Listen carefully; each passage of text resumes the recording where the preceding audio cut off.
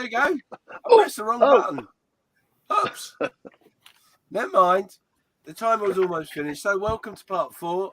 This is the all the guys from America and anywhere else that happen to turn up. I'm heading to bed very shortly. I wanted to say thank you to everybody that's watching already, and to these guys for looking after it as I sleep the night away. So you've got enough of my face. So we have got in here with us. We've got Duran. Hi, mate. How you doing? Hello. Good to see you. How you guys doing? Yeah, I'm doing good. Good. We've got Scott. How you doing, Scott? How you guys doing? Yeah, good. Really good. You all rocking and ready to go? I am. I'm ready. I got some good guys here. Ian from Down Under and 2 of the Deacon. I'm surrounded by witness. Oh, yeah. You're going to have a cracking night. You've got a load of other people that will be coming and joining as you go along. So we'll quickly go through the chat in a second. But obviously, just to remind you, it is a charity fundraiser for Models for Heroes, a UK-based charity helping serving and ex-service military and civilian personnel using the wonderful joy of plastic models to help them with therapy for their issues. So last year we raised a good sum of money, and this year I think we're going to do as well, if maybe a little bit better. We got auctions, flash auctions, all sorts of goodies going on all the way through the time. We've got a special thing this year called Coffee Tip, which the guys will select as and when they want to, and you can pick up a tip from a well-known YouTuber, as well as drink your cup of coffee. So watch out for those. And obviously these guys will steer you all the way through it. I think they may even have a little thing up their sleeve that they were talking about the other day, which I'm not sure they're going to do or not, but I'll let them explain as we go through the weekend. So lots of reasons to stay tuned. And as I said, we'll quickly run through the chat. We've got 19 people watching right now. So Dieter's there saying, enjoy the build, folks. Absolutely. We've got Carl from Making Models saying, have we started yet? Yeah, because I've reading your message. Andrew's there saying, hello, boys. Zal's there from Singapore saying, hello, it's me again. Hi, Zal. How you doing, buddy? Hi, Zal. Scale Model Craft. Excited to see folks building. Yeah, it's going to be an exciting show. Drew Oliver is there saying, greetings all. Crazy is whistling along to that song. That song will worm its way into your head. Trust me, you'll be singing it for weeks on end. I make no apologies. Simon Bainbridge is there saying afternoon from New Zealand. Plastic Alchemist is there from the UK saying hello there.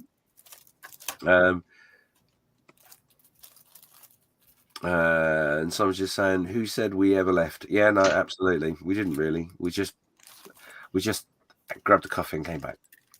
Andrew Callis is there. He's saying, I'm going to go to sleep tonight with that theme song stuck in my head. Not just tonight. Like I said, that will worm its way into your mind. Trust me. Even randomly in July, I was whistling that to myself at work. Bruce, the model guy, is there saying hello, everyone. Sal's called me a headmaster. So far from the truth, honestly.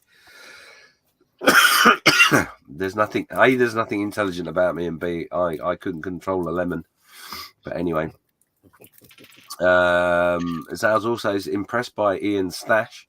He did actually have the camera at a different angle earlier, and then said that people wouldn't be able to see his stash, so he did move it. So that's good of him. that's only a small section too. Yeah, it's not going to make us jealous at all. But as long as he's not got the camera on his shorts, we'll be fine. Yeah. We've got Rug Digger there saying good evening, everyone. We got Jacob there saying, how's it going, everyone? US East Coast, here we go. Oh, yes. You guys are going to rock. We've got Scale Model Doc saying, Scott built the hell out of that M8. Yep. Is that what you're building today or this weekend, an M8? Yeah, the Tamiya GMC M8 new kit. Oh, Yeah. Oh, nice. Yeah. That's Oh, yeah. it's one of my favourites. Me too. Well done, you. Oh, you are, guys. Doc Brown scale models says afternoon from New Zealand. We've got quite a few from New Zealand this year, so well done everyone for getting involved. Great to see. Grant says, and howdy folks, home from work and getting ready. 3 hours to here. Yeah. Okie dokie. So oh god blimey, it's jumped again. This is jumping like Billy-O. Captain Cowles is there and he's saying good luck everyone, fantastic calls and what a fantastic international event. Oh yes. Grant says that thank you. Grant says on the west coast. I should have mentioned. No, that's fine, not a problem. Aussie Scale Modeler is saying good morning legends. Good morning mate, how you doing? Hey, Jace. Jason, if you want to jump in this stream, you've got the link. I'm sure these guys won't mind. It will fill up, and if the people that are meant to be in this group turn up and they need the space, they will ask you to pop out. But if you want to come and have a chat, come and bend Ian's ear about something and keep him under control. You're more than welcome. Good luck. Good luck with that. Doc Brown saying some very ambitious 48-hour projects. I'm impressed with the ability to tackle such complexity. Yes. Not me, but anyway. Sal saying, James, before I go, I'm intrigued with the Model logo. What is he actually? Right. Okay. So, yeah, good question. So basically, the actual artwork was done by a person called Nim a few years ago for me, the most recent one. But when I first started the group, I used the artwork from a well-known artist who did the Evening Standard in America, an American artist. I forget his name, so I'm sorry. But the figure actually comes from the 1918 New Year's Day edition of the Evening Standard, and it's a young boy in a soldier's hat and a sword. So you could sort of think it's his father's come home from the war and he's dressed up. You know, his father's put the hat on and the sword and whatever. And it's just something that stuck. I just really love it. And like I say, Nim did the artwork because I did try and contact them to have the license to use it. And I couldn't get hold of anyone because the actual artist has passed away. And it's owned by someone, but it's really hard to get hold of. But anyway, so I got an artist to do a similar figure. So, yeah, that's where the inspiration comes from. But thanks for asking. You're the first person in 7 years to ask that. Good for you. So a little bit more on the chat. Paul's just saying, good day, crew. You look tired, James. Practice what you preach. I'm sure you take a break and sleep. Yeah, no, you're absolutely right. I am hanging. And the reason being is I've managed to catch a cold just in time for the weekend. Yay. And I am hanging. So I'm literally here for just a very short while and handing over to these very talented people to take over and see you guys through the night.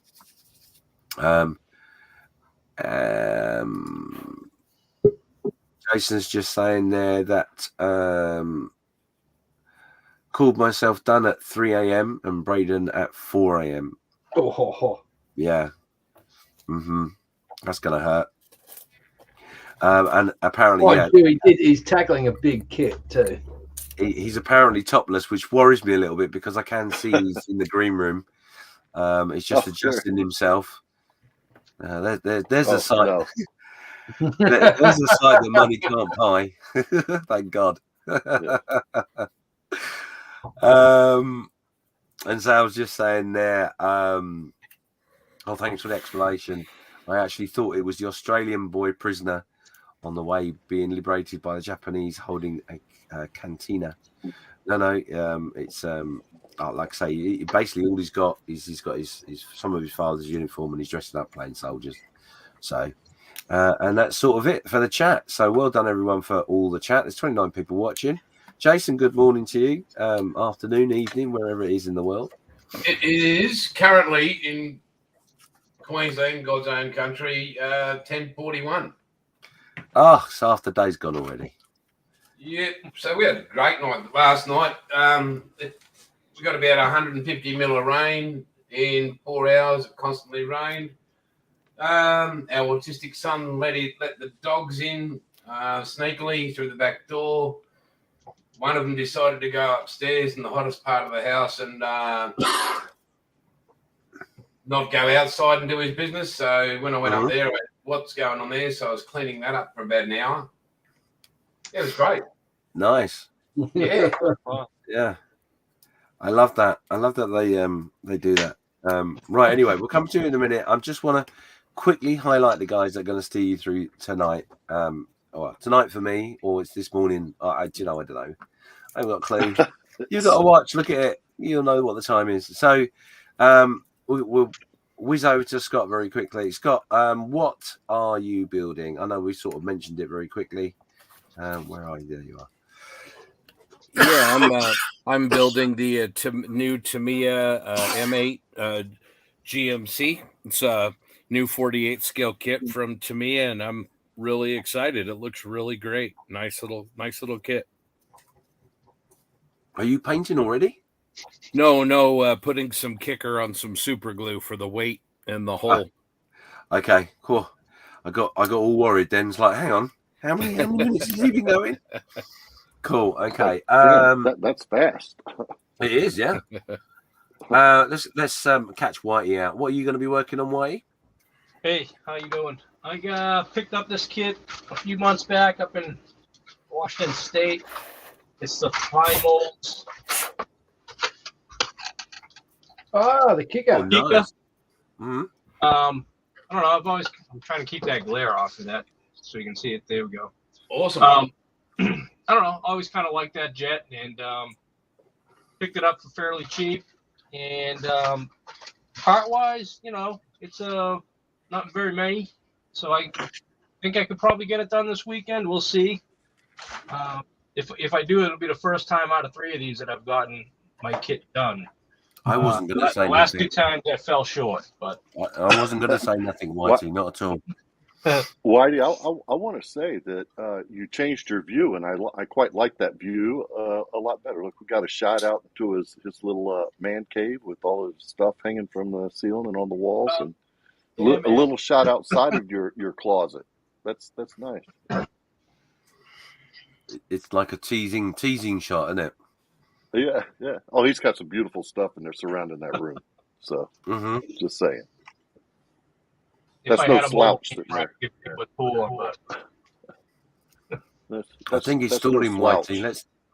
Let's see what Duran's up to. What are you going to be doing? Well, I got this in the mail the other day, and I thought that I would get a little anxious. And no, I'm kidding. There's no way I could ever do that.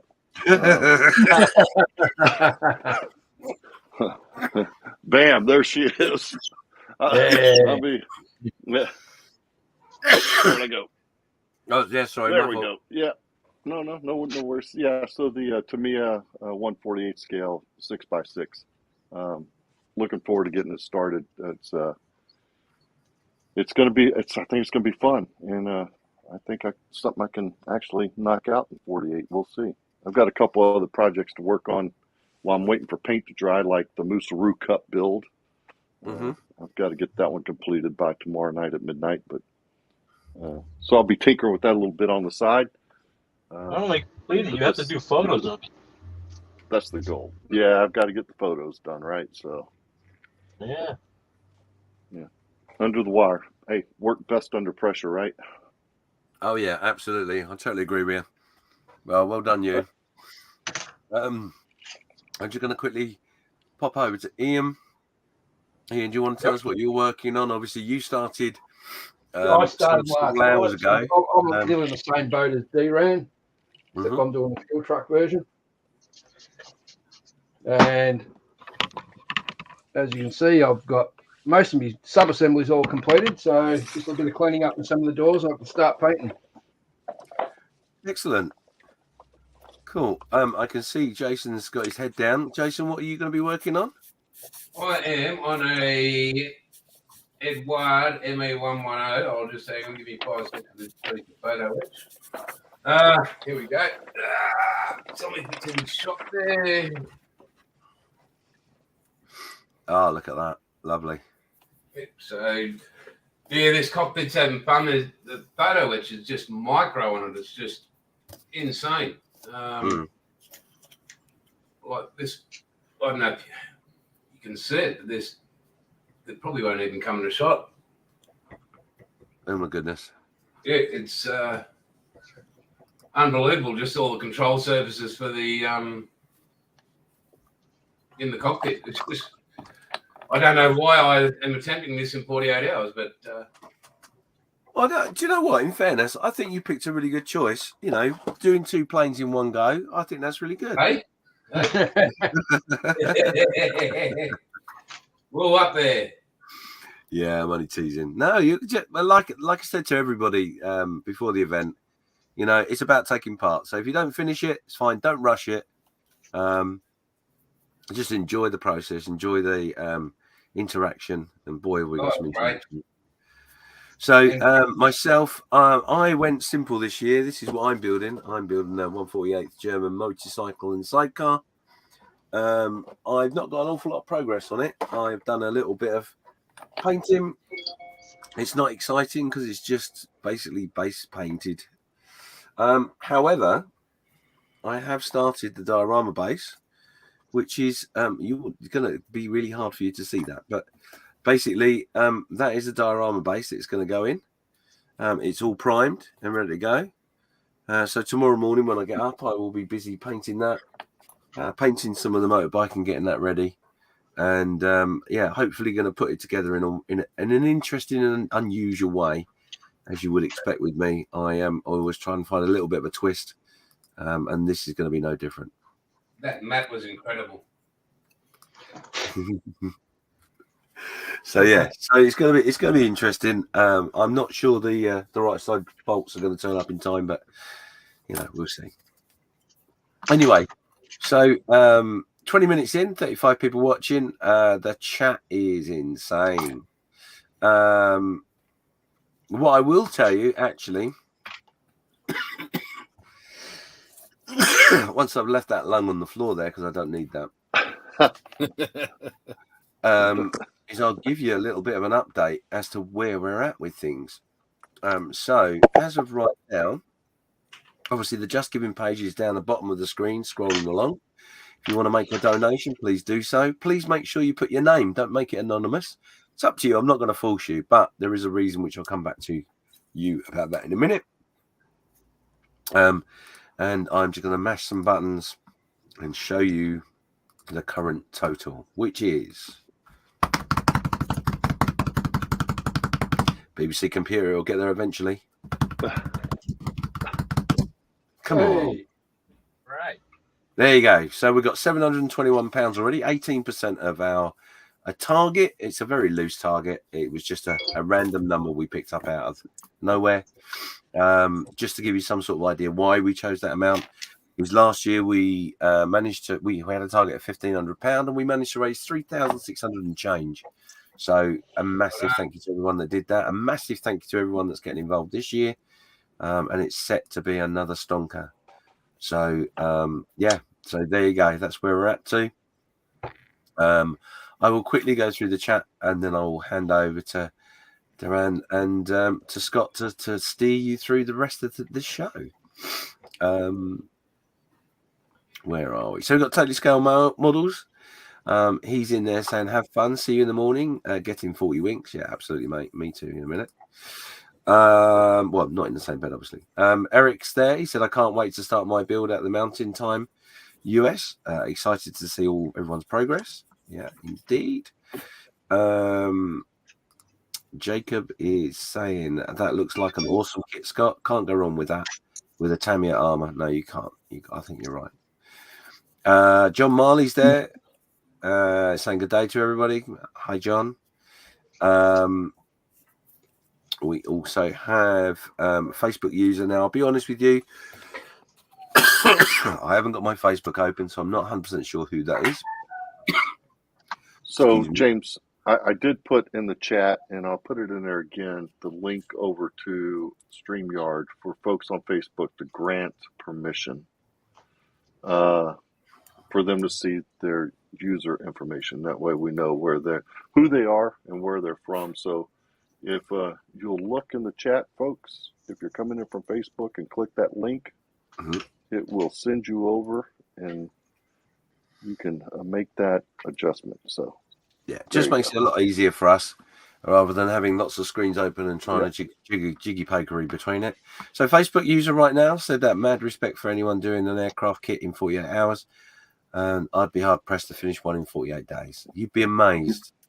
You really would be amazed. It all depends on the kit choice and what you choose, how complicated you choose to get with it, if I'm honest. And Zal's just said, yeah, Tamiya is a go for 48-hour build. Absolutely. Facebook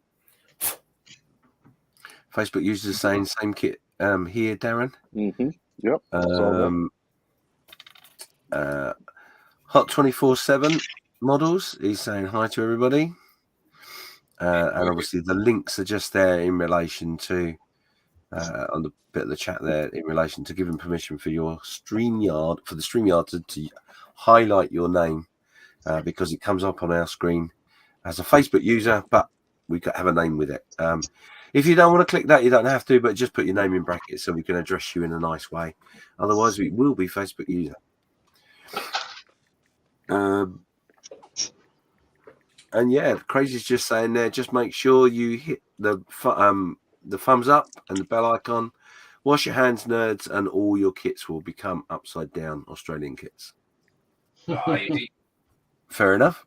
Yeah, if you do like the Model Officer channel and press the bell icon, then the next 11 parts of this week, Crazy Weekend, will be pinged onto your device of choice, so you don't miss a drop. So, well worth doing that. The analytics as well, but it's not really about that. It's more about you making sure you don't miss stuff because there's a lot going on. Anyway, on that note, I'm going to slope off. I'm going to leave you in the capable hands of Scott and Darren. There are going to be loads of people joining all the way through this stream. Excuse me a second.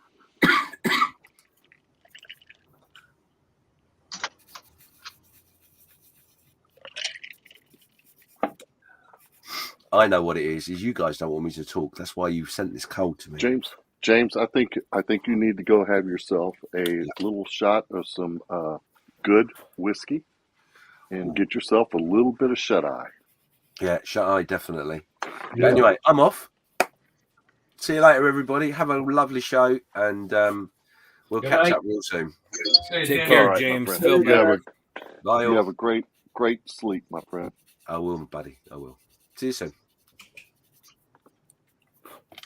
So let me ask. I actually just clipped my first parts off the sprues here. Who actually started at the UK strike of the hour for the 48-hour build?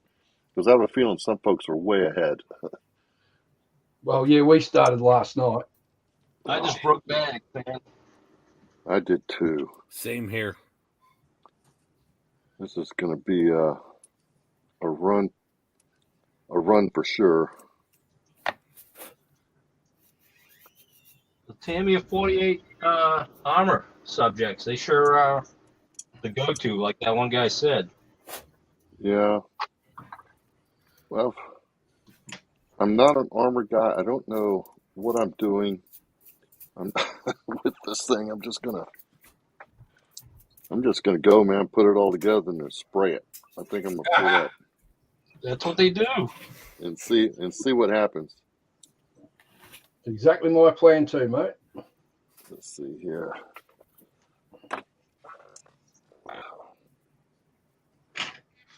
The thing I like about these little 40 armor cans is the injector pin bars are a lot smaller. And I'm hoping these are hidden. Do you worry about stuff like that with the 48, 48-hour build, or you just go? Just Just go. go for it. Just go, huh? Yep. The only ejector pin markings, I'm getting rid of the ones that are blatantly obvious. Yeah, The rest of them, not really bothered. and just rolling with it. Of course, this is an older Tamiya kit, so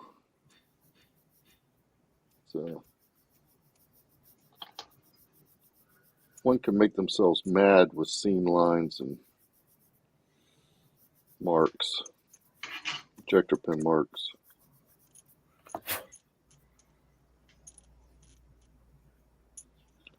What do we call that? AMS, right? What was that, Scott? Oh, I was just going to ask Ian how the sessions last night went. Yeah, good. So only a 2-hour session last night, but it went quite well. Tonight we're going from 4 in the afternoon till midnight. So tonight's going to be the long session. Dave and Julian jumping on board. Julian, of course not. But Dave, I think, might be popping in later tonight. That's good. Very, very, very good. Fantastic. I'm here for kickoff, but once my wife gets out of work, we're gonna go grab dinner somewhere, I imagine, and then I'll be back in. Yeah. Well, my plan is that when you get more people in from the States, I'll just take off and give you guys another space. Like you're thinking, eh?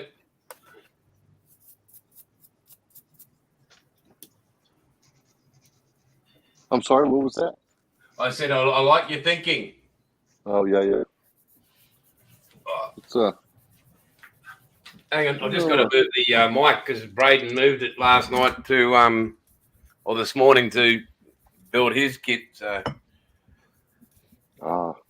he's just gone for a 3-hour drive for he's got a new girlfriend. So, yeah. He's got other ideas on his mind. there you go. I think that's it for the parts. Oh, no. So I really like this. It's kind of cool. This kit's got this little metal chassis. Ian, yours do the same, the little center. No, I didn't get a metal chassis with mine. Yeah, it's got a little metal center. Adds Yeah. a little weight to the chassis. Yeah. That's kind of cool. Yeah, No, I they must have got rid of that when they did the fuel truck version. I think that fuel truck came along later after they'd eliminated the metal chassis. It's really kind of cool. That's that little extra bit of weight. Yeah. But out comes the old super glue and kicker, like our good friend Scott there, to get this stuff put on there.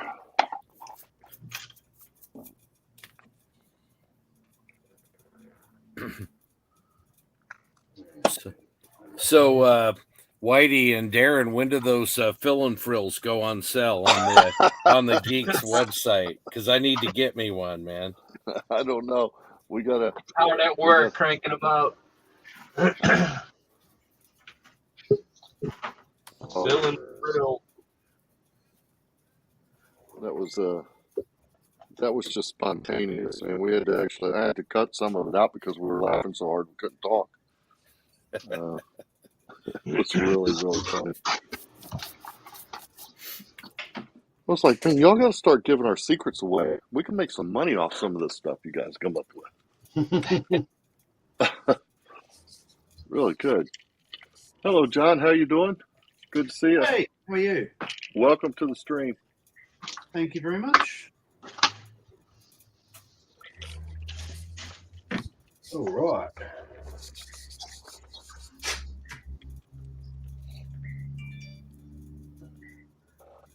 Morning, Scott, John. Jay, Hey, Ian. a little bit. Hey, mate. Jason, all that. G'day. Hey, buddy. Hey, what are we, 25, half hour in, I've already lost my phone. All right, that's great. It couldn't have gone far. Would you lose? The throttle quadrant to my kit that I'm building here, and it was right here. I swear to God. I swore to God last night.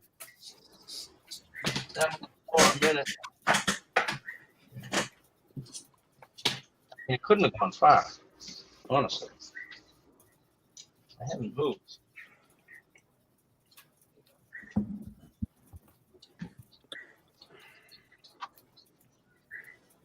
So Scott, your boy TJ, he's on our left coast over here, our right coast. Where's is he gonna come in later? Or? I'm not sure. I kind of don't think so. He's been commuting from one state to another, so I think he's got some family obligations.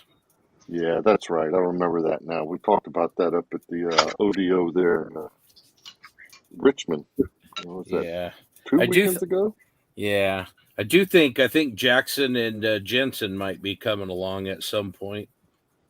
Oh, nice. Now there's, my goodness gracious. I see those two guys show up at the show, and I'm like, did you bring your wheelbarrow? Because you're going to need it. And to have that type of talent at such a young age, I wish I would have had it back then.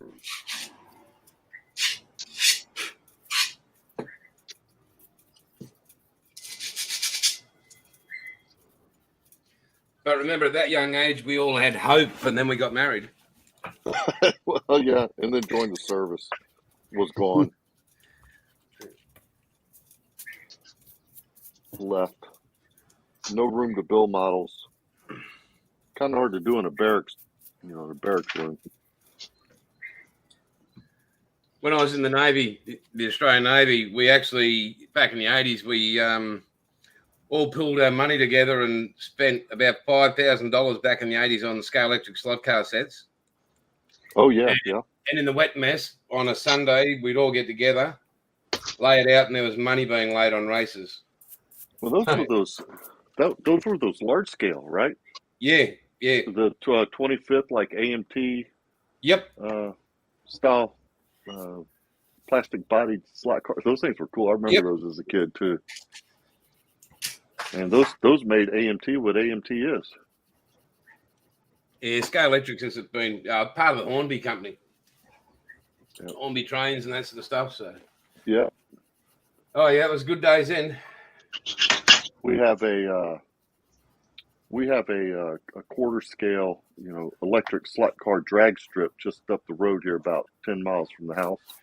Wow. And I like to walk in there on a Friday night or Saturday night and just look at the bodies that these guys have prepared. The paint jobs and they're really, really cool. Some really good work. And it's fun to watch too. Oh, I think it's just amazing.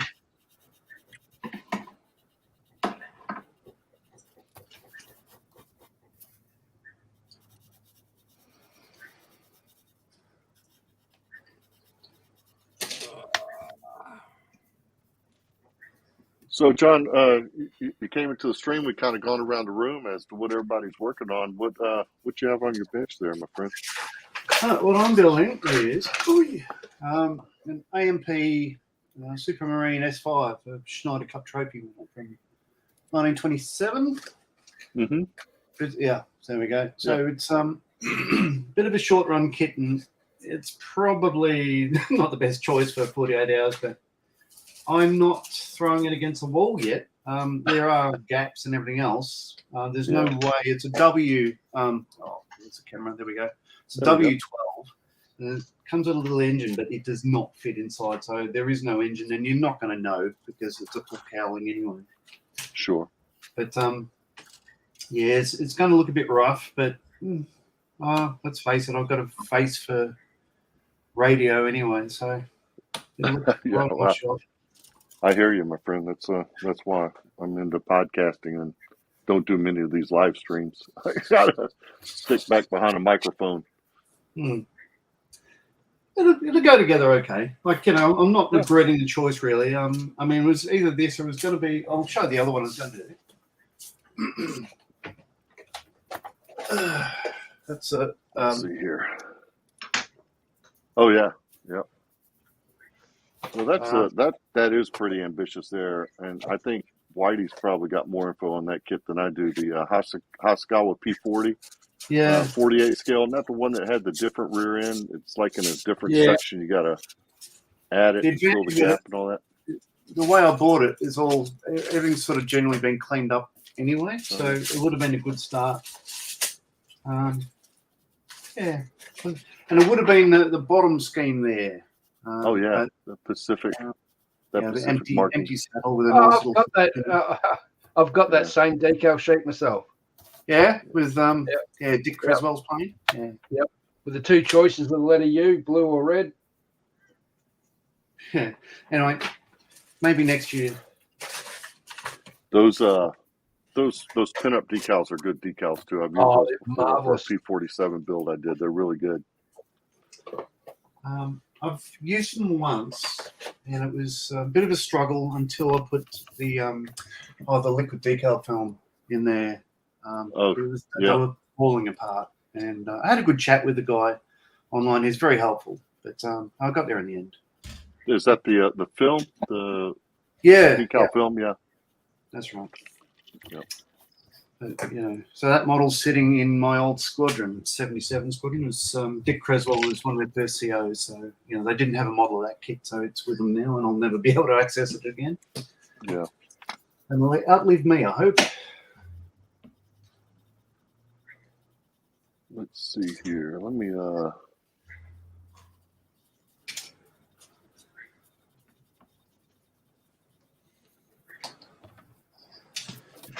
two gentlemen in the USA. Is Casey Kaysen still around? No, he passed away. When did that happen? Boy, I'm not even sure. A few years, I think. Let's see. Yeah, it's been a few. Let's see if what Google says. Going to the center of the universe. Yeah. I just remember as teenage years and that here in Australia you'd listen to Casey Kaysen on the week like it was just a Bible. Yeah. Looks like 2014.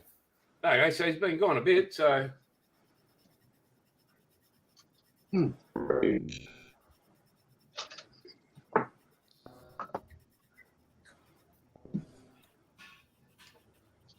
I must live in the boondocks because I heard his voice the other day on the radio. Yeah. I'm sure. Must be playing old ones. I'm sure syndicated, the shows he used to do.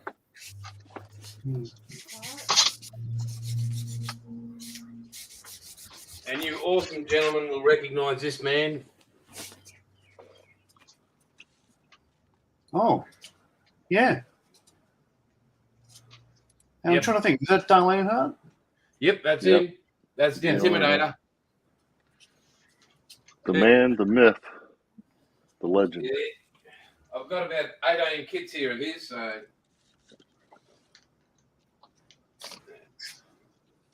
So that's at least two Aussies that know who he is. Yep. Number 3. Long live 3. Yeah. Long live 3. I actually watched the accident as it happened. Oh, really? Yeah, I didn't go to work that day. I was distraught. Couldn't actually believe it happened because it was just a simple wreck. Like, after what he'd been through. Not a crazy wreck at all. No. But then pointing out he had the opportunity to wear the Hans device that day and didn't, and that his last words to his pit crew was somebody's going to die out here today. Oh, really? Yeah. Unbelievable. Yeah, I was there that day. Well, you were at Daytona. Yeah, I was. It was a very surreal day for sure. Yeah. I've had a look through the museum at Daytona. It's a really impressive place. Huge. I've got to go there. That's my bucket list.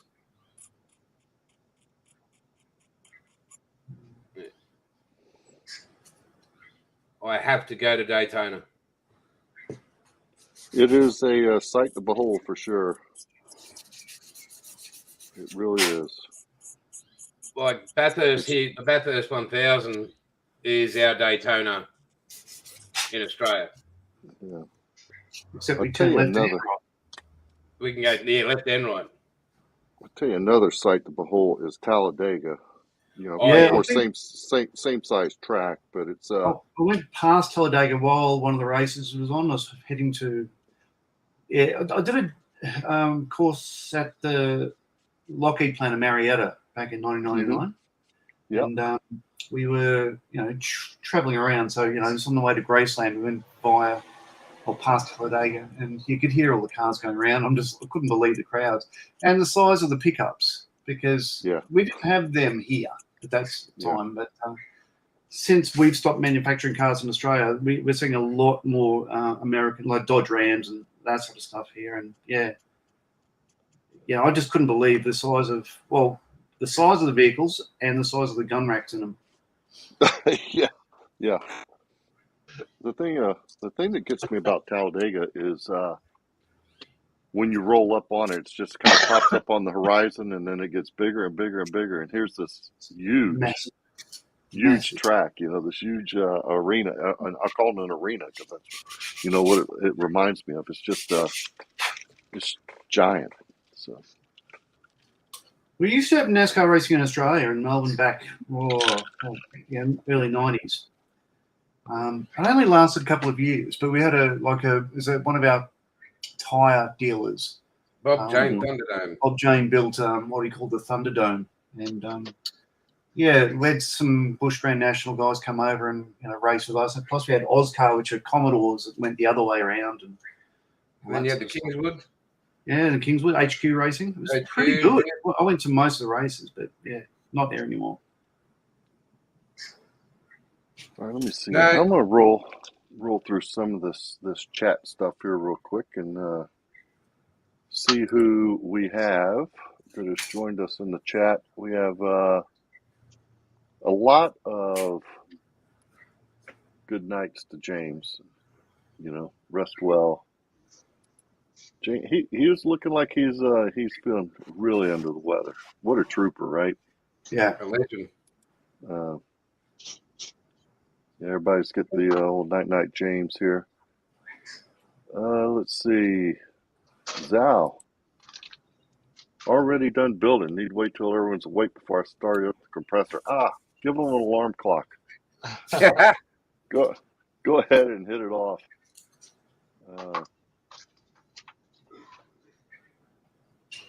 Nah. So we got Bruce the Model Noob over on Facebook. This group builds well timed. It's the only chance I had to finish a build in time for Heritage Con. Well,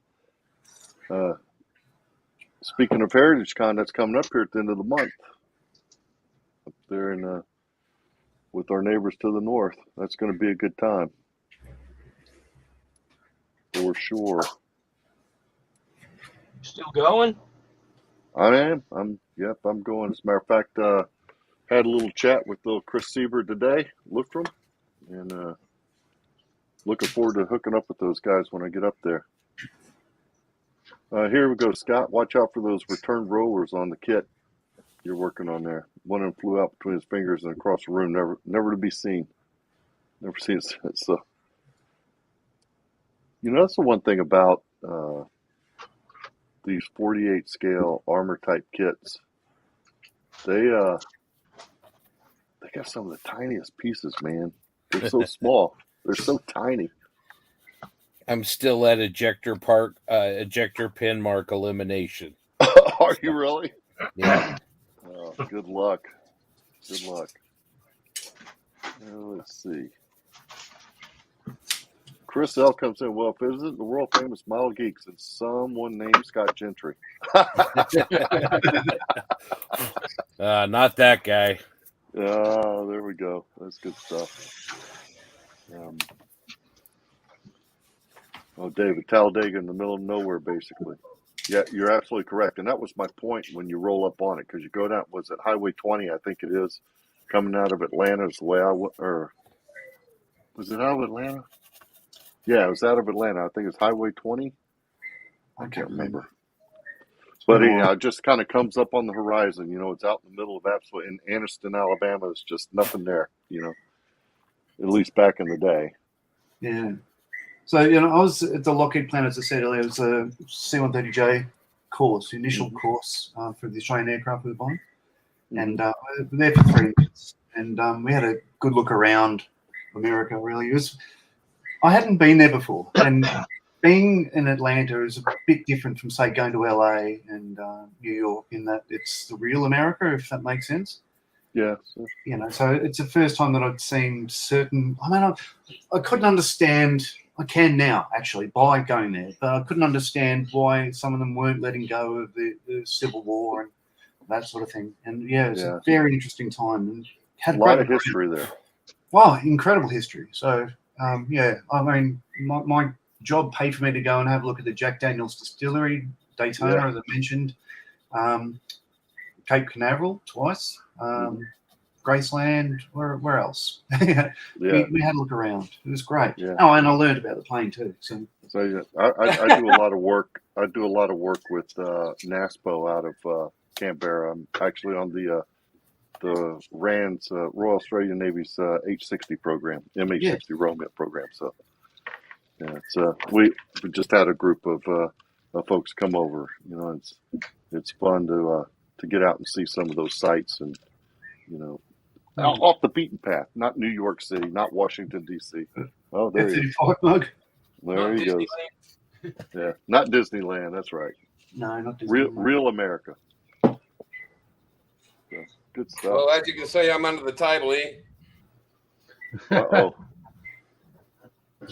I literally folded the perfect piece of photo etch and I dropped it right when I finished it. Okay, Monica, whatever you say. All right, let's see. I didn't swallow. Oh, God. Oh, here we go. Please let there be a hush in the room so we can hear Whitey speak his sexy accent. Oh, yeah, not wrong. Hey, crack a couple more beers. It really gets bad. Yeah.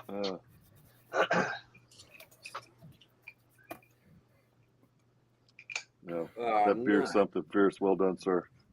Well, I'm working on it, my friend. Do me a favor. So when we see these Facebook users come up with no user information, I'm going to post a link right here in the chat. Go ahead.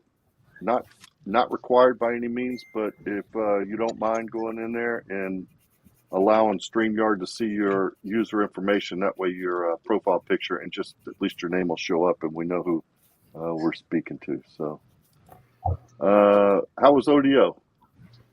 Well, I'll let Whitey tackle that one. Whitey, show report? The Old Dominion Open? What'd you think? If you listen to the last episode, I went on probably way too much about them wishing they made it a 2-day show. Those guys probably don't want to hear that. Show-wise, it was great. It's always a big one.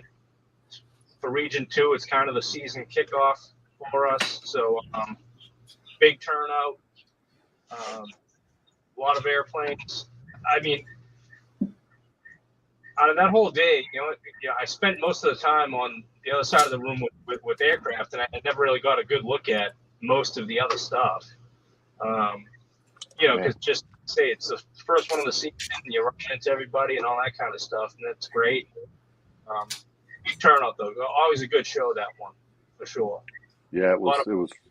I mean, it could be a regional. They ought to think about doing it as a regional. But, I think you're right. It was.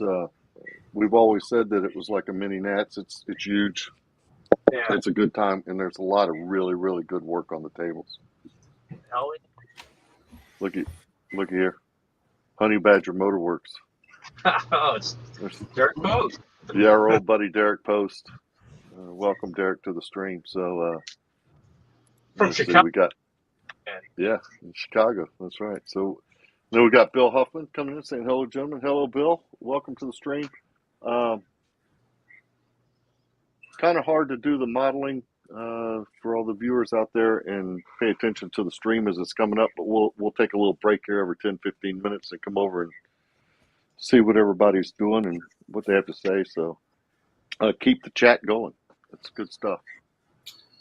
So, Darren, the Facebook user with the beard is something fierce. That's Jared A. Cowell. He's saying hello to Oh, is he? someone from Whitey's native state. Yeah. This one here. Okay. Oh, so you've got Facebook open there, and you can see Yeah, I do. Yeah, the names rolling through there. So as a community service. yeah, thank you very much. What a man. What a man. What a man. Right. All right, man. Back to the old desk cam here. The desk cam died. Oh, Oh no. That means the battery went. Just don't have a cord long enough for this one.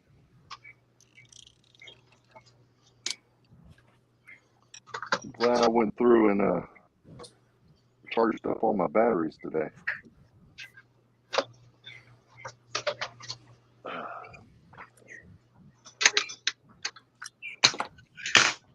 This is unbelievable. Where did it go?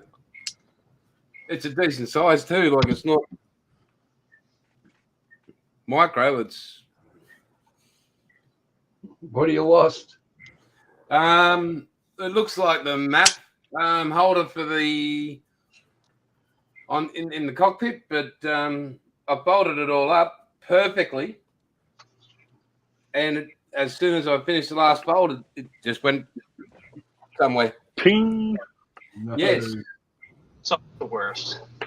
I'm thinking about getting the magnet out. It's that's not carpet either. That's a hard floor, huh? No, that's carpet. Is it? So Oh yeah. a little tip, and we actually previewed this, or we talked about it in the show, and I keep mine right up here in this little tube, is that right there. Hang on, My mate. Let me vacuum cleaner hose. Oh, yeah. An Oh, old yeah. pair of nylons right over the top of the vacuum cleaner tube. Vacuum it up, and everything catches in those things for that reason right there. And it has saved my bacon a couple times.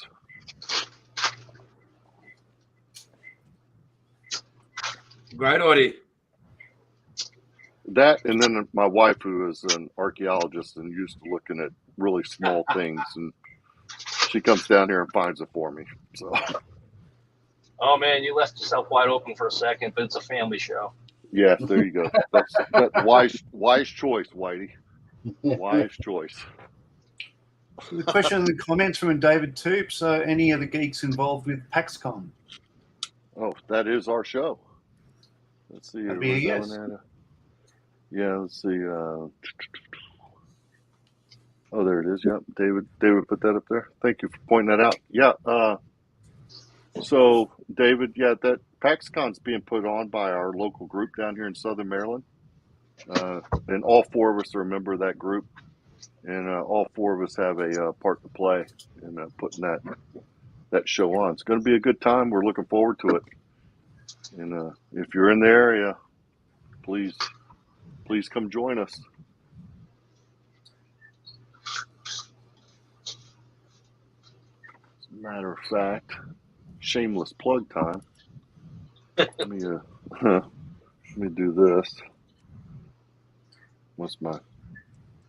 There it is. My keyboard comes to life.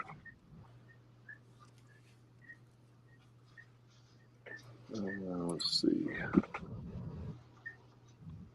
I will put a link to the website in the chat. Check it out.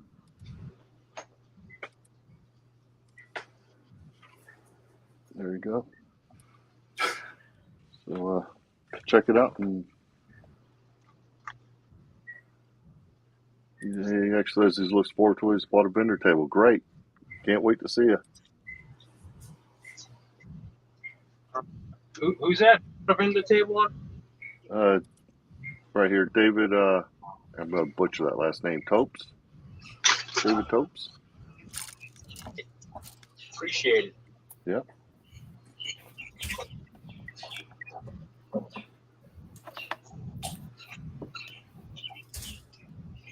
Ian, are you Yep. really going to San Marcos? You're going to be there? No, unfortunately, I've had to pop that one on the head this year. Okay. Well, I was going back and forth with Dave. I'm going to be there in May for 3 weeks. So, Yes. Yeah, we go. Yeah, definitely catch up. yeah, I'm looking forward to it. It's going to be a good time for sure. Oh, definitely.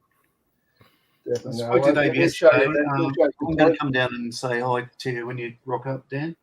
Yeah, that's You what he's saying. Hit a couple of museums and Yeah. have a couple pints and just have a good time. I'm looking Yep. forward to it. No, it's going to be great, mate. We call them schooners here. Schooners, yeah. Schooners. You guys do. We call them pots. Pints, schooners or Pots. pints? Pots. Pots.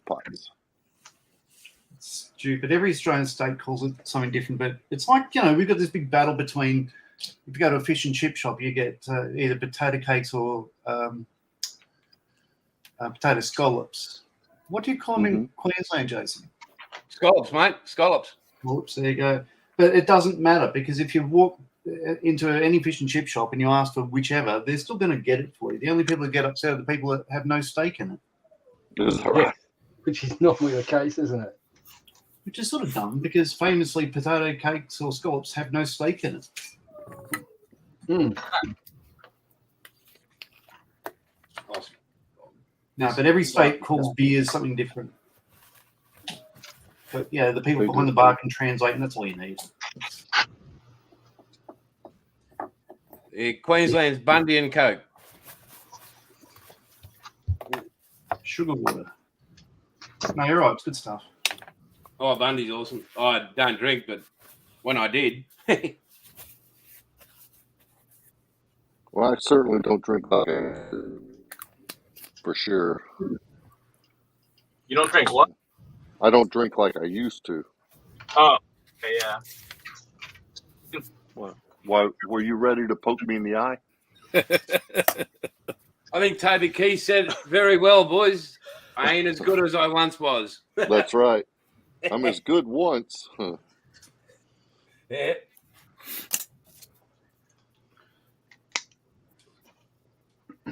Whitey was ready to pounce On what?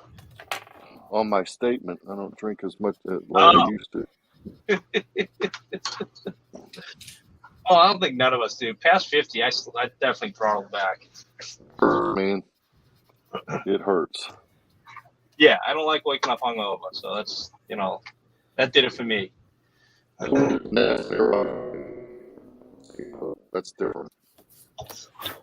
I'll tell you what, when I get over to the States, I'm going to go and see Luke Combs live, because they were expecting you had to pay about $500-$600 a ticket here. Wow. What? Yep.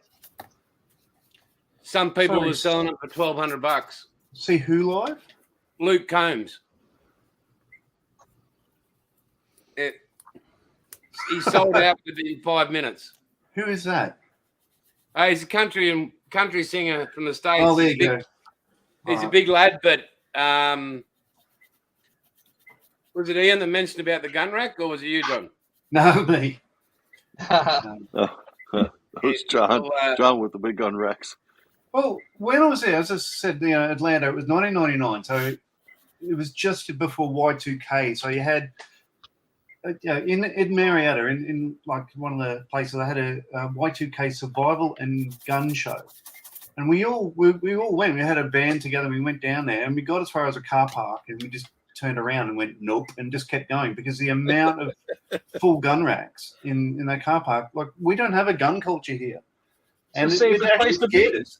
Knowing that it is going to be one of the safest places to be in America on that day, we just didn't want to be any part of it. Well, Luke Combs did a rap country version with a bloke called Ryan Upchurch, and it's called Outlaw. And the last lyric in the song is, "I got a gun rack in my back glass, and a big gun, it holds one."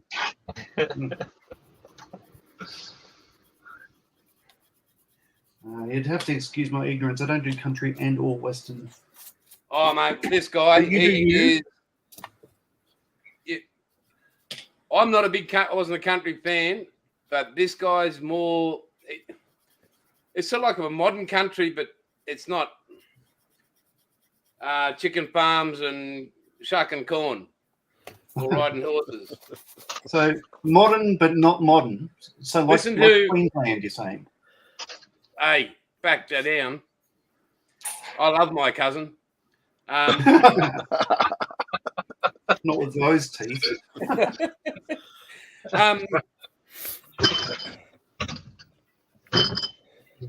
If you want to, there's a song. Listen to. It's called "Beautiful Crazy." Unbelievable song, and yeah, or I just got heaps of them, but yeah. He's even got a song about the mother-in-law, ex-mother-in-law. That was good. I don't know that you can have a country western song without that. I didn't know that either. But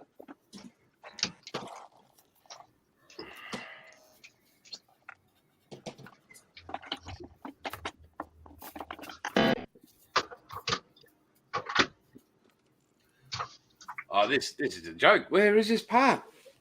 Are you still looking? Yeah, mate. Oh man, that's frustrating. Oh, yeah, I'm still looking. And because it's a big room, it can go anywhere. True.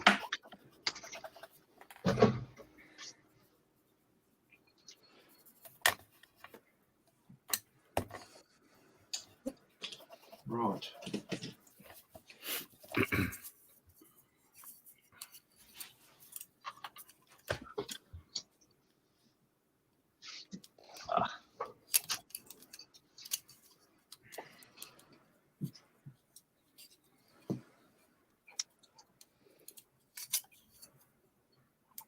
Where the hell would it go?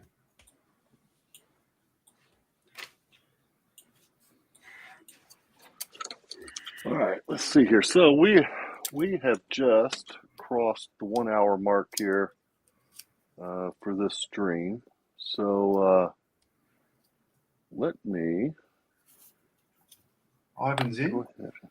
Yeah, we are an hour in. So let me go ahead and play here. I want to play just a little thing here from Malcolm Childs. So I take a second and take a look, see what Malcolm's got to say here.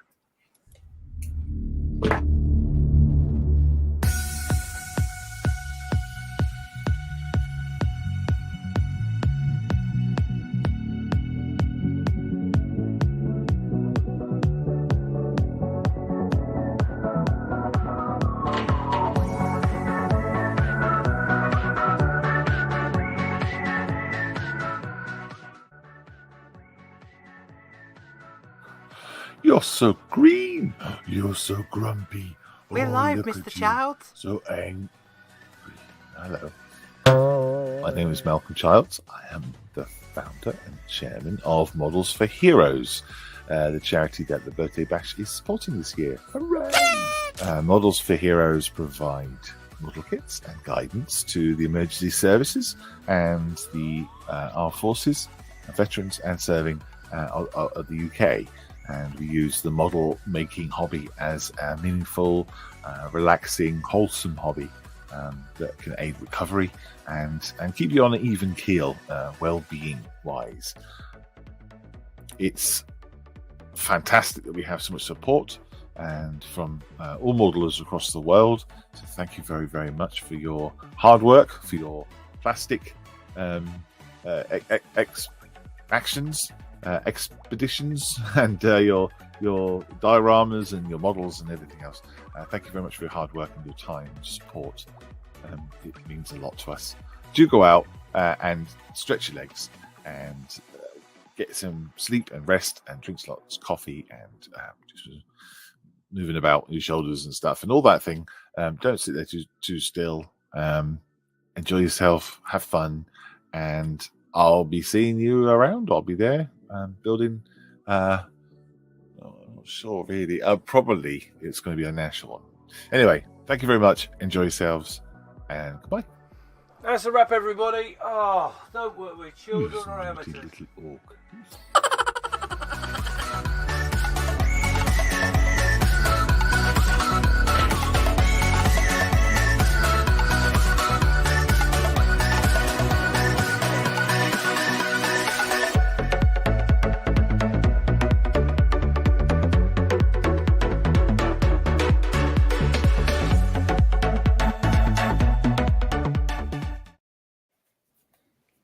So there we go. That's from Malcolm. And if please, if you're wanting to donate, the link is scrolling across the bottom of the screen there.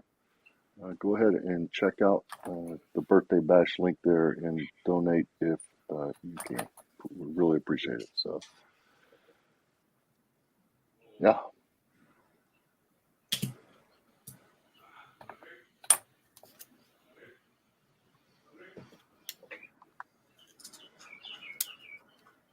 I am going to go ahead and follow up just so that we here, the builders, can go ahead and stretch our legs and get ourselves a cup of coffee, a little something to drink, go to the little boys' room, if you will.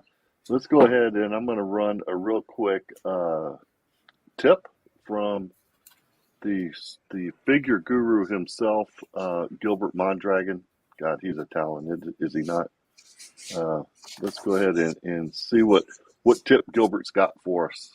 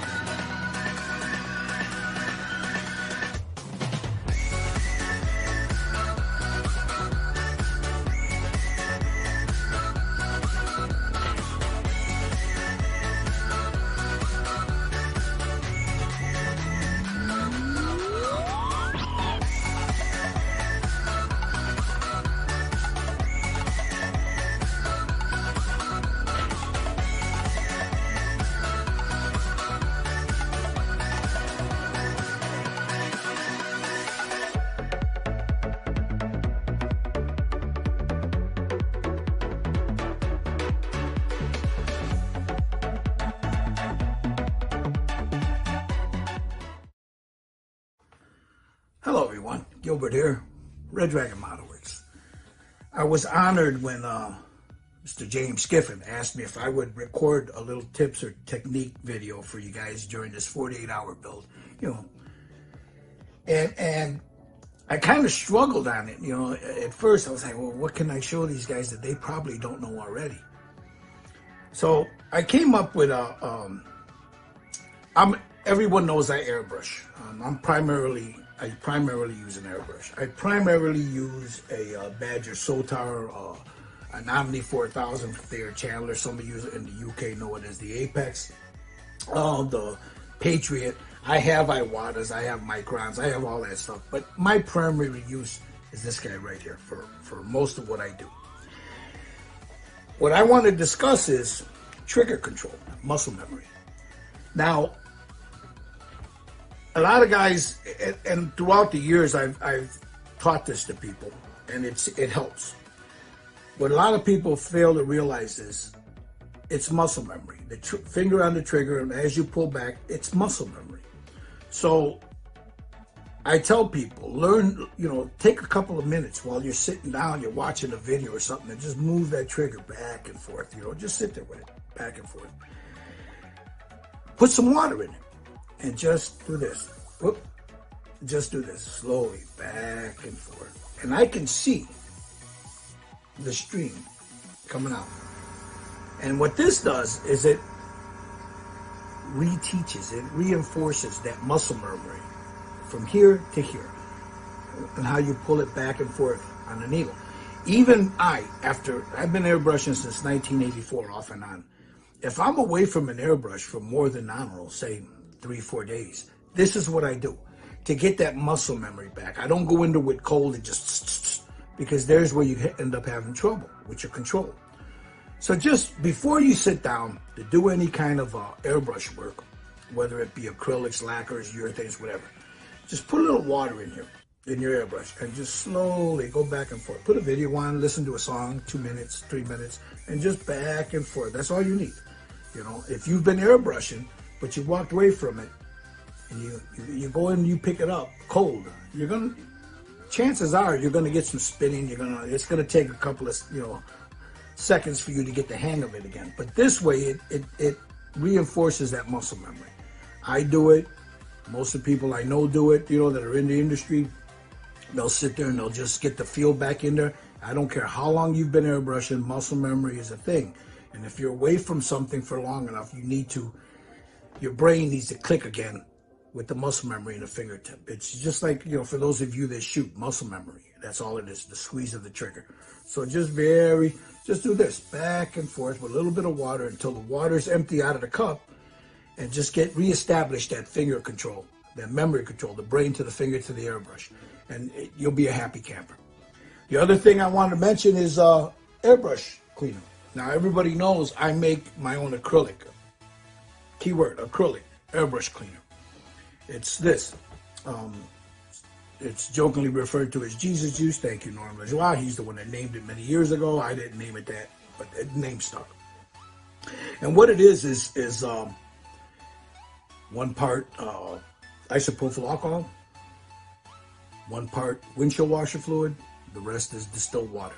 You can add ammonia to it. Now, ammonia does not hurt your airbrush. It will not destroy the finish. Ammonia is probably the best airbrush cleaner out there. The problem people have with it is they'll let it sit overnight, and that's where you run into trouble. If you run some ammonia through it, it's not going to hurt it as long as you clean it out right away. I add a cap full of ammonia to my windshield washer fluid, or to my Jesus juice. I also add sometimes a cap full of crud cutter. Those of you in the U.S. know what that is, crud cutter. I'll add a little bit of that into it and just shake it up real good, and that's good for soaking the airbrush. So I hope you guys are enjoying your 48-hour build. Happy birthday to the Models Officer Mess, James Skiven. You honor me by allowing me to do this. Thank you very much. You guys enjoy your 48-hour build. Enjoy your models. Enjoy airbrushing, guys. This is Gilbert saying peace.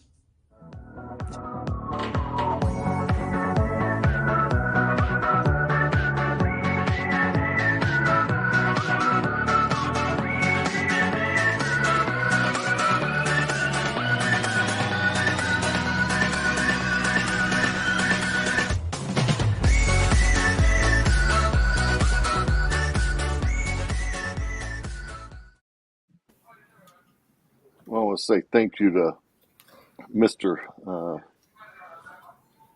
Mondragon for that. What a talent when it comes to figures. That guy is just amazing work. So let's roll around here and see how folks are doing on their builds. Ian, how's your build coming? Yeah, good. Just started airbrushing the interior. So it's letting the paint dry on that. Paint the steering wheel, gear knobs, put the cab together, mount it on the chassis, finished doing the fuel tank. So yeah, motoring along nicely. Very well. Doing good. Keep plugging. Oh, I will, mate. Mr. Gentry with the toothbrush over there. How's things coming? Oh, pretty good. Got most of the tub assembled and put together. Still working on some real obvious ejector pin marks, but so far it's exactly what you would expect from a Tamiya kit. Man, that's some quick progress. I mean, we're an hour 15 in, and I saw you putting kicker on those weights, and you're already got the hull almost completed there, it looks like. Yeah, thank you to all the Tamiya engineers. Yeah, right. God bless them. All right, Jason over here. Jason's still searching, it looks like. I'm still searching. Yes, I'm still searching, but I've got a big LED that I've been hunting with. But there you go. Yeah, it's going together well. So I'm thinking these pilots are going to get lost somewhere. So because I ain't got a map holder.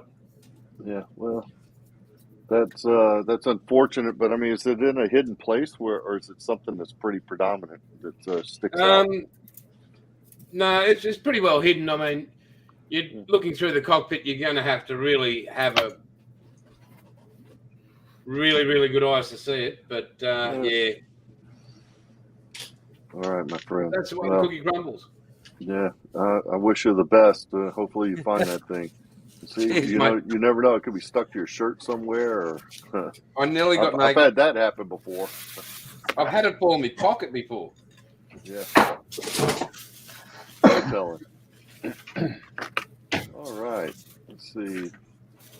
John Marley, how's things coming? How's your build going? It's a bit of a struggle, but I'll get there. So, I've got most of the fuselage together as you see it, but the engine is not in there. It just does not fit. So you wouldn't see it anyway. Little tiny engine. Now, considering this is a 48 scale kit, I was showing guys yesterday. So that's the size of it. This is a 72nd scale Spitfire, and as you see it, it's pretty much the same dimensions. So when they say that, like the Supermarine S5 and the S6, the father of the Spitfire, only up to a point. So it's very small and very sleek and everything else. So the next step that's about to happen is the floats, which I've put together, are about to go on. Keep on the camera sort of out of the way. Now to do that, put into the instructions, and I've got to do it all myself. There we go. So we've got the dimensions there. I need to drill out the holes, and that's not that big a problem. But there's going to be no structural rigidity there until I get these little bits of photo etch around as bracing in the red there. Yeah. So it's going to be a bit flimsy and a bit difficult and everything else, but it should be once I get a bit of that on, I think it'll be perfectly fine. There's a flaw in the kit. It's not that big a deal, but one of these floats was a full foot off center, like further outboard than the other one, to counter the massive torque that was coming from the engine. And one of the floats was full of fuel only. So it was basically stick it more outboard and fill it with fuel to counter the torque. This is equidistant and everything else, but you wouldn't know if I didn't read about it in the book. Yeah. It's coming along. So literally, I've got the dimensions sort of set up, and I'm about to mark it and start drilling and crack on with the next bit. But what I'll have to do is just wait till it's all done, put together, and then just spray it all together. And there's no point sort of doing it in components. There you go. Okay. It's coming all right. Very good. Very good. All right. So we need a drum roll here. We had a guest pop in while we were going through all these, and the owner or the inventor of the frill and fill has popped in, and there's Mr. Frildo himself. Frill. Hey, what's up? Welcome, my friend. What for the late show? We had dinner and stuff. And we raced back home as soon as we could. Yeah. Well, it's good to have you here. So we've gone around. We've looked at what everybody's building. Tell everybody what it is. You bit off there to build. Ready for this? Don't ask me how to pronounce it because I don't know how to pronounce this thing. But it's one of these. It's a Volkswagen. I call it Volkswagen. And I picked it up at the ODO a couple of weeks ago just for this. So I was like, I can bang this out hopefully in 48 hours. So that's what I'm gonna do. Yeah, the Claude was coming. I'm working on a 48 scale Wingsy Claude too, and that's coming along pretty good. Yeah, I was tracking that on the Facebook page there. Yeah, it's coming together well.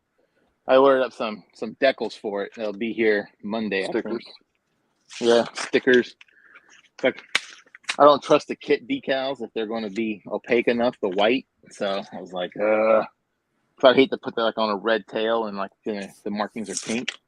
Yeah. Yeah. So, but no, I just literally broke bags on that thing. So. Yeah, I broke bags about an hour and 22 minutes and 33 seconds ago. So I'm right there with you. And speaking of, let me pop over here and give just a real quick rundown of my progress, which is that it's parts. So Oh, you're doing that command, that truck, right? That deuce and a half, whatever. Yeah, doing the deuce and a half 6x6 cargo truck, and I'm doing, and then Ian's doing the deuce and a half 6x6 fuel truck. So, I have that. I was going to do that one.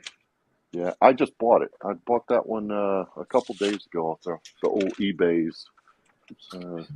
Like that, both of them. It's kind of a neat little build, but just getting started, cleaning some stuff up, and running double duty here, building and running the helm here. So it's gets a little busy, if you know what I mean. Yep. Let's see. He says, Chris says, Frodo logged in DRAM. Where's the sensor button? I know. He's, yeah. Hey, no, I'm good. I'm behaving myself. Yeah. So that's what we do. We do need a swear jar, I think. Let's see. What else we got going on here? Larry Russo thought the VW thing was ugly. I think that's corrected you there, Mr. Fildo. And I guess that thing across the top is a radio antenna. So, that's a weird. It's a radio antenna supposed to be up there. So, yeah, I don't know anything about this. It just looked like it would be something that I could bang out in 48 hours. I think you can. The paint job's a little ambitious, but I think you can do it. Oh, after doing this, I'm ready for something simple. You're ready. A one color scheme looks all right with me. All right. Very cool. Well, I have to step away from the desk here for just a second, so I'm going to go ahead and put it up here so everybody can see what's going on. I'll be back here. Give me 2 shakes, and I'll be right back.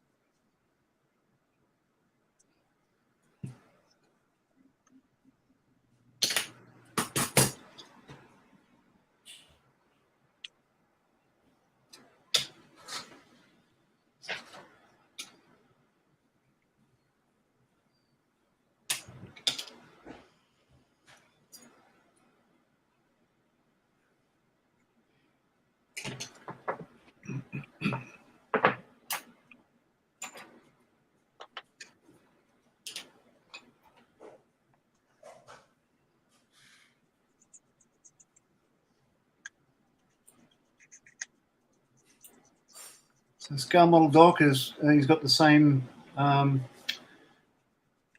said 232 going over there. That's good. It's a Puma, is it? I think it is. Or am I wrong? It's a 6-wheel jobby, yeah? Right. Me? Yeah.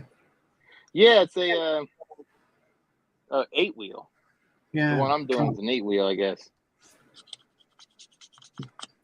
The precursor to the Volkswagen van. Yeah. Oh, so I've got a Volkswagen Polo. It's one of the diesel ones. Oh my God, I've never had so much trouble with the vehicle. Really? Oh yeah. It's well. So when we bought it secondhand. It had about 3,500 Ks on it or so, and it would just go to limp mode and just do all sorts of stupid stuff. So I took it down to the dealer a couple of times, and they pulled it all apart and they found the problem after 2 weeks. They found the problem. Oh wow, 2 weeks. It was the something to do with the diesel is it? One of the diesel ones, but yeah, one of the emission control modules had a crack through the printed circuit board, but it's also through the whole housing as well. And when they pulled that out, they had to get rid of the engine, drop the engine out to get to it because it's all behind the turbo and everything else. Oh, wow. Well, your radiator's cracked and all that sort of stuff. And then when they put it all together after another 3 weeks, they said, your car's ready to pick up. Hey, we found what the problem is. The reason why everything at the front end was falling apart was they never removed the lockout chocks from the initial shipment when the car was put on wow. and over here. So, so I had pristine, unused front suspension after 100,000 Ks. I still got the lockout chocks, and yeah, they're well stuffed. In fact, I think I've got them here.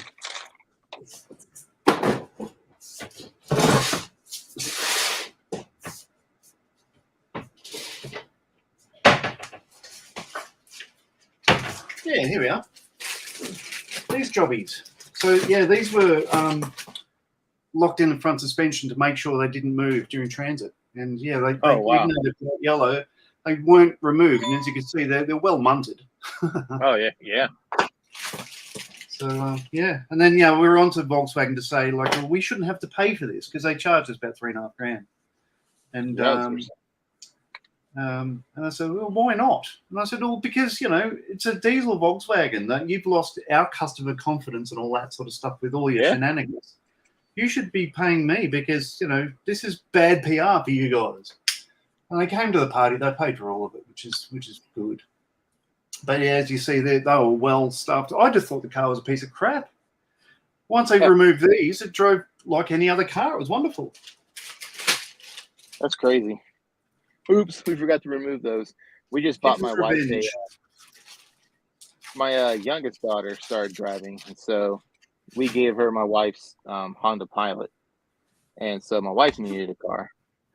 So we go, and she wanted to get a Pathfinder.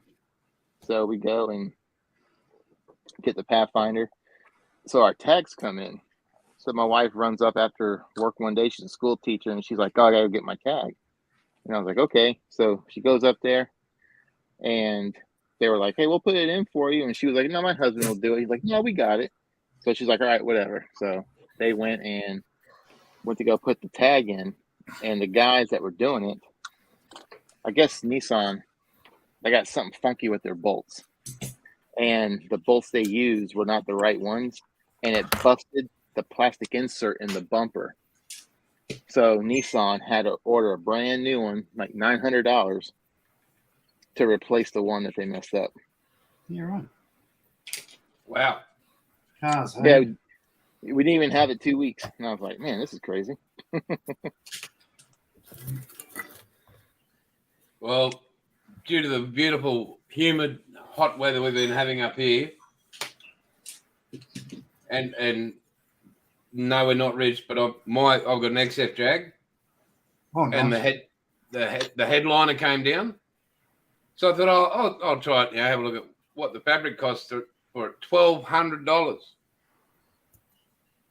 just for the fabric, not for somebody to put it on. $1,200.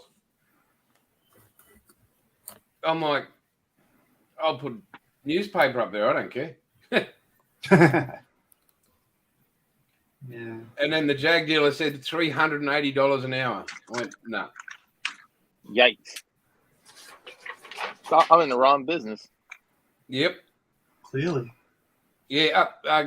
Rockhampton Jaguar is their service fee or the repair fee is $380 an hour. Well, that's probably typical everywhere, though. I'm like, well, and here, I don't know if you guys in the States bought a new car recently, but since post-COVID, the whole microchip shortage, we were sitting there at the dealer, and he was going through all the numbers, how to break everything down. And I was like, what's this $5,000 fee right here? And he was like, oh, that's the microchip shortage fee. What? And I said, excuse me, what? And he was like, yeah, it's, because the microchip shortage. And I'm like, so wait a minute, let me get this straight. I'm like, I have to pay you guys $5,000 because something that I have no control over. And he was like, yeah. He's like, be glad you're not buying a Hyundai, because a Hyundai, their microchip fee is like $12,000. Wow. And he said GMC is 17. What? Yeah. I got friends of mine that live in my neighborhood. They live a catty corner from me. They bought a brand new Suburban a year ago, and they don't have half the features they're supposed to have because they told them, oh, well, you can take it without the microchips, and when the microchips come in, we'll let you know. You bring it in, and we'll put the microchips in. So, like, she doesn't have, like, over half of the stuff she's supposed to have. Wow, that's unbelievable. But, yeah, and I told them, I like, well, we're done here. I'm like, I am not paying $5,000 for a stupid microchip that's got nothing to do with me. And I went to go get up to walk away, and they're like, oh, yeah, hold on. And so they talked to the manager, and they knocked it down to like $2,000. I was like, that's stupid. Like, why do I have to pay? Because of something that's totally out of my control. You call it Hyundais or some days? What do you call it? Yeah, Hyundai. We call them Hyundai. Do you get the Kia Stingers over there? Which ones? Kia, the Stinger. I think we do actually. Yeah, I'm not big on Kia, but I think I've seen Kia Stingers. Yep. They're a weapon. Our constabulary uses them as highway patrol cars.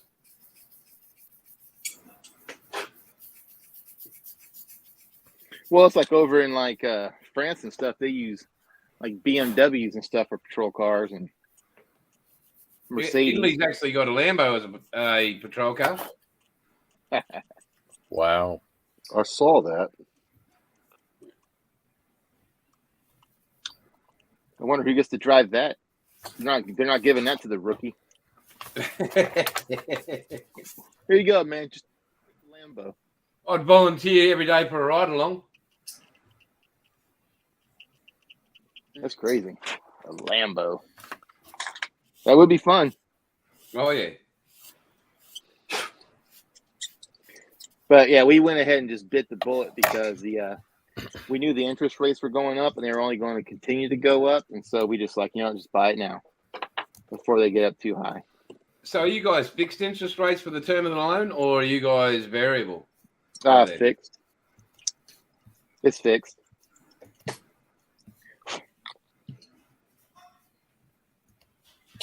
It would have to be because if they were variable, a lot of people wouldn't be able to afford cars that they have.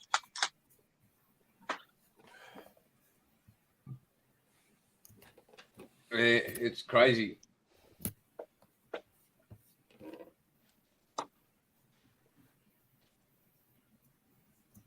So I saw a comment earlier. I saw a comment earlier. They said this thing, they call it 8 rad, I think is what they call it. So an 8 rad is what this is.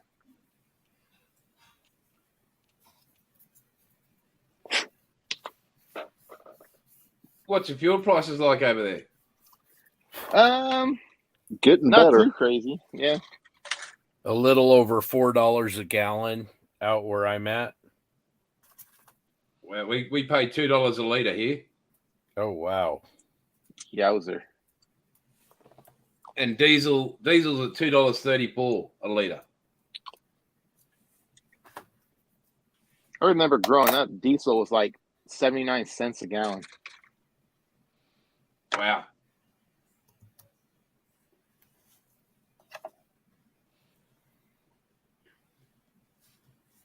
Well, Ian and John will be able to remember when petrol was like 49 cents a litre. It was 69 cents for years when I started driving. But yeah, now it's about $2 a litre. When I graduated high school, unleaded gas was $1.09 a gallon in Florida. Well, wow. I'm just waiting for somebody to tell me when to get on the Mad Max clothing and that sort of stuff. Yeah. I can't wait till that happens in the United States. And a lot of the kids today had never seen that movie, so they're going to be like in for a shock when that does happen. They're not going to know what to do. My first car was like, that Interceptor, the black car he had. Yeah. It wasn't the Ford. It was the same car. It was a Falcon, but it in every way not. So, you know, I had bench seat and a 6-cylinder and column shift auto and all that stuff, but I liked it. And, you know, if I still had it now, it'll have a V8 and bucket seats and all that stuff, but no, they go for a fair bit now. Talking of that, John, my first car, XU1 Tirana. Oh, nice. Build plate number 4. Really? And, you know, when we're all young fellas and teenagers and we know more than our fathers. Yeah. Yeah, because they know nothing.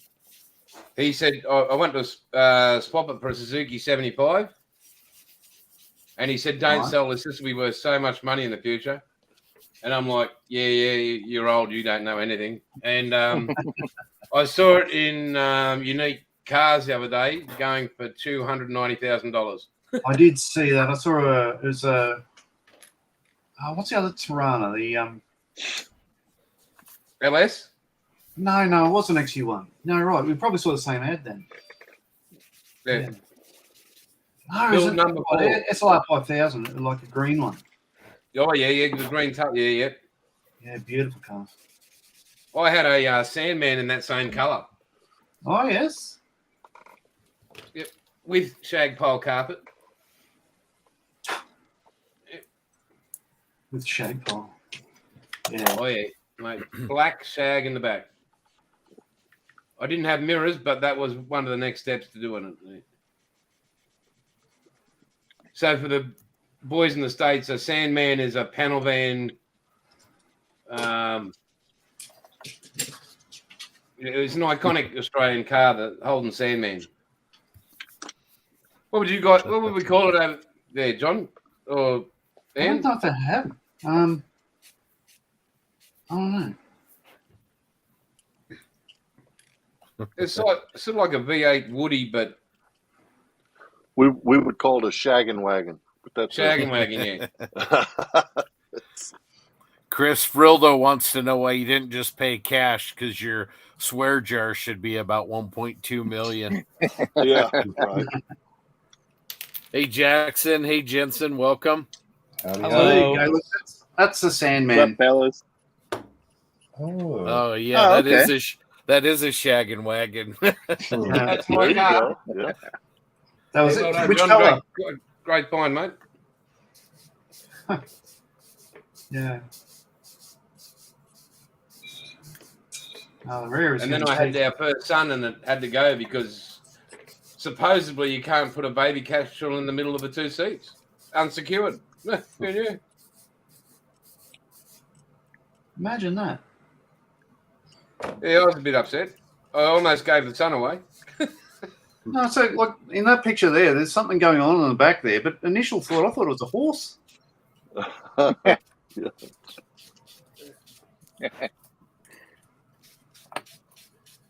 Hey, Jensen, are we up late or up early? We have not gone to bed yet, so we're still We're late. up late. Okay. Yeah. Copy. You got plenty of time to sleep when you're dead. Exactly. Why do it now? It's overrated anyway. Sleep. It do be. So, what are you guys working on? Jensen, you go. Oh, I was going to say, you first. 148 Tamiya Tiger. Big mistake. Someone who hasn't been modeling since November chose something with 1 billion road wheels. That was a great decision on my part.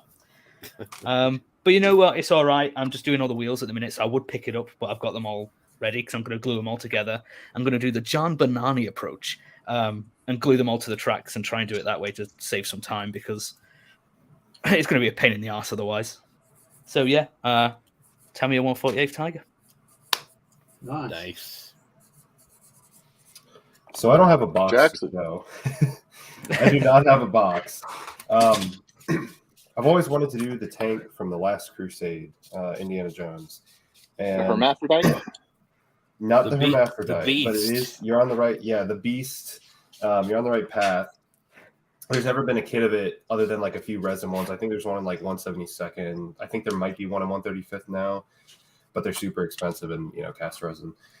So right before this build, someone released on Colts a full like kit, like 3D printable kit that's got like 30, 40 parts. So this whole week, I've just been printing like crazy. And my printer has definitely really increased my power bill for this month. But in the end, I do have all the components to build this Indiana Jones tank in 1/48th. So I scaled it down, made some adjustments. I've got the hull here. I've also got the sponsons. So I've got a bunch of little tiny parts. Here's a tiny little turret. So it's really just, I've been sanding layer lines and then slowly assembling. So I don't have a whole lot done. But yeah, I'm excited to get this thing in paint. Man, I've got layer lines. They're a pain in the arse, aren't they? Yeah, if anyone has any tips, I've just been using, it's like the only time I've ever used this stuff, but the Tamiya liquid surface primer. Fills. Yep. Yeah, I've just been using that. Seems to be somewhat working, but it's still a lot of work to get them completely gone. Yeah, I was working on this little build right here. This is my my little Morgan 3-wheeler. Oh, nice. Oh, cool. And that was completely 100% all 3D printed. Jeez. And layer lines. You know, this Iceman Collections made this. And it's actually really cool.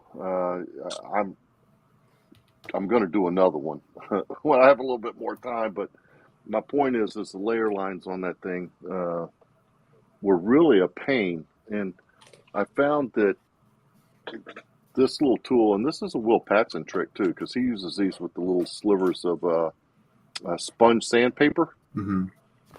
And I cut them into a triangle so the tip is up towards the point there.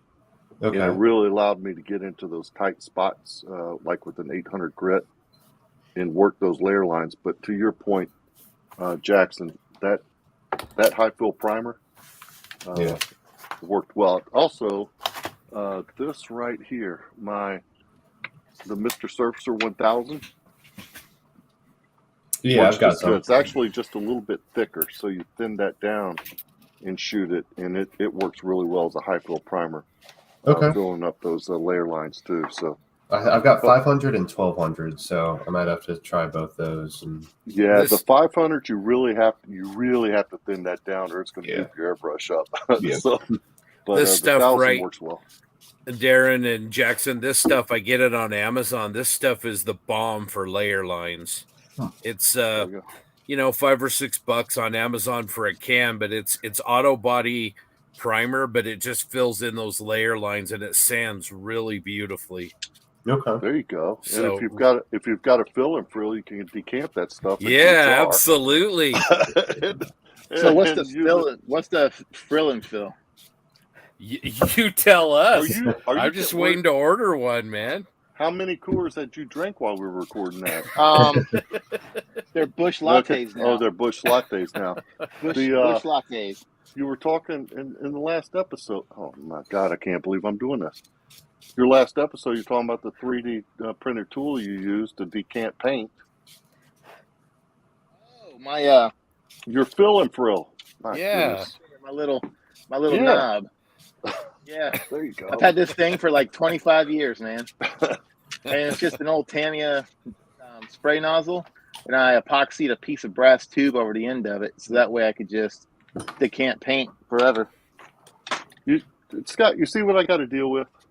Yeah, man. I thought he'd have pricing up and everything by now. Makes it easy to make a buck, man. He says he's an idea man. I just need to take it to paper and make it happen. It's close. But no, I was watching this guy on YouTube, and he was doing the ICM A20, I think it is, and he 3D printed the napalm tanks. And I was like, man, I wish I could have a 3D printer. And like, how do you like import that? And like, I don't know what software he was using, but it was pretty cool because like he had like a side view of that tank, and they got some function in that program where it does like a 360, so it sees the contour and it takes the contour all the way around. It made the tank. And was that like Fusion 360 or something?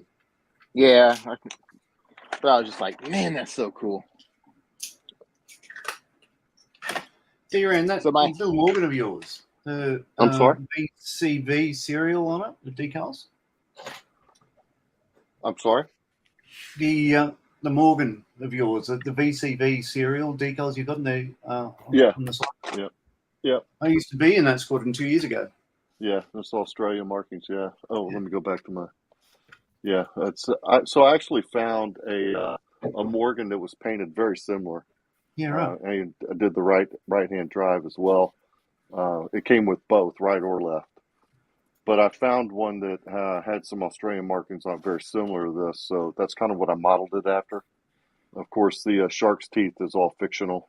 Yeah, and I made those decals myself with some of that. So that's a good with the kit. company. That wasn't pre-made. Yeah. No, it's a little resin 3D kit from Iceman Collections.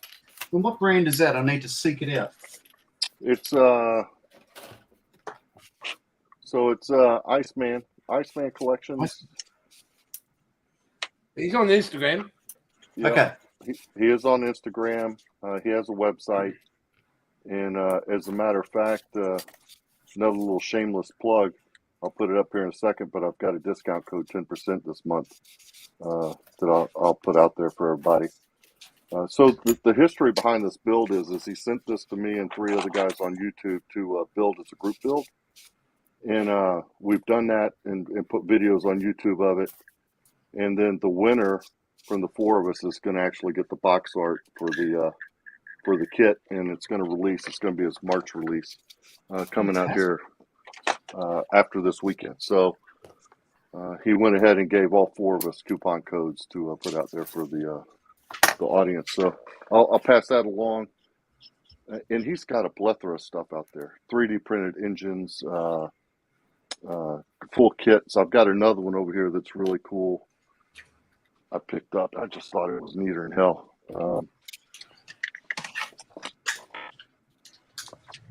This one was a couple months ago. Of course, these are all sold out now, but it's a little Cushman 3-wheeler drift trike, which I'm really looking forward to doing. I just thought it was neat.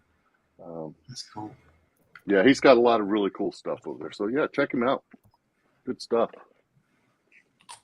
Now I will say they're being 3D printed kits. They're not for the faint of heart. There's a lot of sanding, as we talked about, with layer lines, and I've dipped more than my fair share of parts in warm water to get things straightened out again, and you know, so it takes a little bit, but they really turn into a great kit. Yours looks wonderful. Can I show you an Australian 3D printed company kit? Can I show you an Australian 3D company kit? What you got? This is from a bloke down in New South Wales called Bull Ball Models. This is the Holden Effigy. Oh, Effigy. Oh, we actually make the complete paint set for it. That's it there. Oh, man, that's nice. Cool looking. And this is how she comes boxed. Oh, wow, look at that. So everything's sitting inside there at the moment, like just loose. Sure. Then you've got all this. So you've got this box here as well. So that's that. Even comes. So there's all more parts in there. Oh, man. And then underneath you've got your clears and your tires. Now that's actually wooden flooring, wood panel. Oh, wow. Your decals are there and your clears. And there's your rim. Oh, yeah. So I'm going to have the information on that. And then, Ian, I need your address because I'm just going to have it shipped to you, and I'll pick it up whenever I come over there in May. Instead of shipping it, I'll carry it home with. That's cool. So there, like in this, you've got block heads, oil pan, rocket cover, supercharger, 2 supercharger inlet tube, crank pulley, steering pump, starter, AC compressor headers, serpentine belt and radiator in that little bag. In this bag, you've got auto and transactional torque tube, bell housing, front airbag, steering rack, and rear airbags. In this one, you have door skins, door inner skins, front bumper, underbody covers, seats, and amplifiers. My God. This one, door mirrors, headlights, tail boot, wing, bonnet hinges, hinge pins, pedals, interior mirror, steering wheel, dash, blinker, lever.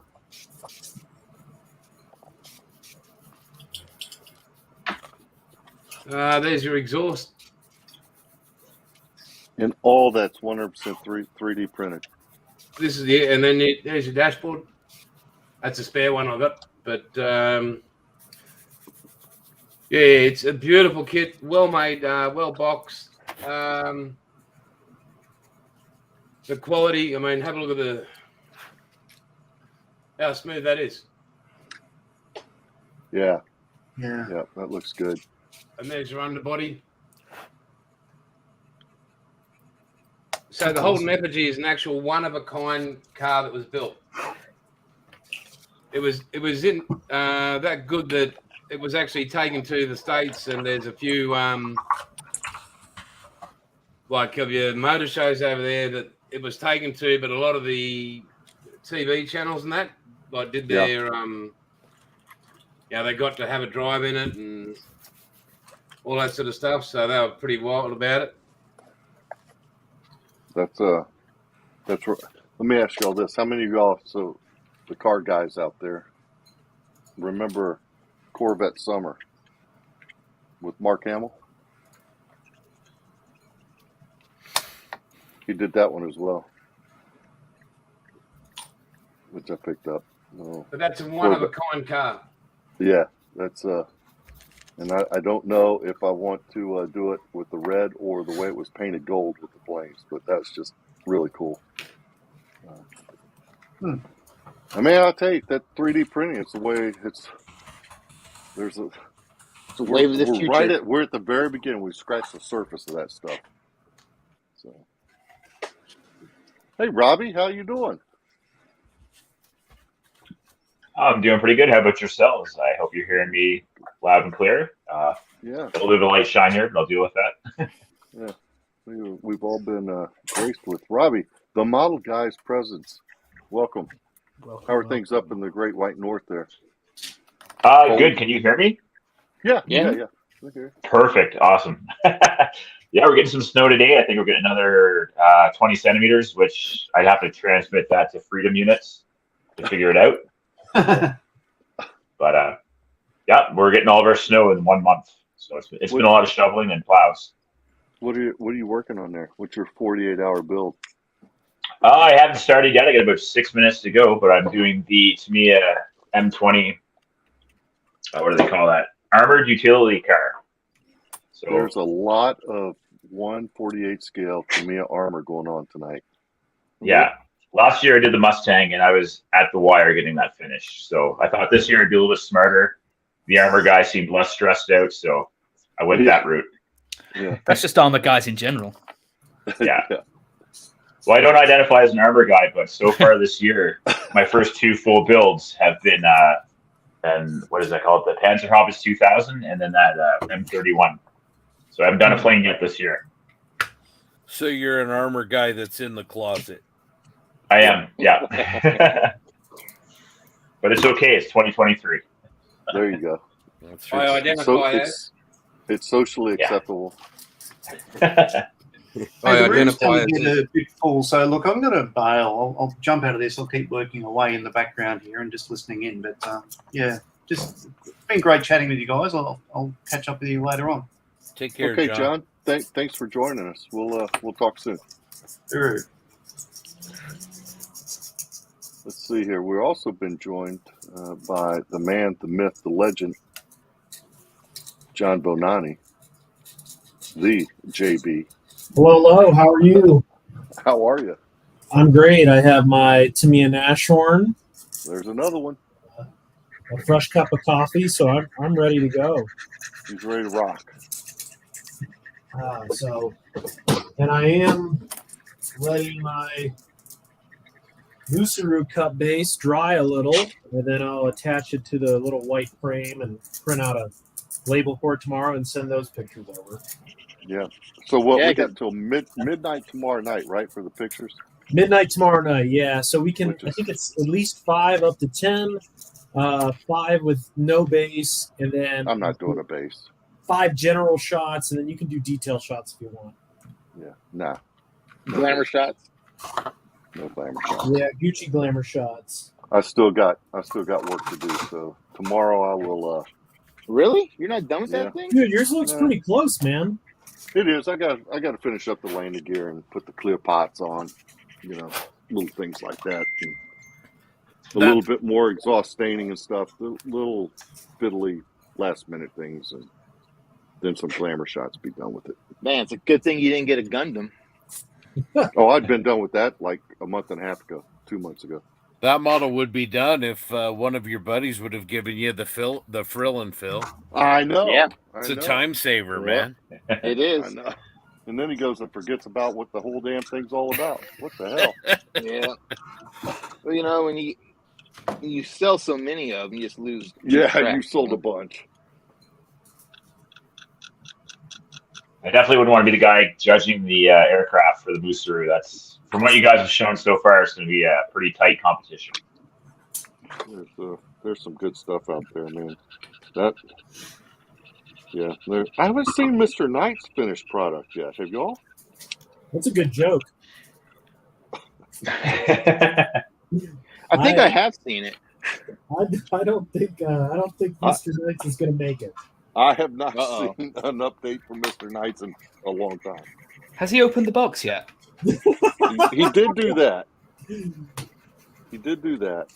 He's thrown out some teasers of little things he's done, but I haven't really seen anything from him other than like maybe a cockpit shot 2 well, months that's what I'm talking ago. about. That's right. You're absolutely right. Maybe it's G14 classified. He's going to wait. Yeah, you know those lawyers. Because 72 scale aircraft's his bag, man. He should have had that thing already banged up. I'm pretty One sure would he think. paid them so we could do a 70-second show. Yeah, I think you might be right.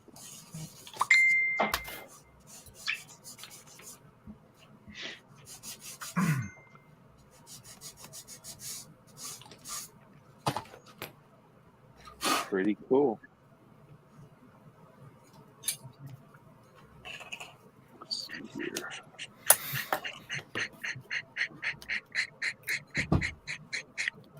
Man, this little M8 is a dream. Oh my gosh. Fantastic model. Absolutely fantastic. Cannot say the same thing about this Edward 110.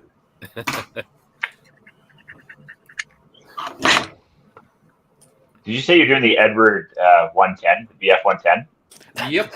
That's such a crap kit. Oh my Yes, god! it is. What? Darren, There you shall we go around the horn and have everybody show progress? Yeah, go ahead. So, All right. Let's start with our good friend Ian down under. Let's see your model. How's it coming? Oh, you're muted. Sorry, I had to turn off. I was running the compressor. So the interior is nearly done. So yeah, just gonna do a bit of weathering in the interior, button it up, Nice. Looking and then start really gluing everything together for the final paint. looking really good. And so is your new work area, man. That's impressive. Yeah, I'm quite happy with it. Look like you're working in the B&A warehouse there. I wish. Yeah. All right. Awesome. All right, Mr. Cook. Oh. Let's see hold on, how yours is coming along. Yeah, no, I'm so I've been busy sitting at the computer, but I'm getting the chassis all put together, and for those out there that that's what I'm working on is the Deuce and a Half from Tamiya, the cargo truck. So I've got the chassis is what I'm working on now. All my stuff that needs a super glue is done. I'm starting to do and then some cleanup, just some small seam lines. But ready to start putting the chassis together and then move on from there. But slow and steady wins the race, right? So Absolutely. Just moving forward. All right, Jason. Let's see what you're working on there. Oh yeah, that's what we're up to so far. Nice. Oh yeah. How's the And build? I still haven't How's found the that build? piece. Yeah. Good deal. All right, Frill, how's it going? Not too shabby for those who just joined. I'm doing the 8 rad. So another little Tamiya 48 scale armor, and I'm like 95% done. The hull's already together. So excellent. Taking the easy way, it's going to be that Panzer gray color. Very the color's nice. going to get painted. So Panzer gray or Panzer blue? Shit, Is there a yes. difference? Yeah. Language. That's right. Sorry. Language for all the. It wasn't even a bad one. It's my first one. I get a grace period. There's a grace period. There's no grace period. That's right. Hey, come on, Frill. Your handler Whitey's not here to look after you. So, Jackson, let's see After how, prime time in the East Coast. see how the beast is coming along here. If I can jerry rig that. All right. So Language. What, That jerry wasn't rig? me. No, the other word. Yeah, the one that started with F. I got it. So I've this is got fun. main hole here. Attached a few of the small parts to it. Not a whole lot to look at. I've got both the side sponsons done. These were made up of like 4 or 5 different parts each.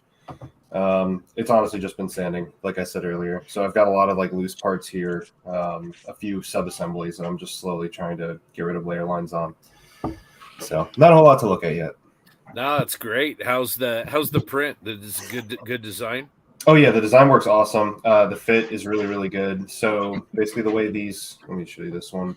The way these side sponsons work is you have the 2 like outer halves, and then you have these 2 framework pieces, and the framework pieces slot into like the opening for the sponson, and those then help line up like the inside detail. So basically when I attach the central hole, you have that kind of like wheel detail along the underside. So the way he designed that is awesome. And I mean, this file I think was only like $10. So, and it comes at 1/35th scale.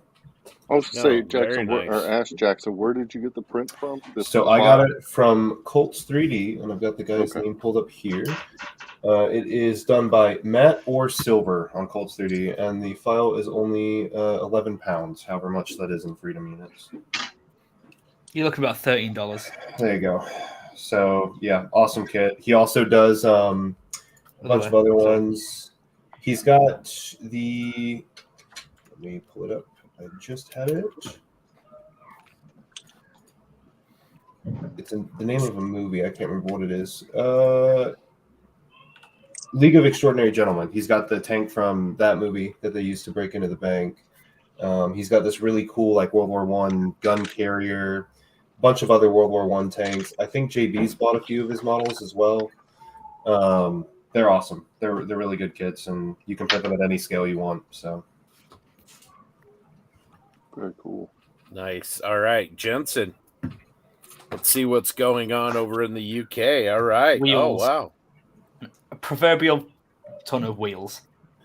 Like, yeah, that's done. So now it should be relatively easy. I lied about how I was going to do it. I was going to try and keep them removable and glue them to the tracks. That's not happening. So yeah, they're like that now. I'm going to just try and paint them. Darren, did we make it 2 hours in before Jensen lied already? Yeah, no, we did just barely. Yeah, 2 hours and 7 minutes. I feel called out. All right, Robbie, how's yours coming along? Well, we're just after 7:35 here in Alberta, so it's coming out of the box. Again, this is me at M20. Looks pretty good. Box art's nice.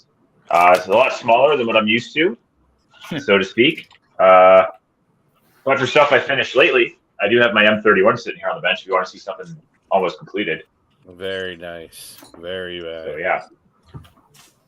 Cool. That's been a lot more work than I expected. That was supposed to be like a palate cleanser, and now we're like 3rd month in. All right, JB, let's see how your project's taking shape here. Just fill and ejector pin marks with some super glue. So the absolute best part of the build, so much fun. Look how serious he's taking it. All right, Doug, welcome to the stream, and what you got on your bench? Well, let's see. Bandai ATST. I started it at about 6:15, which is an hour and 20 minutes ago.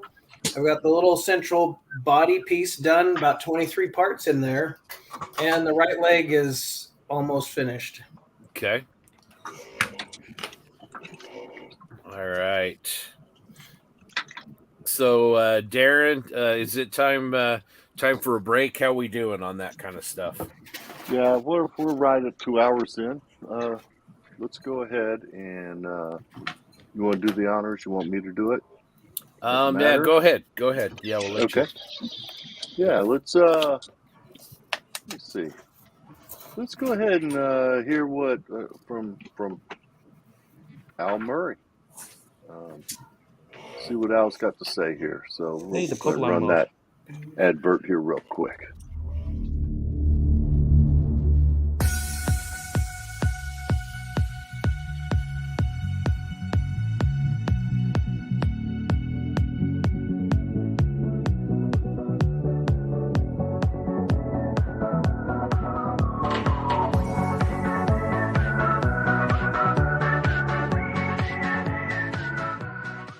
Hi, Modelers for Heroes. Your 48-hour birthday bash. It's Al Murray here at my chaotic bench. I'm making a dragon sexton, but in 1/35th, I'm sorry. But all the best with it. You're doing amazing stuff, helping people with this charming hobby that I have returned to in recent years. Good luck with it. Cheerio.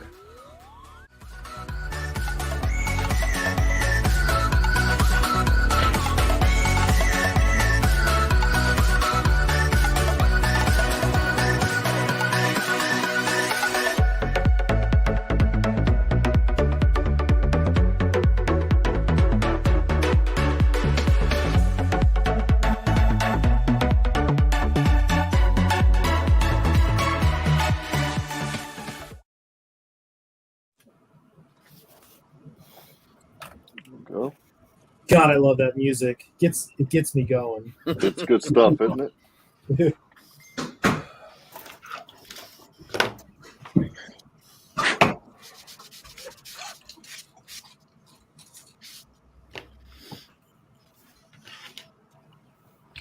Oh, let's see here. No, we'll follow that up here. Just a real quick. I like to do this here at the top of the hour, but a chance for the folks here on the stream to stand up, stretch their legs, get ourselves a cup of coffee, or go to the restroom, whatever it is we need to do. So if everybody's okay, I'm going to go ahead and run a quick tip from Matt over at Model Minutes. Let's go ahead and take about 5-6 minutes. We'll see what Matt's got to say. Cool. Yeah, sounds good, Darren. We've got a couple of other guys that want to hop in. So at some point, if any of the other guys on the stream want to hop out, let us know. Yeah, if you guys want to chop me out, that's all good. Yeah, we'll jump out. All right. Absolutely. Cheers, guys. Thanks no worries, a lot. guys. Take care. Thank you. See you soon. See you later. Yep. Okay, guys. We'll see you. Go ahead and run this, Scott, and then we'll bring the folks in at the tail end of that. What do you think? Sounds good. Yeah, sounds good. Okay. Go ahead. Here we go. It's a quick tip from Matt over at Model Minutes.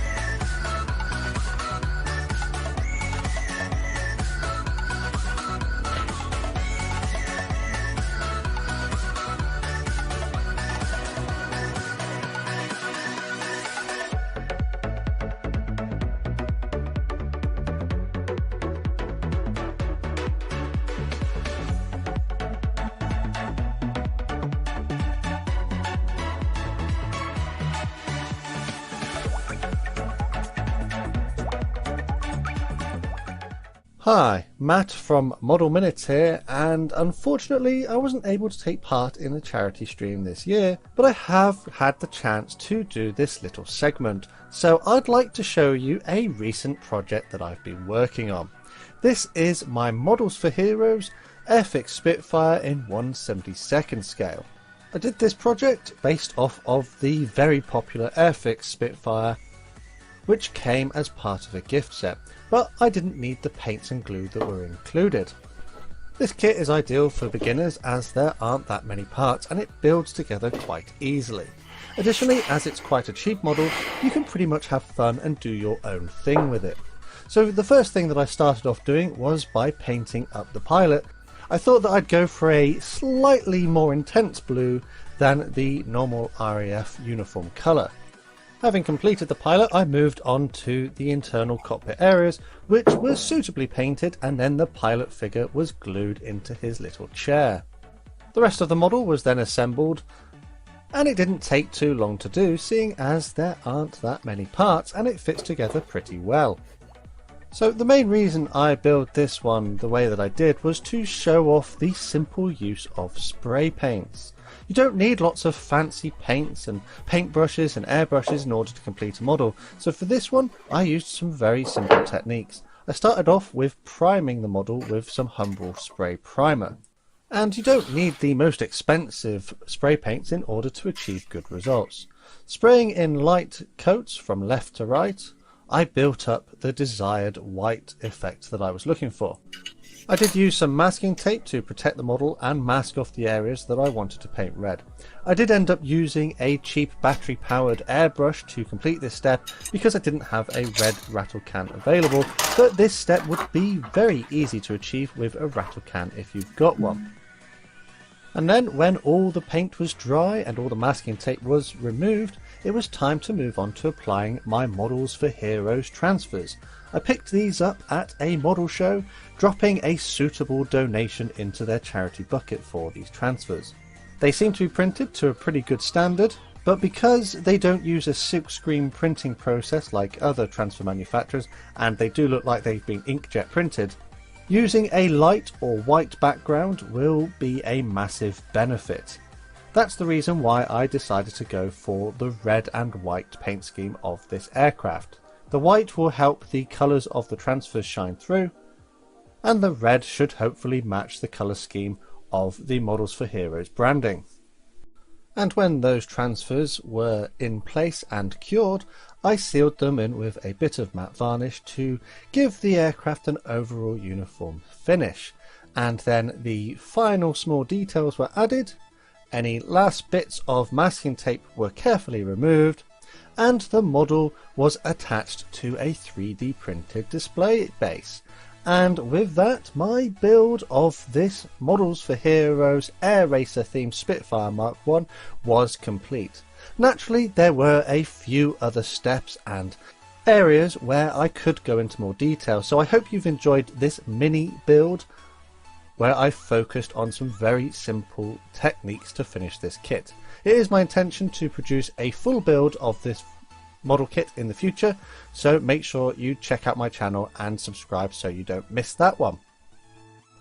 I think it just goes to show though that with a few simple techniques and products you can achieve pretty good results, and at the end of the day this didn't take too long to complete. Rattle cans generally have quite a fast drying time, which means that you can make very quick progress in a short amount of working time. I'd say that on the whole this one took me probably about a day to complete. I am on the whole very pleased with the way that this one looks, and I would be interested in doing some more builds like this in the future, especially seeing as I do still have some Models for Heroes transfers left over. I think though that it's probably time to hand you back over to the live stream. I'd like to extend my thanks to Model Officer for allowing me to be featured as one of these spotlight segments in the live stream today, and I hope that you're all enjoying yourself and learning some new techniques and skills.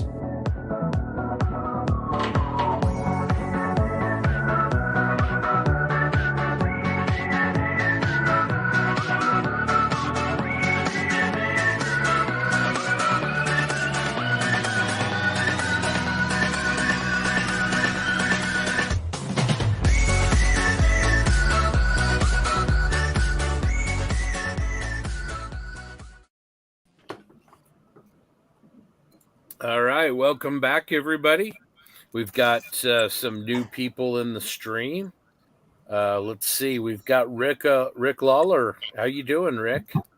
Hey, I'm good. Can you hear me okay? Yeah, we can hear you really well. What are you going to be working on tonight? I have. Here we go. Nice. I've got the Stroom Tiger here. Very, very cool. Are you going to be Yeah. doing that with Zimmerit?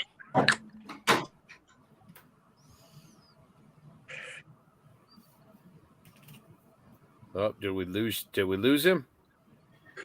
He's gone into the ether. Yeah, might have to wait for him to come back there. All right, let's go to Grant Mayberry. Grant, how are you doing? Good. How are you guys doing? Nice. Good. Loving the t-shirt. Ivan, Jensen, this is for you. Love it. What are you working on, Mr. Mayberry? I actually did a change at the last minute, and to keep up with my Jensen style, I'm doing the T3485. Oh. So Very nice. Fantastic. Very Absolutely nice. fantastic. Awesome. All right. I think we've got Rick back. So, Very- yeah, Rick, how that Sturm Tiger, what scheme are you going to do? Oh, I haven't got that far yet. Something Okay. yellow with something yellow with green and red on it. He's our friend Scott. He's not very considerate.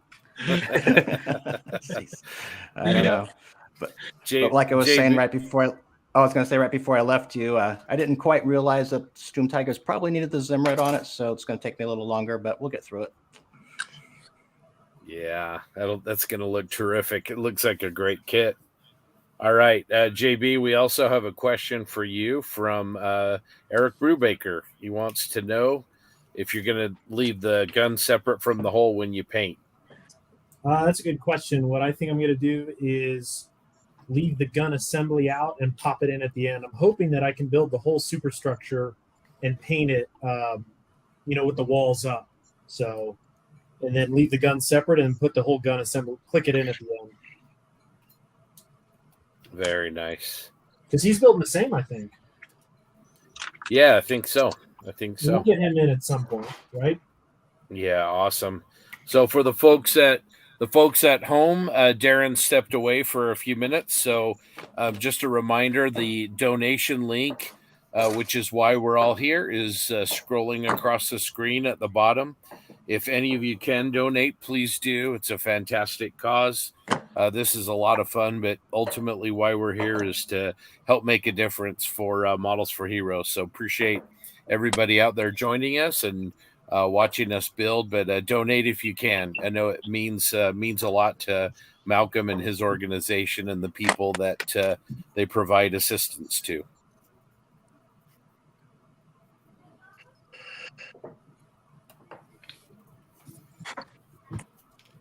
So Grant, sounds like you're getting doused out on the West Coast. Oh, you have no idea. It's been so bad all day. It's been raining since I think like 10 o'clock here, and we probably had 3 inches, which is a lot for Southern California. So Northern California, though, is the worst hit. They're in a lot of trouble up there. You guys Grant, on a more positive note, did you see the picture from Burbank House of Hobbies? Yes, I did. Dang, man. I know. And JB, just so you know, I'm official now. I have my own driver's license again, so I no more, last minute. Hey, I'll chauffeur you around any day, my friend. There must be a story behind that. Yeah, I was your chauffeur in Seattle. He was my chauffeur.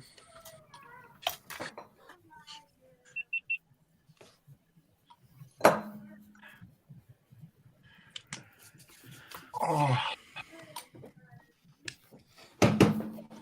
All right, just a reminder for those of you at home as well as on the screen, if you could post progress pictures of your model to the Facebook page for Model Officers Mess, that would be great. James likes to have those in progress pictures for people to take a look, and I think at the end it kind of put together a bit of a slideshow as well. We've got Joe Porche and Jay joining us from Las Vegas. Looks like they're working on some Tamiya armor as well. Those seem to be really, really popular this year. Yeah. And Chris is casting aspersions that we're having coffee. I think Frildo was being a little more forthright and honest about what he was drinking a little earlier. I do have coffee.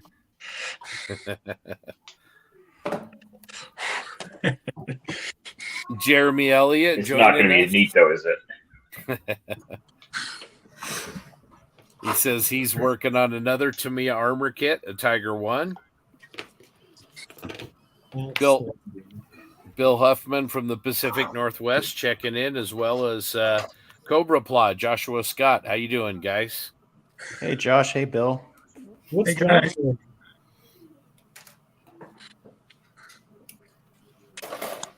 It was a good show up there. It was nice to see those guys again. It was really great. 2,400 models in that show. Amazing. Really amazing.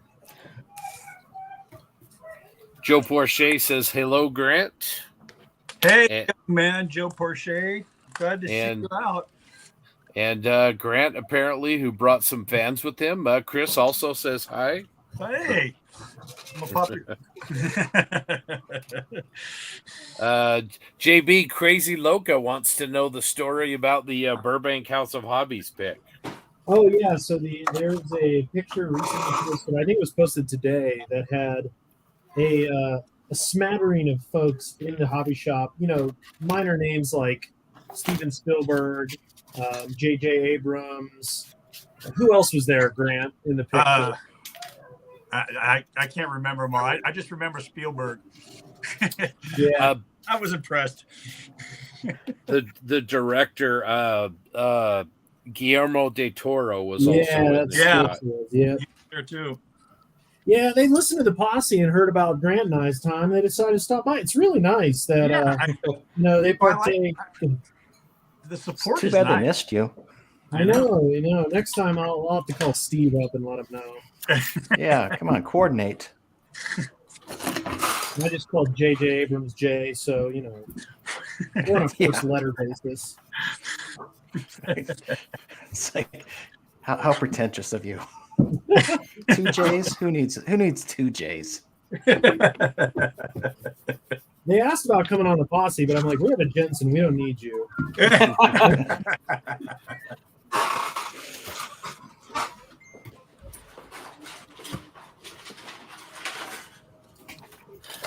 I tell you, if you were ever in the Southern California, Glendale, Burbank, LA area, you have to go to Burbank House of Hobbies. It is one of those places that you need to go. It's absolutely fantastic. Absolutely fantastic.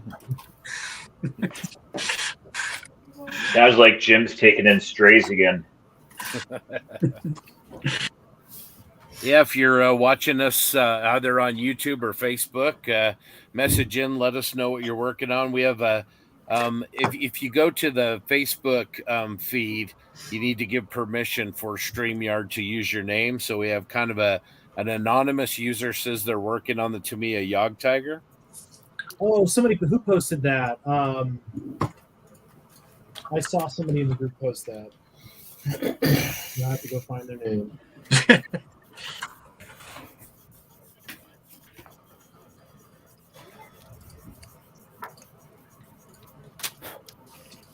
So, JB, what are you working on? I have Tamiya's Natural. Oh. I almost ordered that. Ejector pin marks right now. Yeah.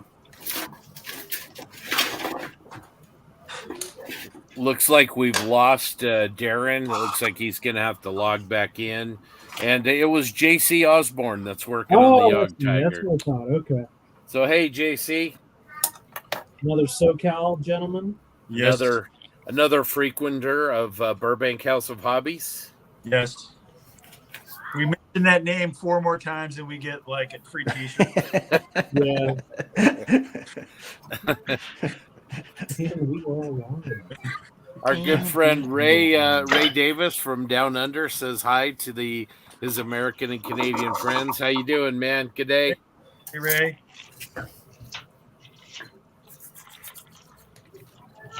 And Christopher Dobbs is working on a Chally 2, another Tamiya group. This group build is turning out pretty good for the Tamiya folks, it looks like. So, if you want to get it done. That's right. We have an anonymous user that I believe is Jim Bates. It says, Cornbread and I have started the Tamiya Cromwell. What makes you think it's Jim Bates? He looks ugly armor. Just a hunch. Oh, yeah.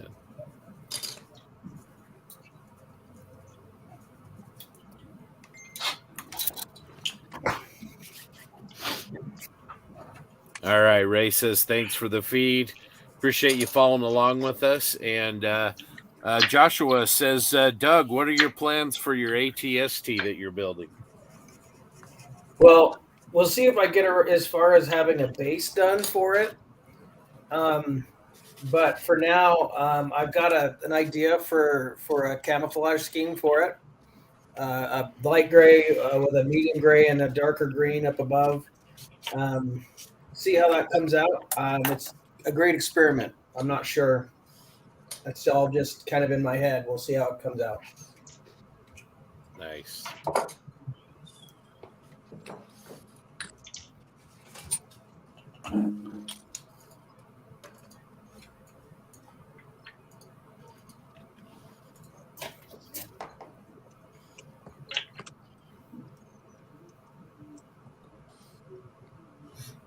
So I got a question for Frildo.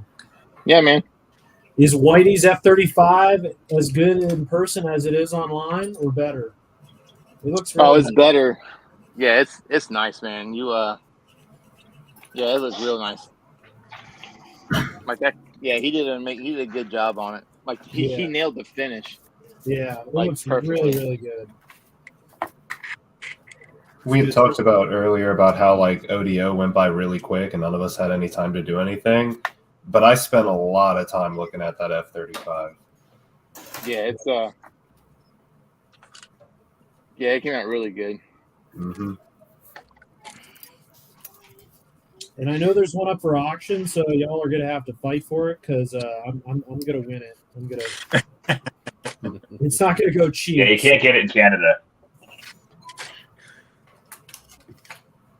Really, you can't get it up there yet? No, it keeps selling out. Man, It's sold out like within like 48 hours of being up here. And I've talked to like 3 different hobby stores, and I have one holding it for me when it shows up. So, and if I order it from Sprue Brothers, it's going to end up being about $40 more than it needs to be. Yikes, that's crazy. And usually Sprue Brothers is cheaper. So, Robbie, you could just come to Connie's Fest and you can pick one up at Coal Park. I don't see anything wrong with that. Yeah, my wife might though if I just suddenly go on vacation without her. Sure. Like I'm just going to get some smokes and just not come back.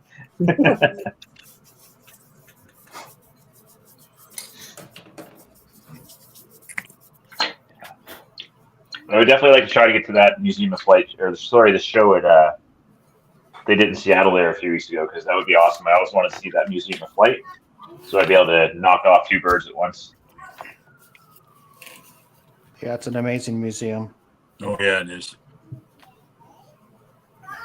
The geeks need to come out too to it. Yeah.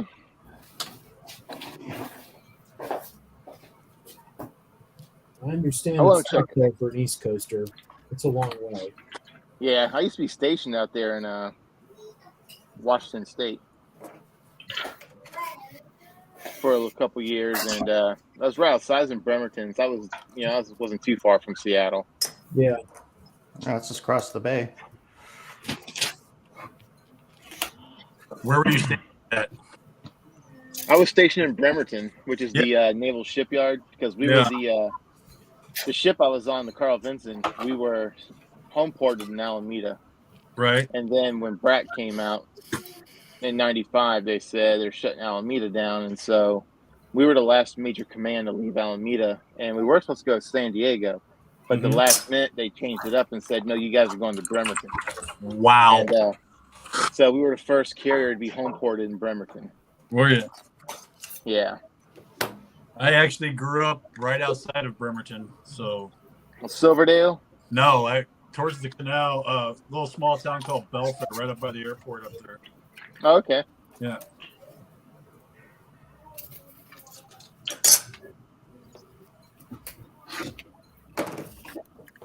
Yeah, but I was glad to get out of that place, man. Yeah, I don't blame you. I think we got the boss back. Darren, are you back with us? No, I'm not the boss, anything but yes, I'm sorry. I experienced a few technical difficulties and had to restart my computer. My apologies. No problem. All right. Well, we went past the top of the hour, so let's play one of these spots if that's okay with everybody. And I can't wait. Here we go.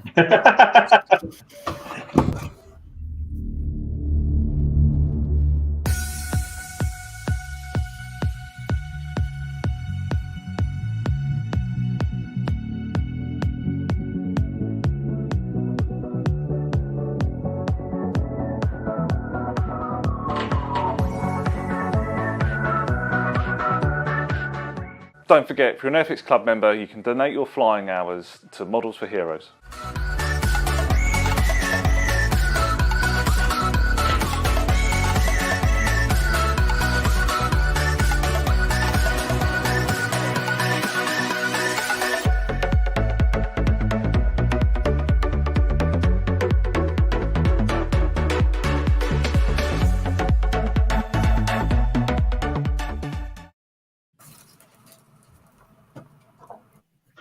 All right, short and sweet, right? Just like me. Just like Jensen. I can't get enough of that song. I know that song is great. I need it for my.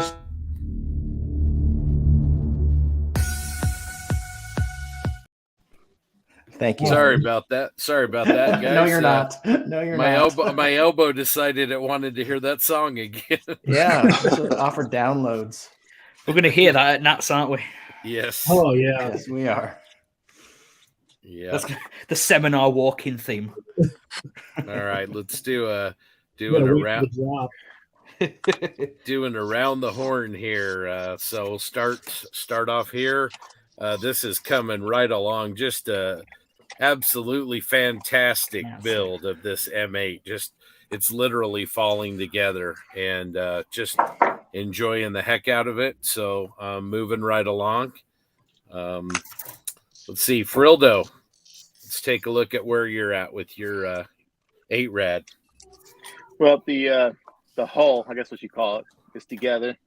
And so now I'm just working on the 8 wheels. And so I was trying to figure out how to make my my GoPro in place of my webcam and my laptop. And I was trying to figure out how to do that. So I've been kind of slacking a little bit. That's why my screen was going like black or whatever, because my Mac wasn't picking up my GoPro, I guess. All right, well let's try a little harder this time. I'm trying, Doc. I'm just kidding. I can say that because you're not in person to crush my hand in a hard handshake. So I have been working on that. I've been learning how to take it easy on you young guys. Not hurt your little hands. That's right. Jackson having a snack. He got B-dubs. I did order Buffalo Wild Wings. I'm very good. Pretty much in the same spot.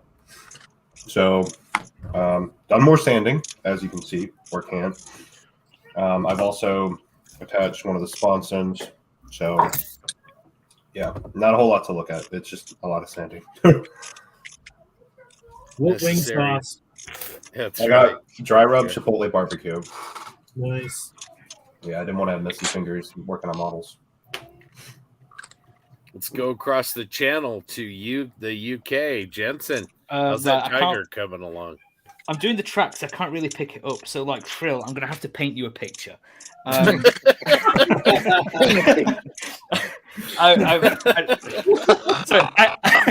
can pick it up. I just had to get that joke in. I've done the tracks on one side. I just had Omaha flashbacks. A lot of beer was drunk in that room. That was great. We are live. So yeah, I've done the tracks on one side. I'm just about to start the other side now. Excellent. That's quite the picture. Very descriptive. I got one side, I got the other side. What more could you want? All right. North of the border, Robbie, how's your kit coming along so far? Pretty good. I'm just working on the drivetrain now, and so far nothing amiss. It's typical Tamiya, and I'm just wondering how Jensen survived drinking with some Navy guys. I didn't. He was recovering from the meat sweat.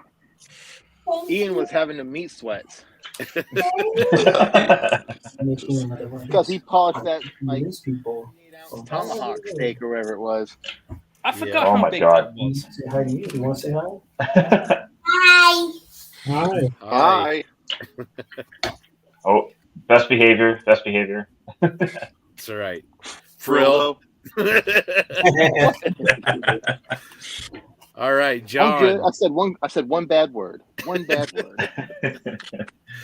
JB, Still early. How's yours looking? Good. We got a haul. Yeah, very nice. Very nice. All right, let's go over to Utah, close to me, Mr. Doug. How's it coming? It's going well. I'm just starting the left leg. So these little kits, they're pretty complex for Bandai. So it took me a little while to put the right leg together. My left leg is going together now. We'll see. Hopefully, before the end of the night, I'll be working on some paint.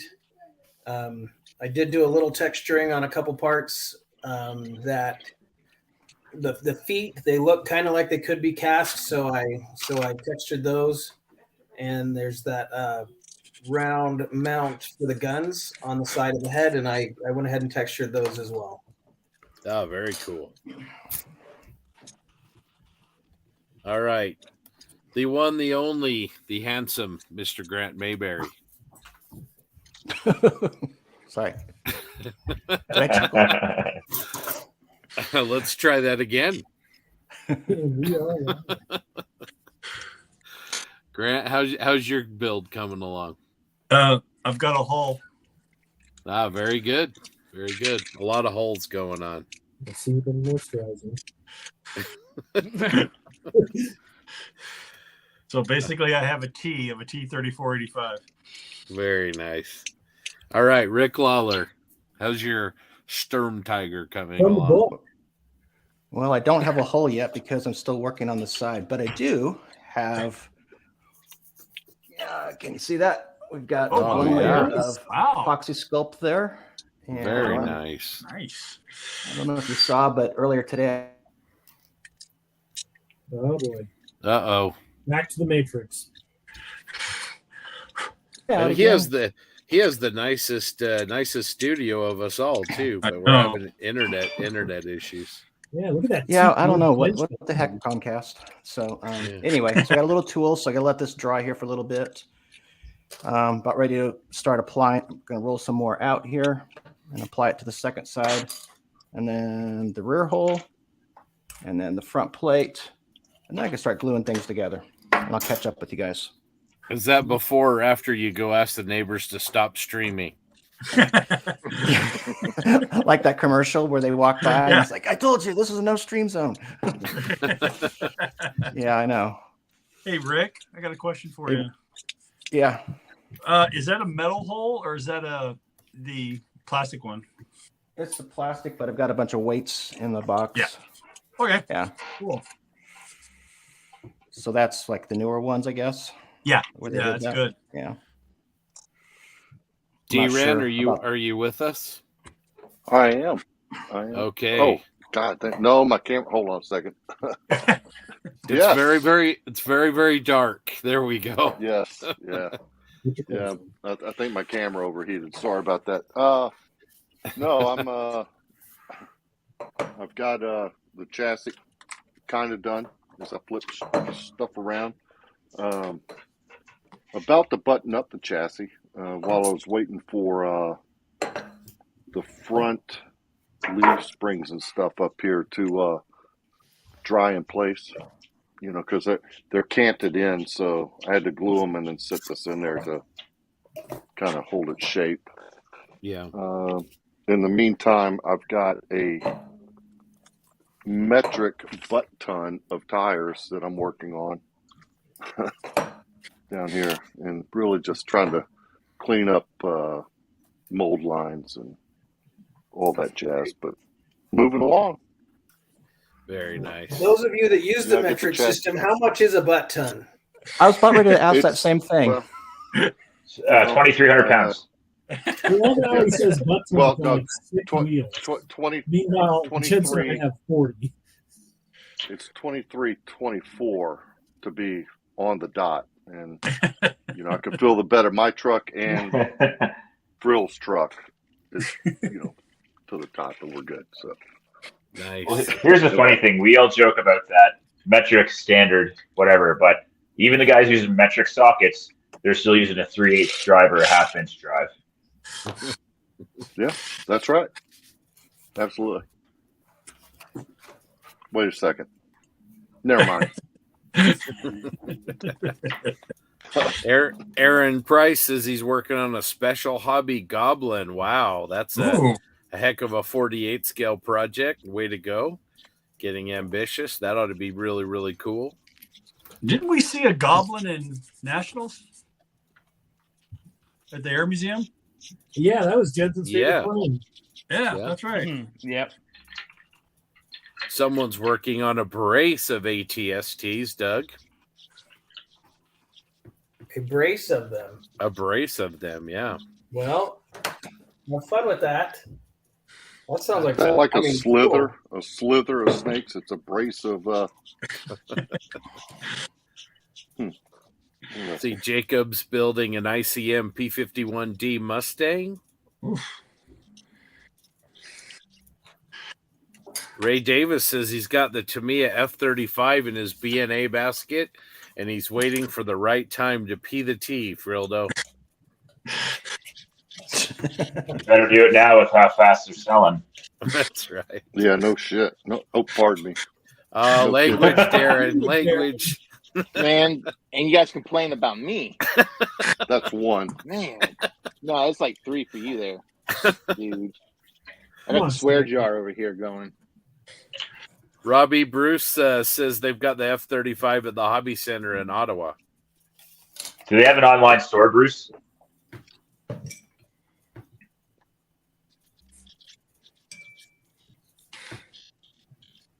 Looks like Mr. Bates is challenging JB, saying you better stay away from the Tamiya P38J. Hashtag. I think that auction should be. That's going to be the auction to watch, I think. Yeah. It's all for charity, so it's free money in my case. So that's right. That's right. Just for everybody out there, if you're not familiar with how this works, we'll have some flash auctions over the weekend, and then at the end on Sunday, we'll have some really incredible auctions. We've got some great partners here in the U.S. and also in Australia and the UK and Europe. And so you're going to want to come back around and check those auctions out. There's some really, really good stuff. And of course, it's all for an incredible, incredible charity. So everybody wins. Prepare to be sniped. That's right. Jonathan Anderson. Hey, Doc, he says construction is complete. That's pretty awesome. And Ray is asking what Jensen's building. He's building a Tiger 1. Indeed. Tamiya, of course. Aaron Price says Sunward has the F-35 as well. Robbie? Yeah. The problem with Sunward is I live outside of regular shipping in Canada, and for some reason, my shipping from Sunward costs about twice as much as any other store. I don't know why, but if for me to ship it from one store, it's like $15, and then from Sunward, it's 38. Thanks. He says free shipping, so Yeah, but that's not if you're rural. Only if They don't want to fight with the cows. All right. Jensen, I'm going to let you address this one. Rediger Adams has a question for you. Right, yes. I'll publicly clear this one up. Yeah. So obviously my full name is Ivan Jensen Taylor. I've got rid of the Ivan bit. I hate that name. It was my dad's name. So now I just go by basically my middle name and last name. Yeah. So if you're friends with me on Facebook, I have obviously put that status out, but most people don't know that. So yeah, I don't use Ivan anymore. I just go by Jensen instead. Or sexy. It's just to prepare. Yeah. He's just preparing for the transition. Hey, it's a kid show. Come on. All right, and then He's talking Muppets. Come on. Keeping with the Jensen theme questions, John would like to know about Jensen's mojo, if it's been located. Kinda. Right. So, no. Obviously, a few minutes after spending a lot of money in a Warhammer shop, usually the mojo comes back a bit. It's like, oh, I've just spent money. This will be fun. And then I get home, I'm like, I've just wasted a lot of money. So I bought like some figures and a lot of paints and stuff. And I was like, right, I'll try and do something different that's not military stuff. I got home, then I realized I've actually got a lot of Warhammer already. Painted up an orc, which I'm technically still painting now. Not right this second, but it's what's happening.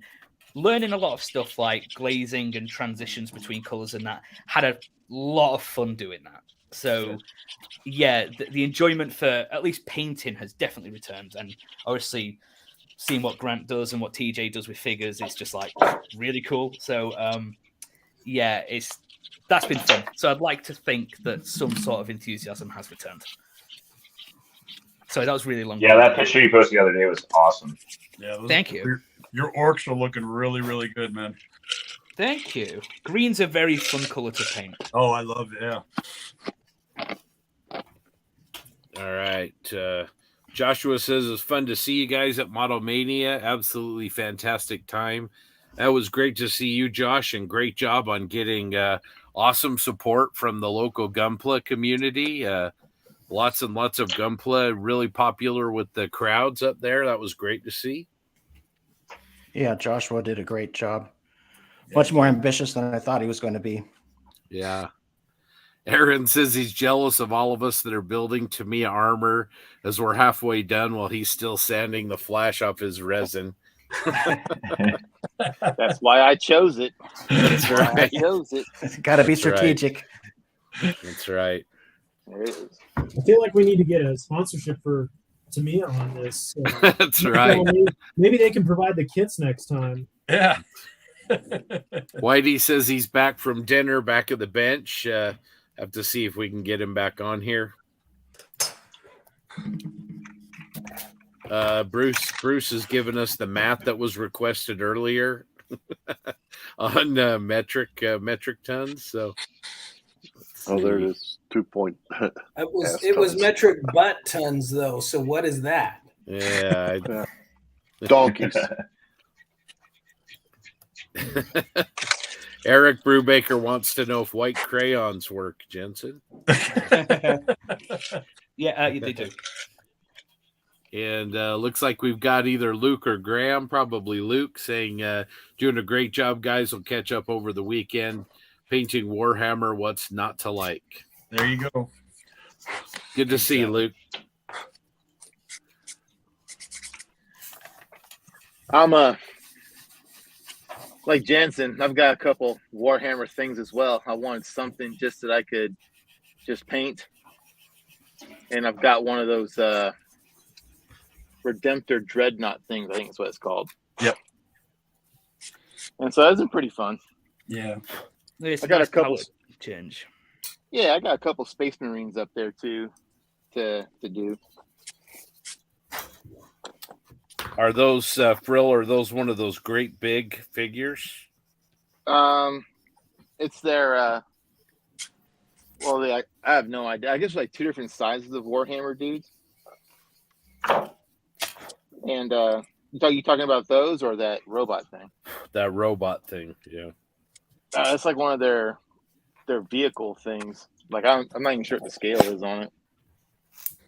I don't have the box close by, so I have no idea. Again, this is like totally out of my wheelhouse. Did you bust your P8 out of the box yet, Frill? I did, and I started playing around with. So I was talking to Jeff Martin. He hit me up and was like, "Hey man, have you started on yours yet?"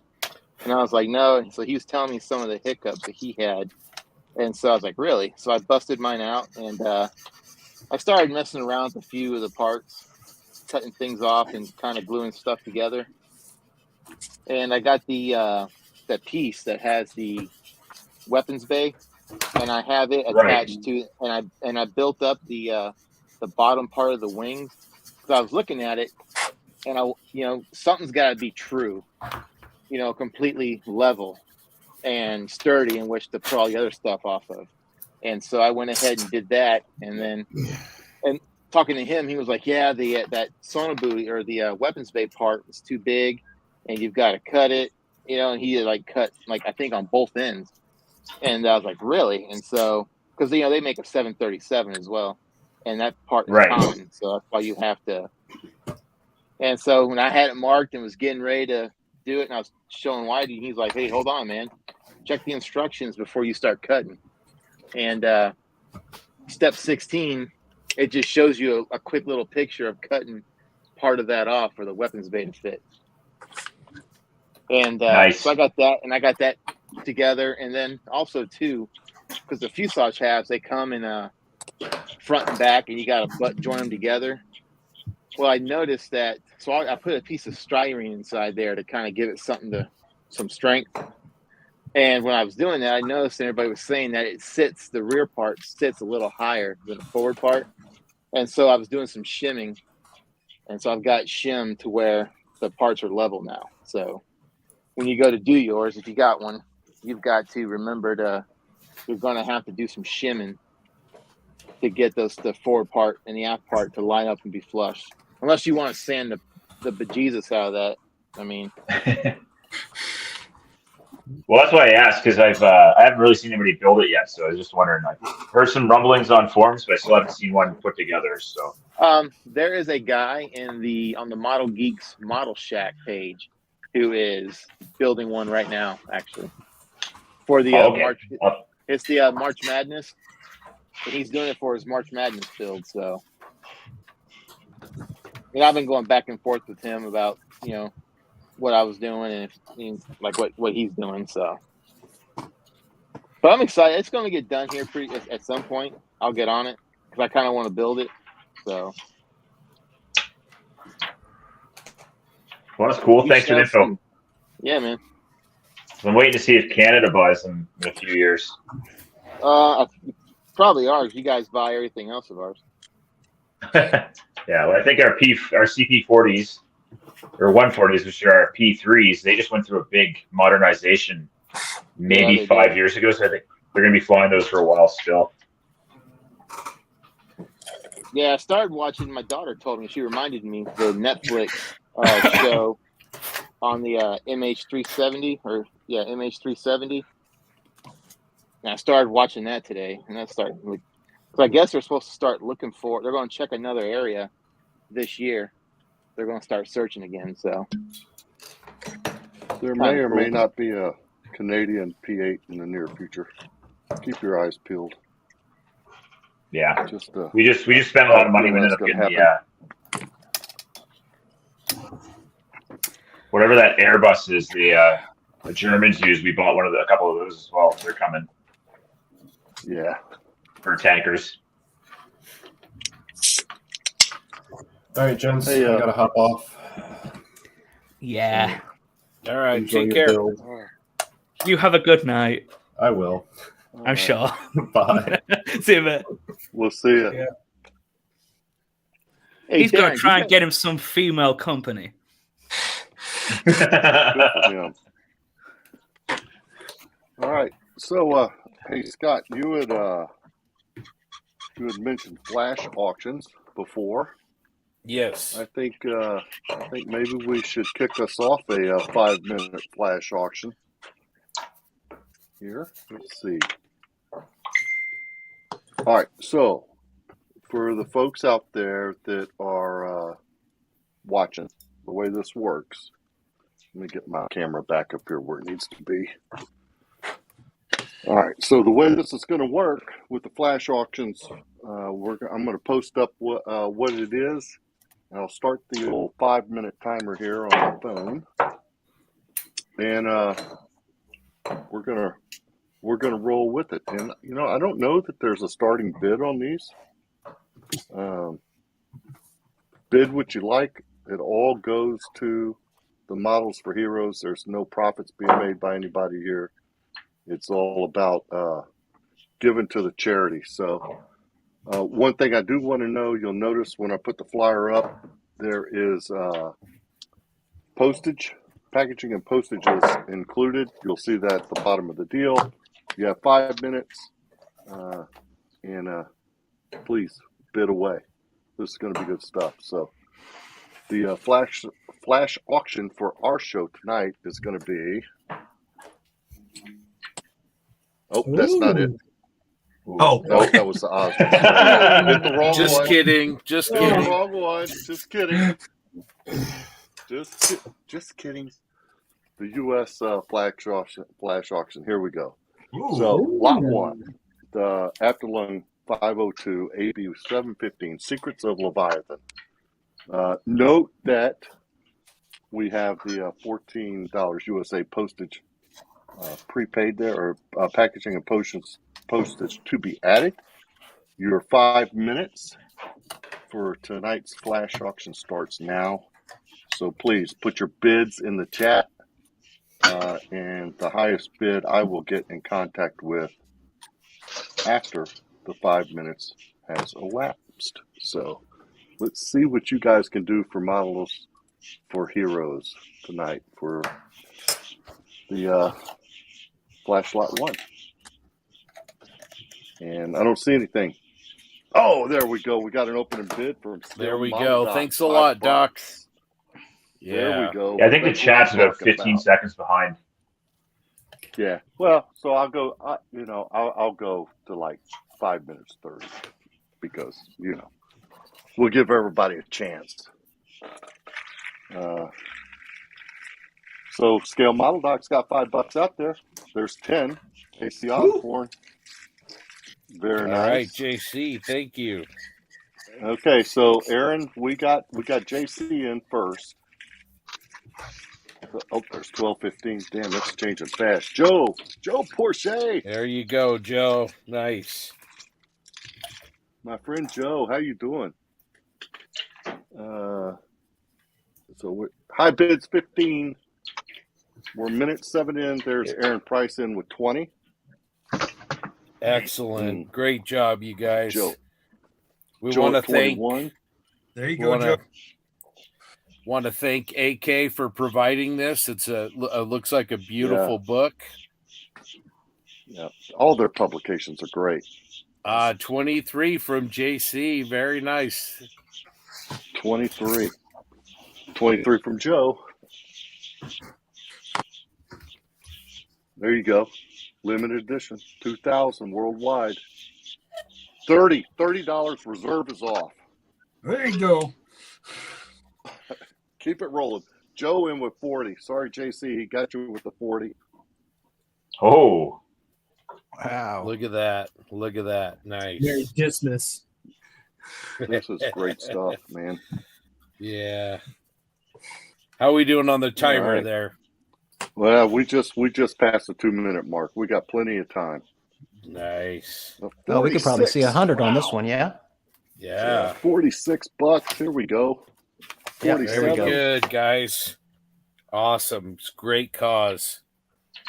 JC 50 for 47. Big Joe. Oh, 50.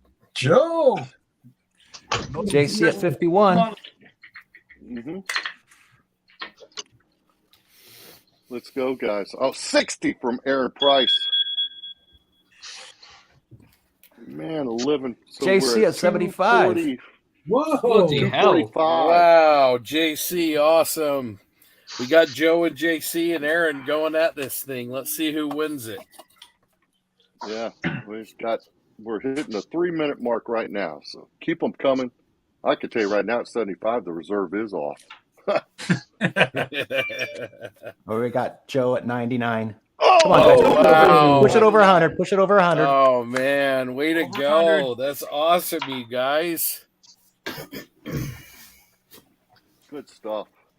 Look at that. Good Joe's stuff. coming Good hard, stuff. putting his foot down at 99. He is. That's a We're statement. at 3.5 minutes. Minute and a half There he goes. left in the JC, flash auction. triple digit. There's Look JC at that. with $100. Awesome.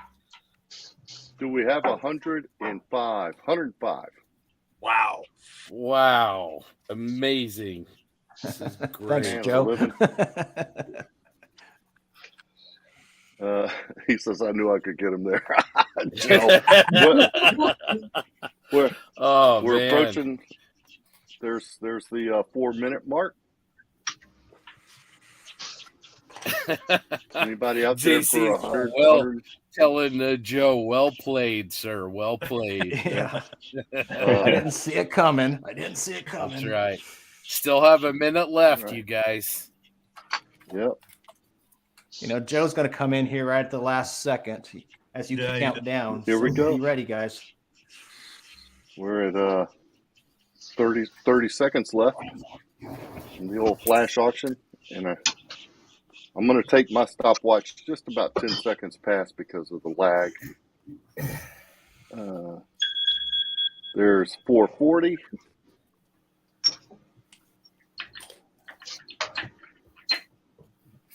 All right, 450. Getting close. We're getting close. There's the 5-minute mark, and I'm going to give 10 seconds for the lag.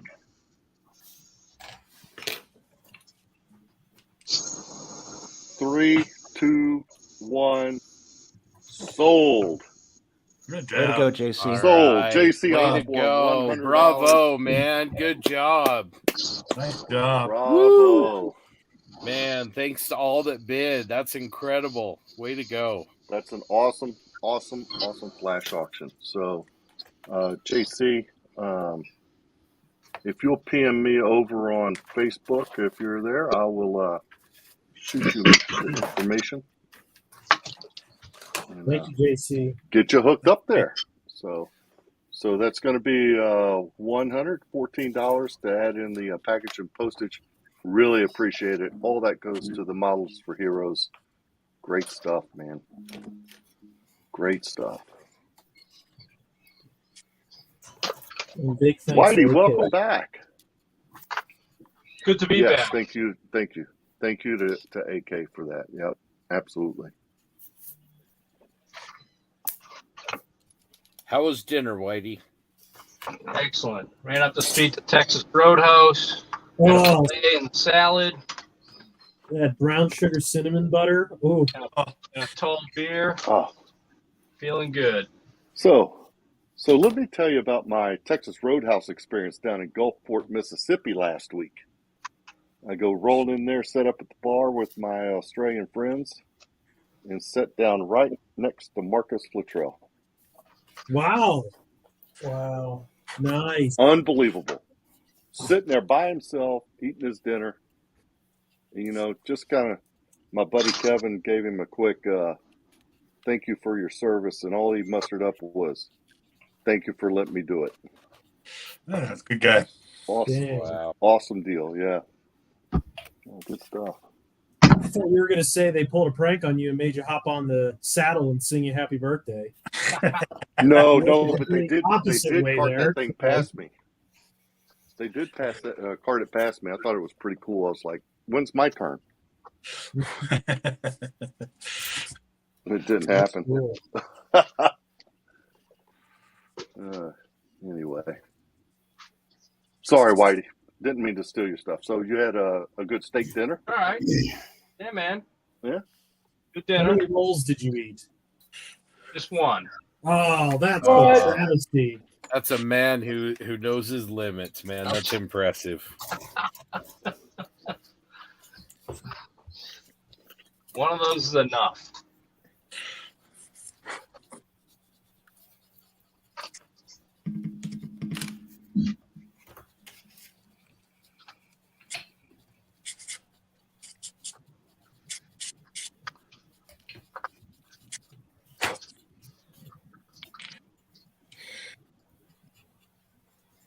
Man, that was a great way to kick off the auctions.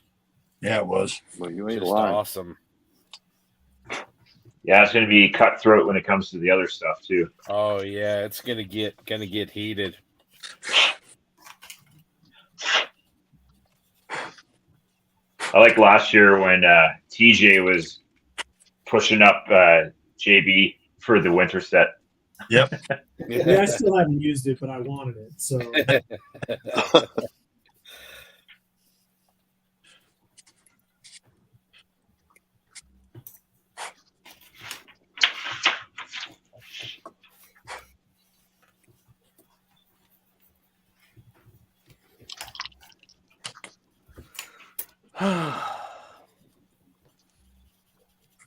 These Germans. There are no heavy North America. size in scale modeling. Yeah, a lot of little tiny lines to make this a merit here. Oh yeah, yeah. You ain't lying. do you have the line roller tools, Rick, or what are you using? I'm using. Where are you? Where am I? Let's see.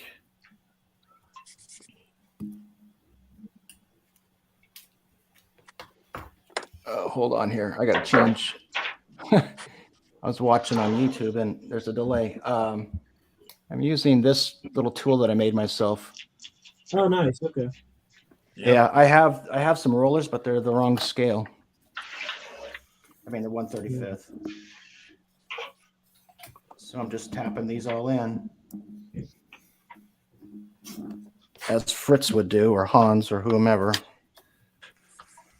Hans und Franz.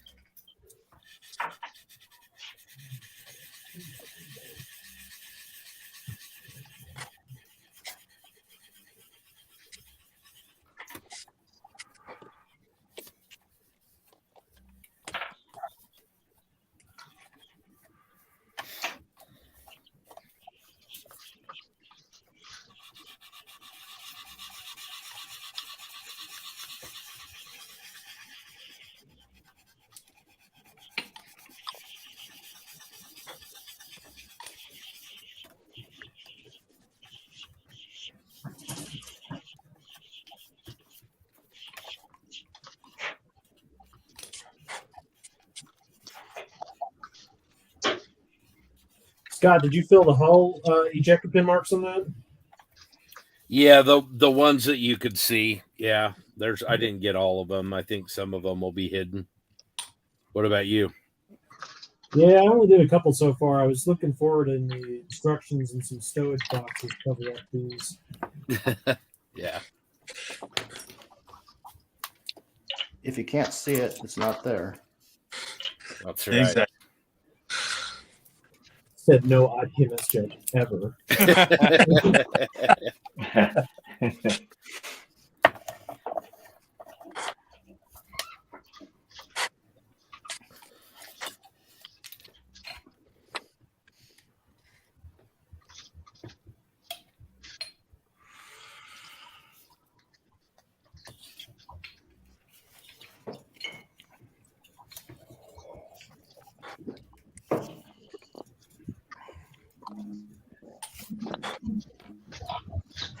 How goes the giant tiger, John?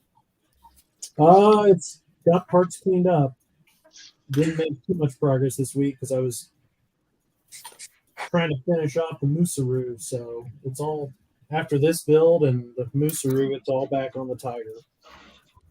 You have a 16th? Yeah. It's on my kitchen table because it doesn't fit on my bench. So I had to take the car out of the garage. It's gonna be there for Thanksgiving and Christmas as well on the table. Yeah.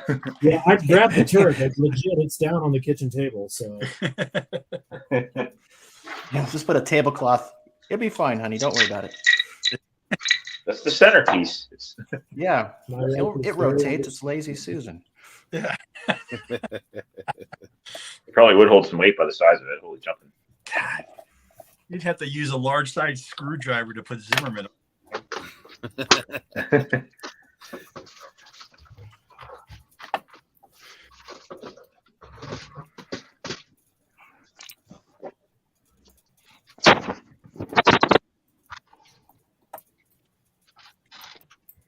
Man, we've already been at this 3 hours, Darren. I know. Can you believe it? Time flies when you're having fun. Yeah, Nico. Mm-hmm. I don't know who that He's is. watching it on 2 channels. Yeah, you have to mute the second one. With the pod. So let me ask, Heritage Con's coming up at the end of the month. Anybody going? no, unfortunately, I wish. It's a great show. Just one. But they don't have any funfetti.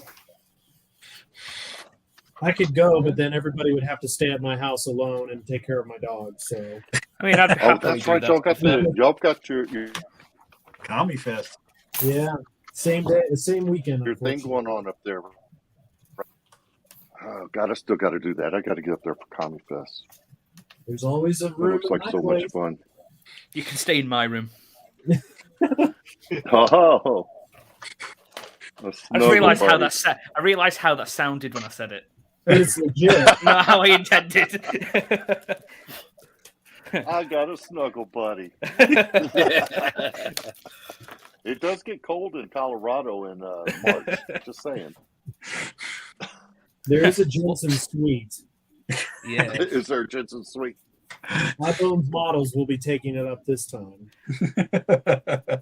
So, all right. So let me rephrase the question. How many are going to make it to PAXCon this year? I really want to. I really do. Yep, same here. If I can, I'll be there, Darren. What Exactly. All right. So, Whitey, help me out with the dates. You're the guy with the dates. I don't remember dates. October 7th. There you go. All right, the week was that a week and a half? A week before? Yeah, week before SMC. Yeah. Oh, you know what? That just means I got to put another shameless plug into the old chat. I was going to ask, can we get that rave music going again? I feel like it's time. Yeah, we probably should here pretty quick. Yeah. Yeah, it's not in my head right now. So thanks, John. I can't wait. Here we go. Stand up. Shameless plug into the chat. PAXCon 2023. Check it out. There you go. All right, Joe wants to know when the next auction is. We only have one flash auction for this session, but save some of your money, Joe, because Sunday's when the good stuff goes up. Yeah, man. We will have more flash auctions in our time zones Saturday and Sunday both, so something to look forward to.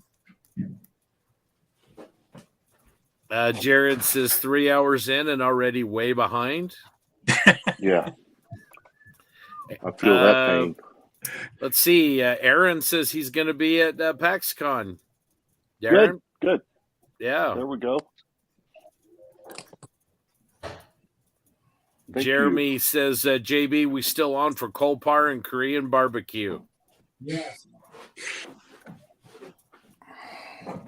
Well, I don't think it's very hard to get JB to Kolpar and Korean barbecue, so probably don't have to twist his arm too awfully bad. I'm just very upset that I'm missing Aberdeen Bookstore again this year. Man, what a great bookstore. Just don't touch the thermostat. That's the coldest, greatest bookstore in North America.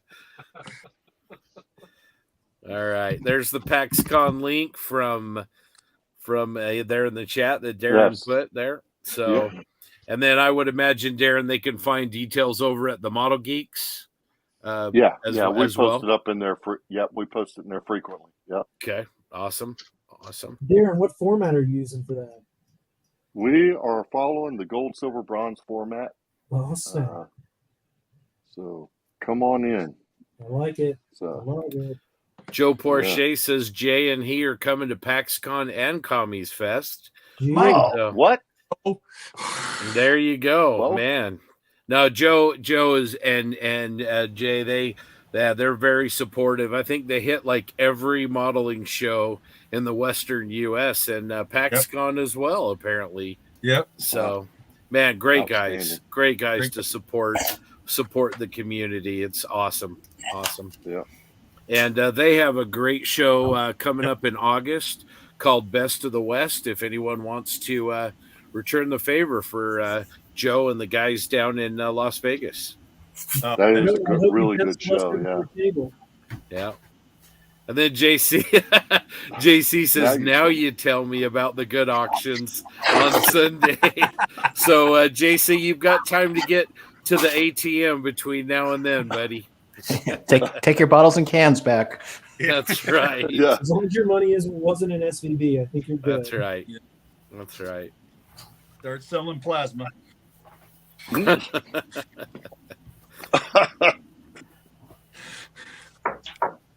see. Chris says Korean barbecue in Seoul, Mr. and Mrs. JB.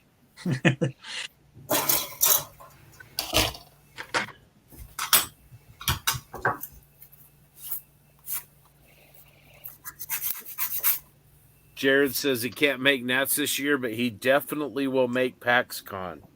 Cool. So there you go. There you go. Nice. And then JC says he's going to have to sell his dog. All right. Well, we haven't done this in a while, but for all of those of you that are watching us on YouTube and Facebook, that banner that's going at the bottom of the screen that's rotating, that's the link to where you can contribute. Please do. Please give anything you can. This is a worthy cause, and all of us really, really support it and believe in it. The work that Malcolm and his organization do is just incredible. And Darren, I think we ought to put up one of the sponsor messages from the people that have been helped. What do you think? Yeah.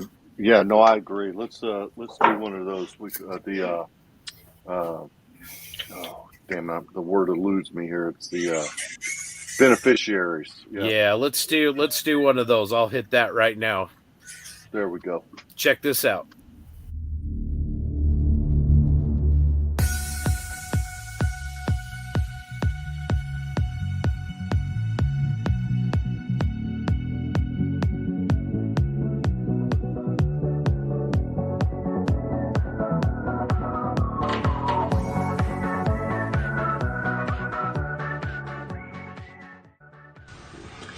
Hi, I'm Eddie.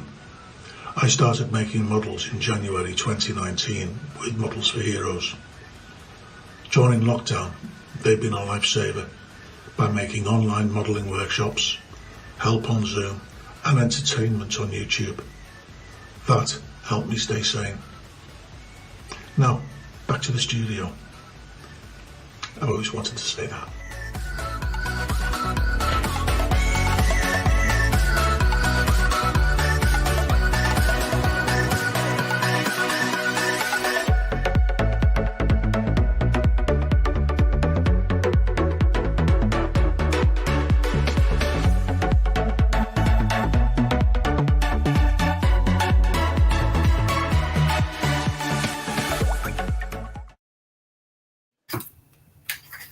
All right, that was pretty awesome. It's good to see people that have been directly benefited from this, and we really appreciate everybody who's watching and participating and the great flash auction that we had, and of course our building crew here. So really, really appreciate it.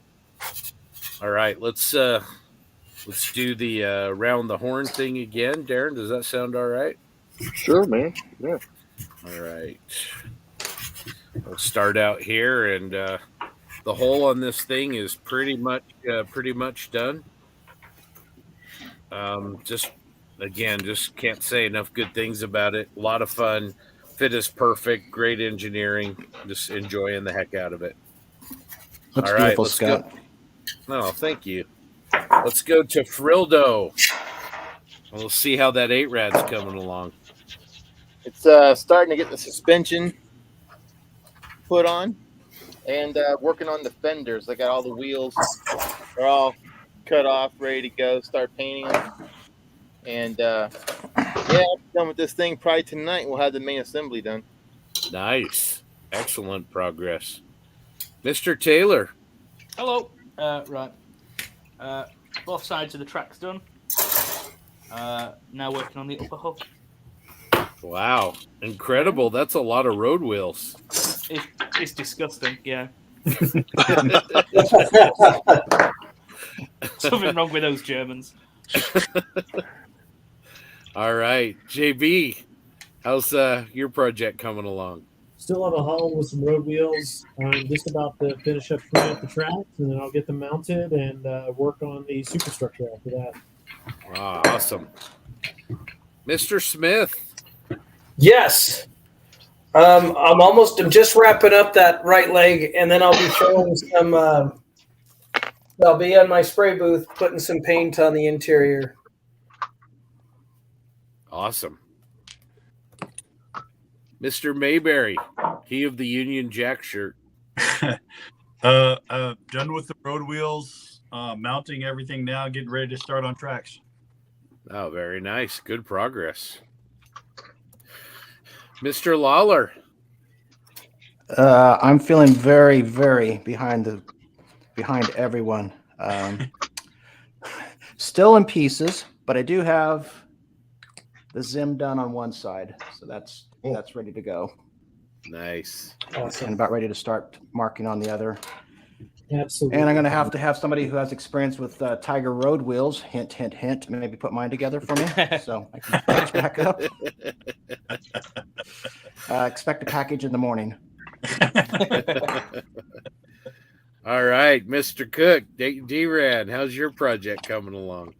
Yeah, no, I've got the chassis is almost all it's completed. Got a little bit of cleanup to do on it, but I'm about ready to do some priming on that. Got my wheels all together. Of course, I do want to paint these because that's the aircraft modeler in me. I can't do the armor thing, put them together, and then paint that. I have to get the inside too. But I'll hit that with some paint here in just a bit. Yeah, starting to work on the interior stuff. Moving forward. My goal is before I go to bed tonight to have all the main assemblies all together and ready to do a little priming and painting. So. Nice. How do you working those metal holes? It's not bad. I just got my little thing of super glue here and my kicker. And just put it together, and it's not bad. Pretty good stuff. Actually, the first time I've worked with a metal hull, but it hadn't really no big challenges yet. Just a little super glue. Good to go. Whitey, how's your project? I know you took a little bit of a break, but how's yours coming along? Coming along good here. Cockpit's assembled, and I'm mixing paint as we speak to get it shot, and interiors are all assembled. So you're shooting the sidewalls, and I'm using Tamiya lacquer paint. Stuff dries pretty quick, so that's cool. Get this thing painted. Do a little wash in there, and get the fuselage together probably before I go to bed tonight. So. Wow, nice. That LP paint sure does lay down smooth, doesn't it? Yeah, it's great. I just shot the seat. I'm doing the seat silver, and I mean, when I shot it, I thought I was like, oh crap, because my pressure was a little high. I thought it was going to be all goobered up, but it dried. Like it almost, it was like self levels itself. Yeah, it's really good. That's awesome. All right, Robbie, how's yours coming along? Pretty good. I pretty much have the lower hull and suspension all assembled. Tires are assembled and sanded down. So I'm about ready to move into the interior, which is pretty much just a tub with a couple benches. So potentially it should be ready for paint tonight. That's the game plan. Yeah, it's looking really good.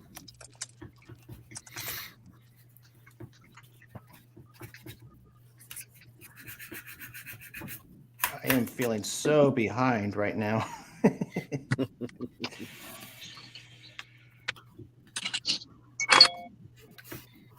We should have warned you about the Zimmerit.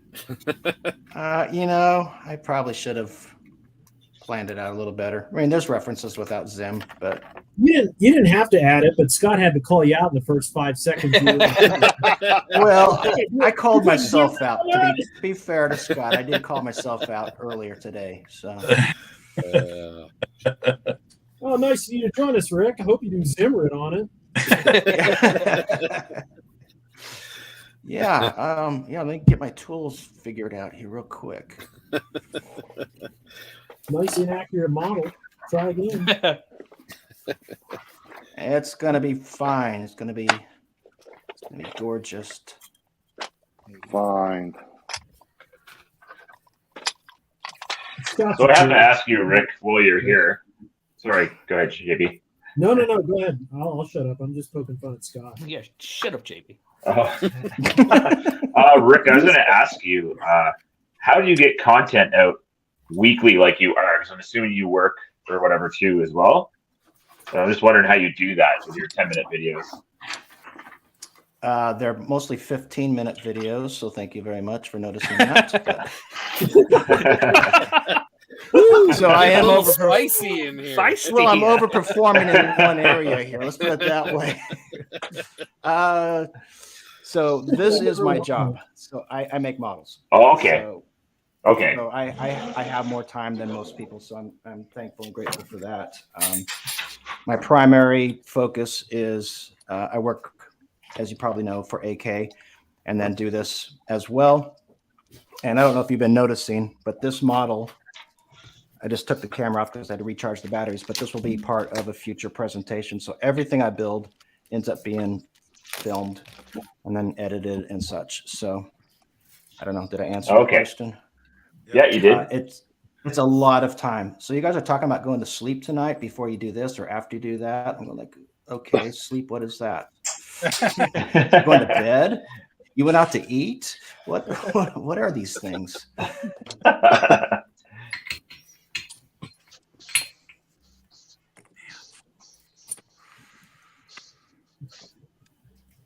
But it's all good. I enjoy it.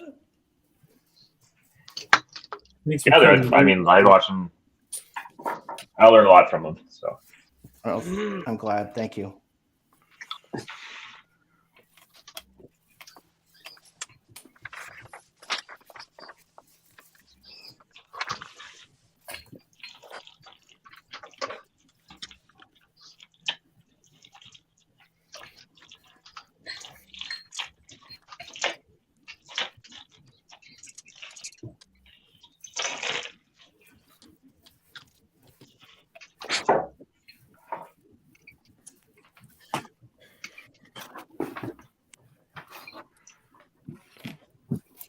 So I need to talk about something. I got a package in the mail from China today, and this one company called Chuyuan does turn metal barrels.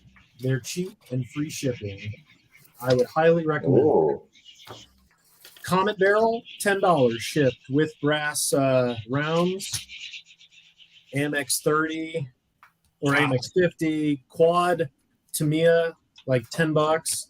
And then this is my favorite. They have laser cut deck to the tack-on turrets, $10. Yep. 2 turn barrels and the laser cut balsa wood deck. Wow! JB. And they got here in like 2 weeks, super fast. JB. Yeah. That the one? Where are you? Yeah, that's it. Exactly. Yep. Yeah. Their stuff's great. I got it from B&A actually, but I didn't get it from them. So yeah, check eBay. There's one seller. I can post it in the chat. Yeah. They have barrels for everything, and you'd struggle to find one for more than $10 for a 35th scale armor kit. Yep.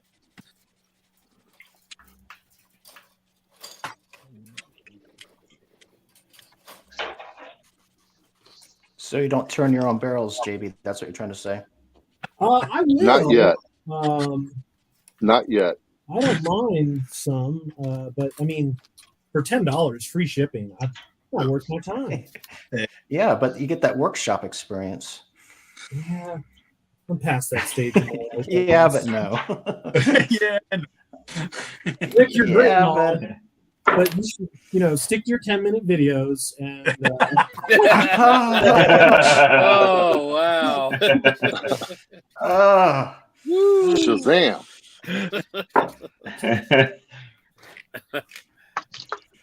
No, I mean, I don't. Yeah, mind, after 9. I don't mind plastic barrels. Did we get to the adult hour yet? Can we start using cursey words? Nope, not yet. That's the after stream.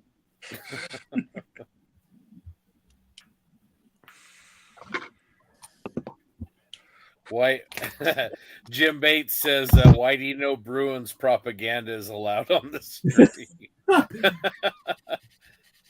That's like telling Frill he can't cuss. Yeah. I don't cuss. Hey, we did lose last night.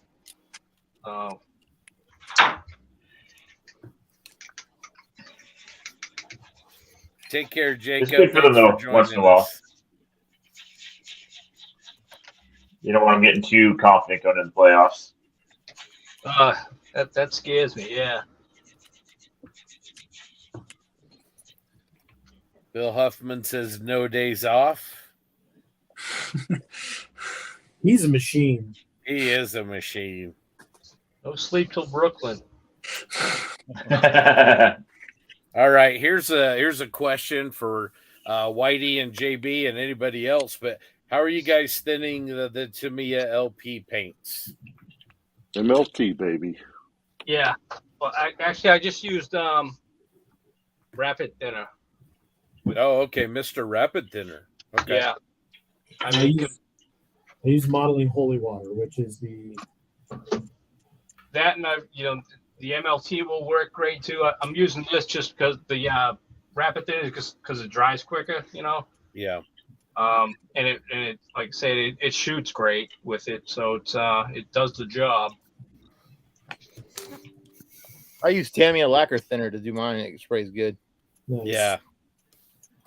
I've used it with both the Mr. Leveling thinner and the Tamiya lacquer thinner, and I think it gives you a slightly different sheen depending on which one you use.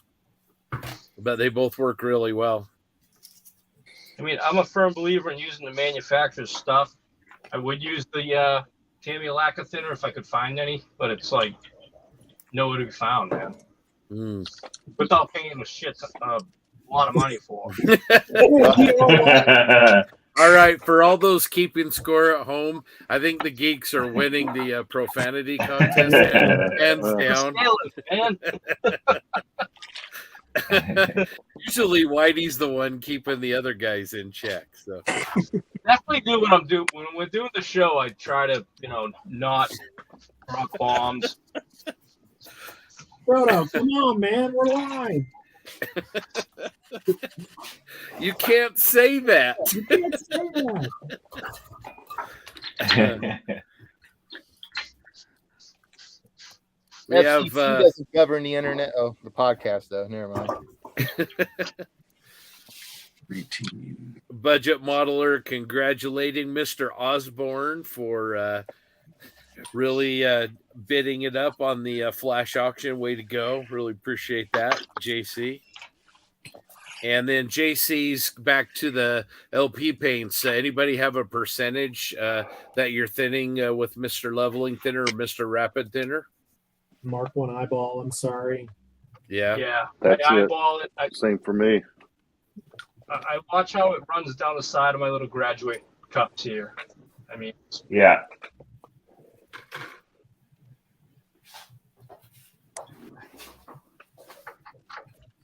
I think we've all, at some point, back in the, I guess back in the 90s, right? You know, it was a big thing where people were talking about the milk consistency when it comes to mixing paint. Fine Scale Model had an article about it every other month, it seemed, about ratios and all that. And like most of us had just said it, we all eyeball it at this point, right?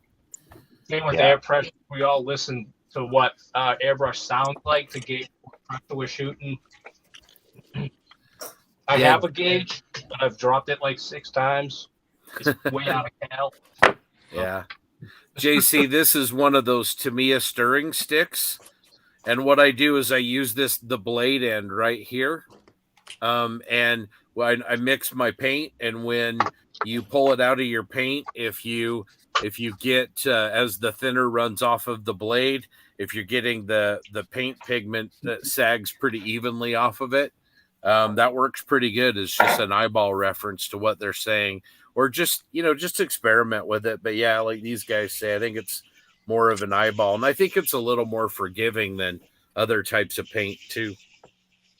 You know, Scott, it's funny you say that there. When I went to paint school in the Navy to learn how to paint airplanes, yeah, they talked about ratios and everything like that. And you had this device called a Zahn cup, which is a cup with a hole in the bottom of it. And you would scoop out paint and time the stream coming out the bottom of that hole.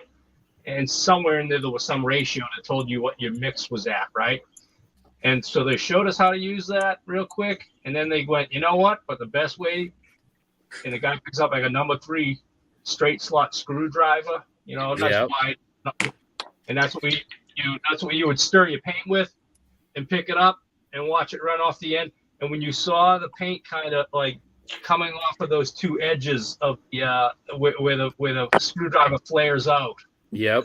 That's how we would eyeball it. And that's where I learned to mix paint, like that. It was like, look at it. Oh, okay, that's good. Go shoot it. Yep, that's awesome. I think LP11 is one of the best paints I've ever sprayed. Yeah, agree. Darren, is that what you used on your Musa Stang? I did. And actually, the first time I ever used it was on that Sauber Mercedes that I took to Nashville, so Las Vegas. Beautiful paint. And it laid down just like butter. I was an instant fan. And when it comes to, I don't want to say real shiny metallics, because LP11's more of a muted type metallic, but it's not like a chrome. That's what I'm reaching for. Yeah. Huh? It's nice. That's my go-to now. Yeah, it's good for like a lacquer or silver paint on aircraft. Yep. Beautiful stuff. All right. Well, I'm going to run. I'm slowly building up my LP stash, because it's just great stuff. I'm sorry, Scott. No, sorry. No, I was just going to say we haven't done a coffee break in a while, so let's go ahead and run just a coffee break thing, and we'll be right back.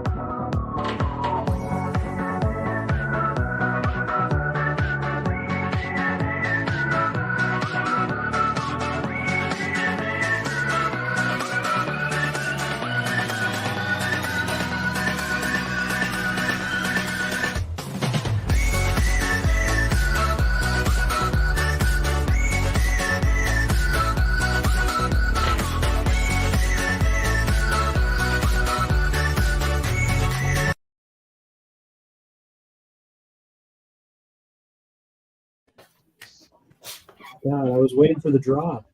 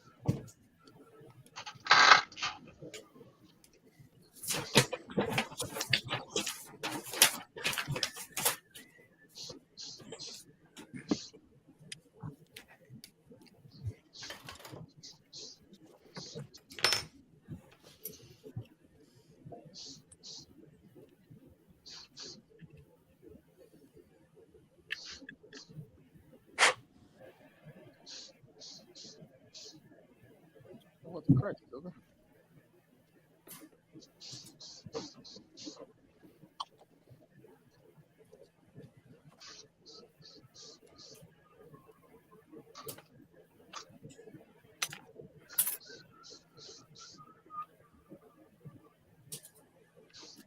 Somebody singing or whistling the jingle. I can hear that. That is so subtle. But That it's was me. I can't get it out of my head. It's going to be my new ringtone. I just want to thank James and Malcolm. I'm going to download it. It's going to be my ringtone from now on. I'm having flashbacks of last year. I'm kind of having trouble, like, deducing what year I'm in because of that sound. I just want to get up and scream it. Do it. Oh, I will. Don't tempt me. JB, I can see you dancing around in circles with some Ken lights and black lights going to the. I have LEDs behind me. I'll turn them. And, JB's old little private rave going on there. my blinds are open, so my neighbors are probably thinking, "What is happening over there?" Oh, they say just another night at the Bonani house. That's right. Like, that front room that overlooks the street gets a lot of action. So what's the deal with John? They're looking for an upside down pineapple.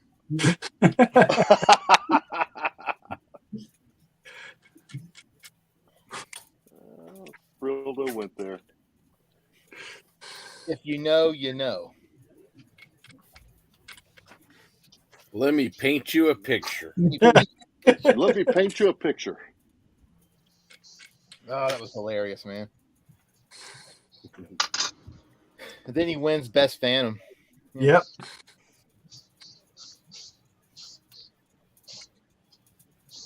Only Scott. I'm going to ask him how he's able to sit down with that horseshoe up there. I know. Easy. Family show. That's why I said the way I said it. I know. That was the G-rated version. I got that. That was one of the funniest stories ever. I've never seen a man look so dejected before in my life. Oh, man. You would have thought your dog died or something.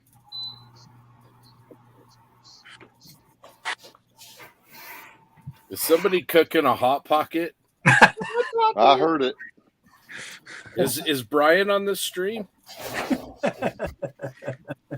Jackson left, so they're not tater tots. Yeah. Hey, don't knock tater tots. Oh, I got a bag in my I love freezer me right some now. I'm tots. not knocking it. I had dino nuggets for dinner. Man, put Love those me in. some tots. Drop those in the air fryer. Good to go. He's good. I'm good.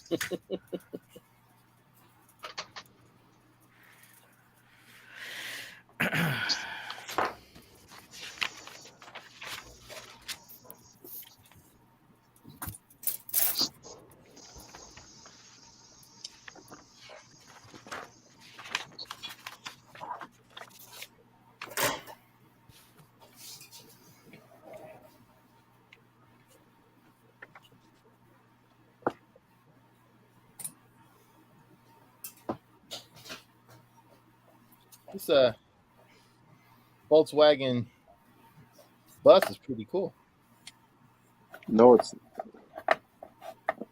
Volkswagen. What did you say? Bus? Yeah. It's a Volkswagen bus prototype. It's pretty cool.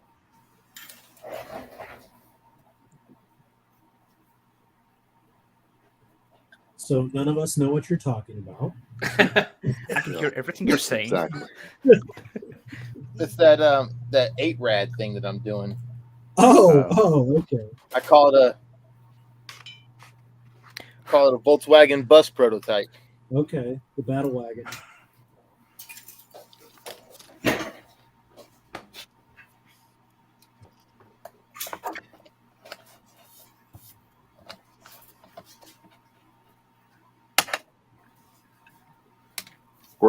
We're aircraft builders, damn it. I know. I wasn't I don't know, even man. now. After using LP11, I'm an aircraft modeler now. That stuff is great.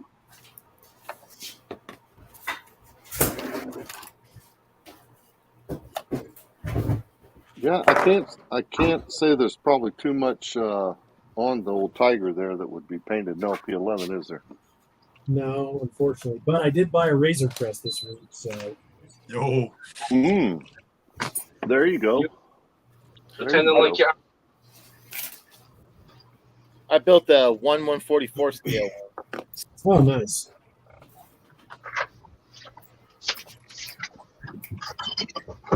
I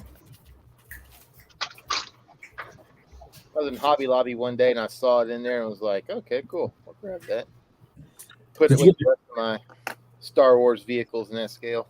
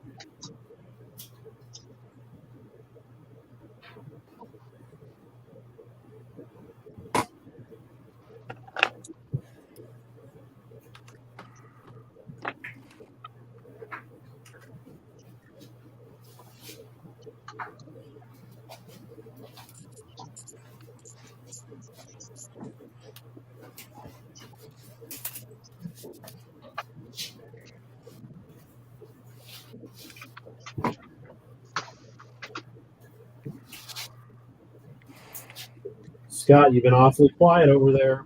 Checking in on my battle buddy. Yeah, just carefully cutting drive sprockets from the sprue.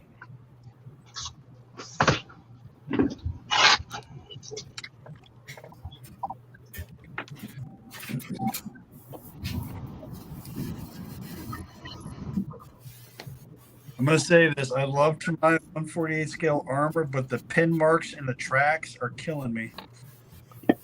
Which one are you doing? The T-3485. Oh, yeah, that's got some juicy ones on it.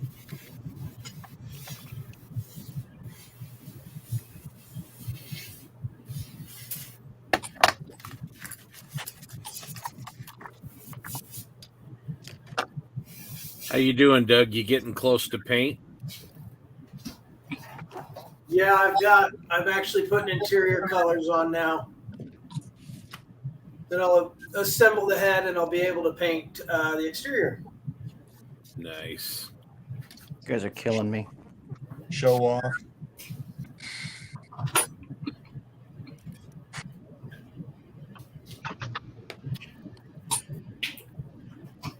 So if y'all don't mind, I'm going to pop over here real quick and look at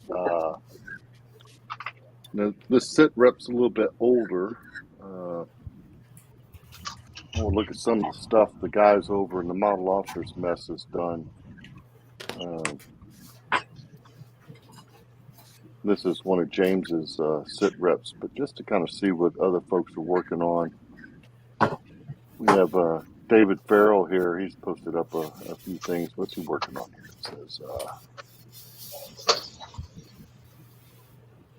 all right, somebody help me. You armor guys, you help me out with this kit here. What's this? Sherman, right? So Firefly, yeah. Huh? Scott, can you blow him up to the big screen? Yeah. Oh yeah, here I got it. I'm sorry, I wasn't paying attention to what I was doing. You're my first time. There we Yep. Firefly. go. Yeah. Firefly. The Firefly. It's looking good. Look at him along his AK knife there. That's shows the scale, man. Those things are tiny, huh? Dare I say they're cute? Cute. It's British armor. You can't say that. You can't say that. That's for you, Jim. Nate says he's about an hour and a half late. But of course, now it's 5.5 hours later, but ready to have some fun here with this Crusader Mark III. Nice kid. So who's this? 5 hours in, here's his progress. What the? Nuno, what are you building here? Man, that's Is that a piece? a hurricane. No, that's a It looks like it's either hurricane, Tempest or, yeah. The C3. Oh yeah, okay. Oh, a Tempest. Yeah. I thought you were aircraft guys. Well, I'm a jet guy. The sun's gone down. They lose it after that. Sal's taking a break, going over to his 35th scale Panther, so he's taking a break from the 48 scale build. But there you go. I felt that Little German whitewash going on tractor. there. Simon. That's a whole lot of black there on, what's that, a 109, looks like? No, that's is that a ferry? Come on. No, it's a Bolt and Paul Defiant. Okay, Defiant, yeah.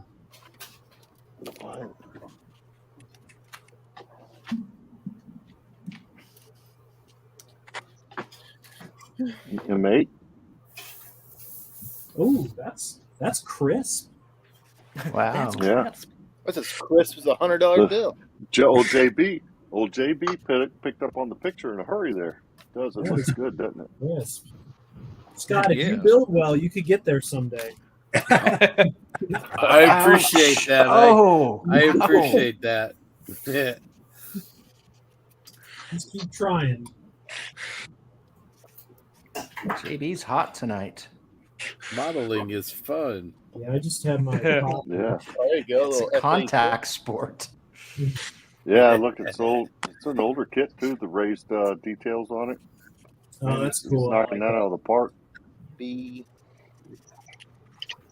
Yeah. Looking good. Let's see what else we have here. Dare I say it's absolutely fantastic. Absolutely fantastic. Look, we got old Joe Porsche working on his T-3485. A smart man. Two? Doing two? Or is he asking what he's going to do? Let's see here. No, Las I Vegas think he's doing dust both. is clean. A man of living. Good for you, Joe. Jim Bates. Oh, man, there's a lot of unfinished stuff sitting over there, Jim. Bench. There we go. Sorry, I couldn't help myself. All right, so anyway, just You just shouldn't a little talk. around the horn, see what the other guys are working on. What was that?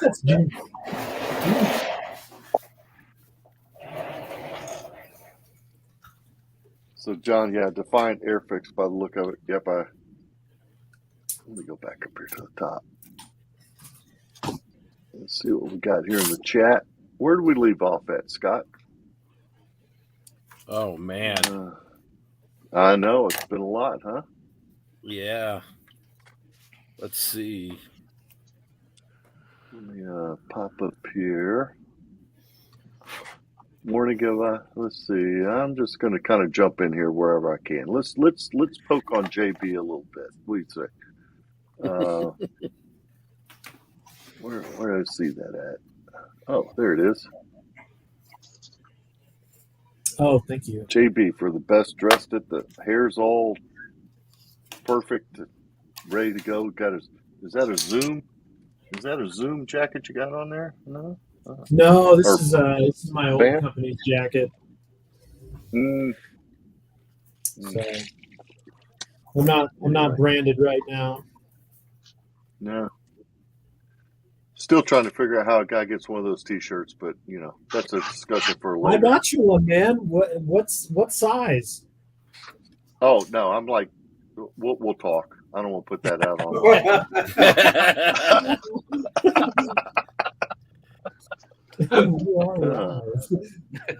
Well played, Darren. Well played. Yeah. Okay, Totally scale model saying good morning, guys.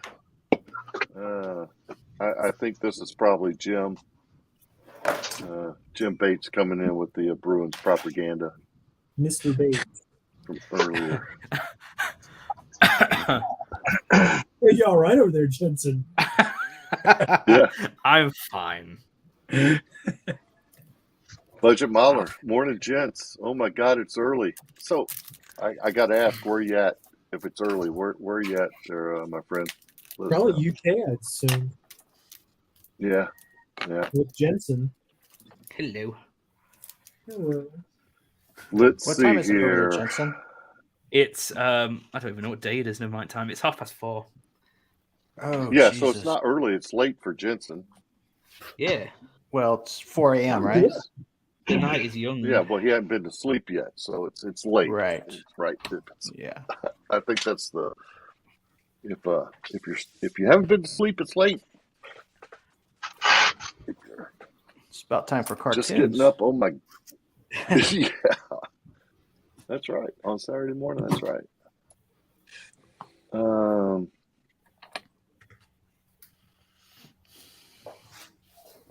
Let's see. All right. So y'all help me out here. What's up with the coffee pouring, guys? That's from got to be Mr. Bates. I don't know what he's referring to there. I have no idea. Yeah.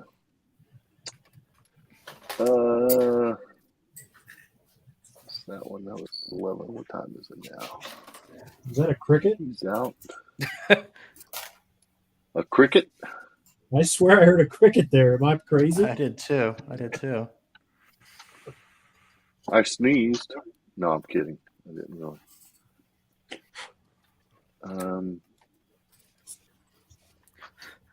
Here's Grant from Tacoma.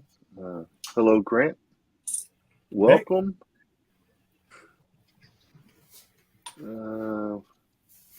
Here's one for you from Crazy Loca.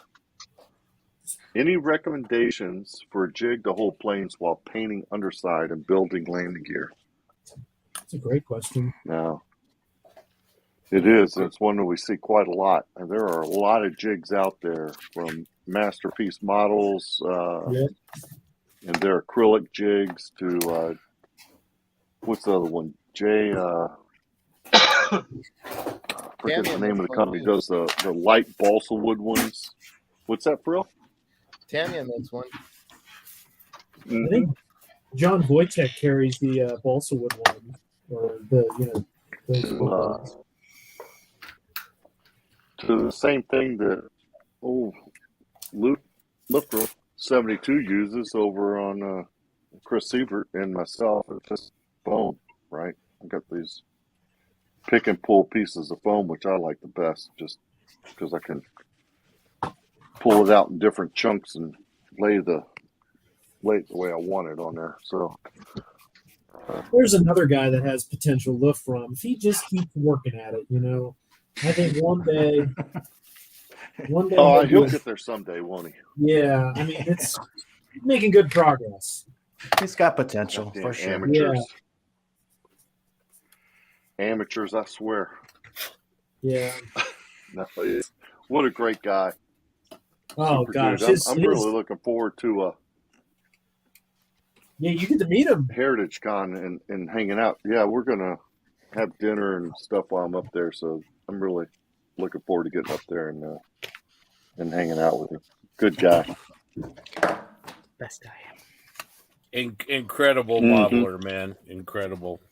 His weathering in 1/72nd scale, and then that little 350th scale Millennium Falcon he did.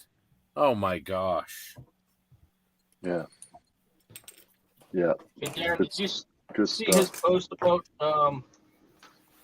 He was asking. He was wanting to get a set of that F-14 data, but the shipping to Canada is ridiculous. So he was asking if anyone was going to Heritage Con. Yeah, no, we talked about that today. He's having the stuff shipped here to the house. I'm gonna cart it up there for him. Okay, cool. Yeah, that's just that the shipping from here to up there is just crazy. So here's Grant Aztec asking Jim which tank did he settle on Saturday. Did y'all say he was building both?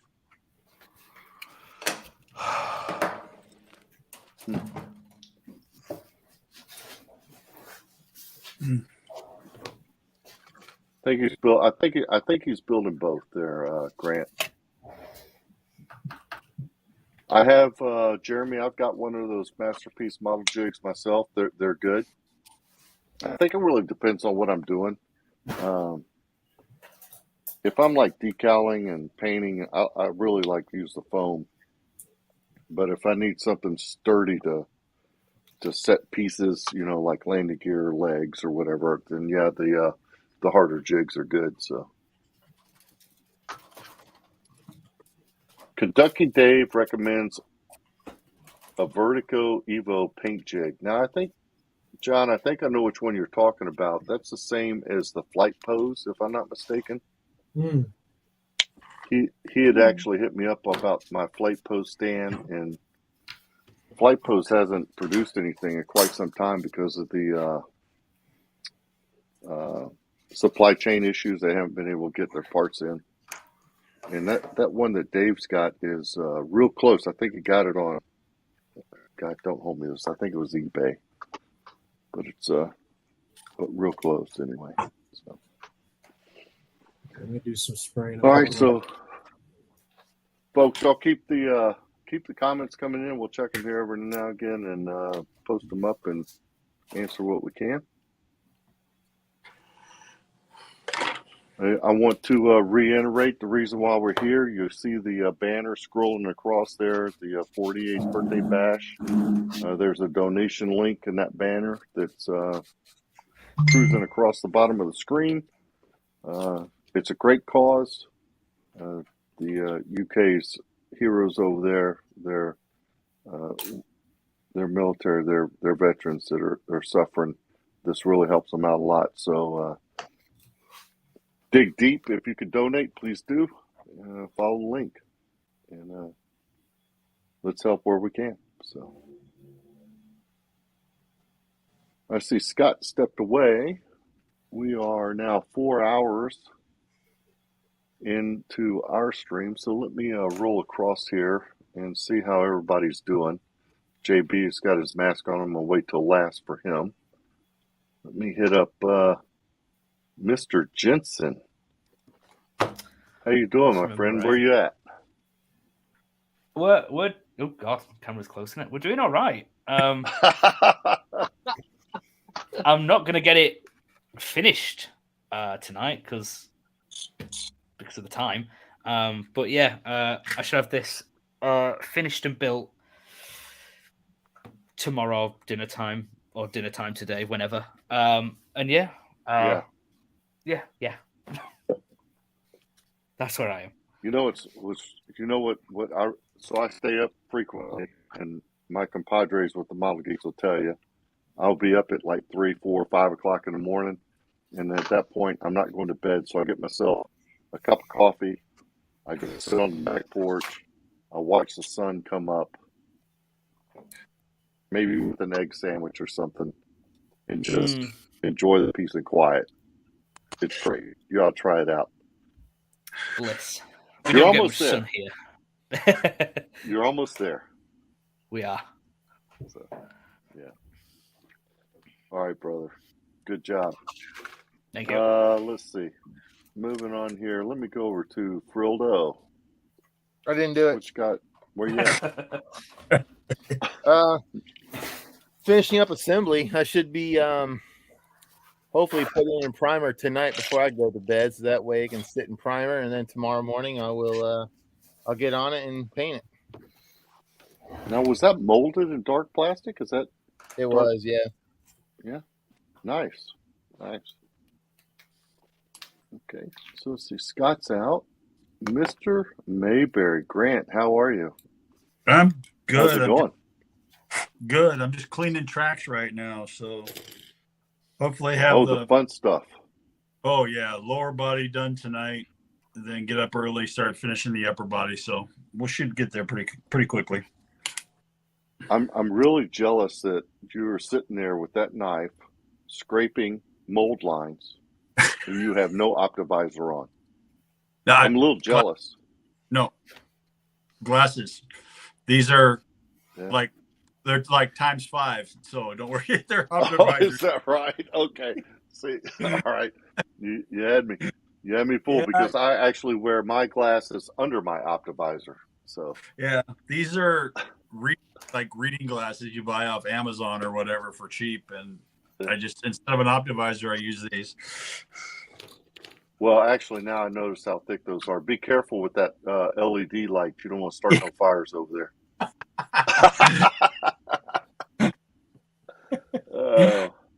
All right, moving on. Doug, how are you? I'm doing great. How's it going? I put some color in the cockpit. I don't know why I'm spending a lot of time on it because you'll never see it if you've ever seen one of these built up. But I might have the commander's hatch open, and I'm doing something thanks to our friend TJ. You probably can't see that too well, but I'm using that Russian interior turquoise in the cockpit of the ATST. That's a great color, isn't it? Oh, isn't it? Isn't it great? TJ uses it all the time on his sci-fi stuff. I'm like, I'll give that a whirl. There you go. Let's move over here to that Whitey. Now Whitey is wearing his optivisor with give us a look there. There you go. Hey, it's a necessity, man. I'll say it's a game changer too. I mean, and you jumped on the bandwagon late, so yeah. I'm stroking along here, man. Instrument panel masked off, getting ready to shoot it. I'll put some black on it. Oh, probably some dot gray actually, and little dry brushing action. Again, then pick out some more details and hit the cockpit with a wash. My goal is to get the fuselage together tonight, so that's or nice. What time is it? 40. I don't know. We'll see. Depends on how late I want to stay up. Yeah. Very good. Very good. Hey, Scott, what's our time frame here? How much time do we have left on the stream here? Nope, I think you're muted. Yep, there you go. Oh, you're muted. There you go. Just under 2 hours. Oh, we got 2 hours left. Yeah. Oh, Whitey, you got plenty of time. Okay. Yeah, get another beer. Scott, how's your build coming along there? Really, really good. I'm starting to kind of clean up. I've got the drive sprockets put together and on. You got the poly cap, so that's really, really nice. And then did a kind of final fill on a couple of prominent ejector pins on each side of the hull, and then working on some little bit of putty spots on the underside of the upper hull. Just hopefully again, I won't be in primer tonight, but maybe early tomorrow. So yeah, what kind of putty are you using there? So I use the Tamiya surface primer. Yeah, and that works really good. Do you have any problems with that? I mean, you're gonna wait to prime because of shrinkage there with the primer, or Do you have a problem with that? That whole George Costanza thing. I don't usually have problems. Usually, I'm just using it as like spot filler rather than filling like a seam on the leading edge of a wing or a fuselage. It's really just kind of usually down in weld seams and things like that. So I shouldn't have any problem with it. Very well. Very well. All right, so let's move over here to our neighbor at the north, Mr. Robbie. No, the model guy. How's it going, buddy?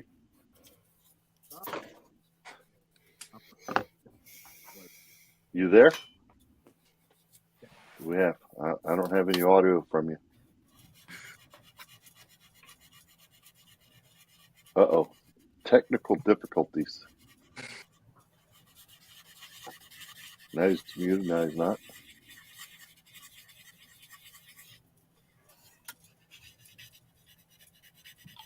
All right.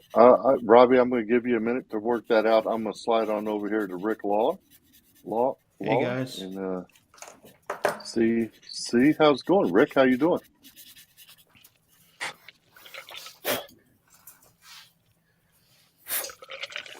Oh, hang tight for a second. We've got a freeze going on, Rick. Okay. There you are. Okay. Cool. Yeah.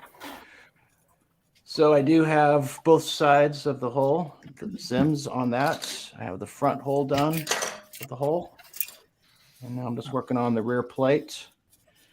That will dry overnight. And for the next 2 hours after I get this back plate finished, I don't know, clean up road wheels or do something productive so I can get a good start first thing in the morning to try to catch up with you folks.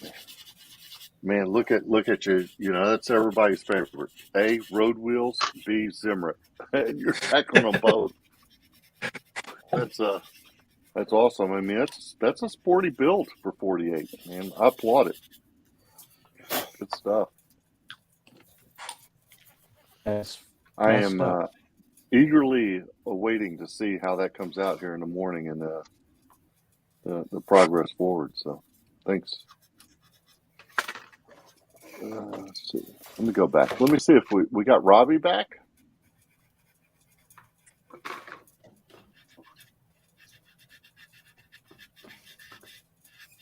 Bueller. Sorry. Yeah, there's something wrong with that. And hey, I want to say real quick, I had these problems just a little bit ago with my audio, and I was talking to James about that.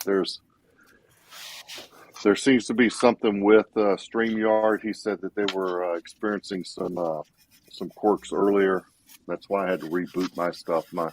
Twice I've had my audio cut out on me, so it's one of those things that's been happening. I don't know why. So, are you able to hear me now? Hey. Oh yes, there you are. There we go. Yeah, my earbuds died, so I think that took the mic with it. But yeah, just quick update. I've got the upper hull pretty much coming together. Just test fitting everything, even if it's Tamiya. And then I think my game plan is going to be to paint this separate so I can take the wheels off and put them back on after they're painted. Because they have these weird little mud fenders that go over them. So if I glue those on, I'll never get the wheels back on. Yeah. Yeah, I'm leaving. I'm the same way. I'm leaving my wheels off and I'm going to paint them and put them on last for the same reasons. They're tucked up in there. They're going to be very difficult to get to.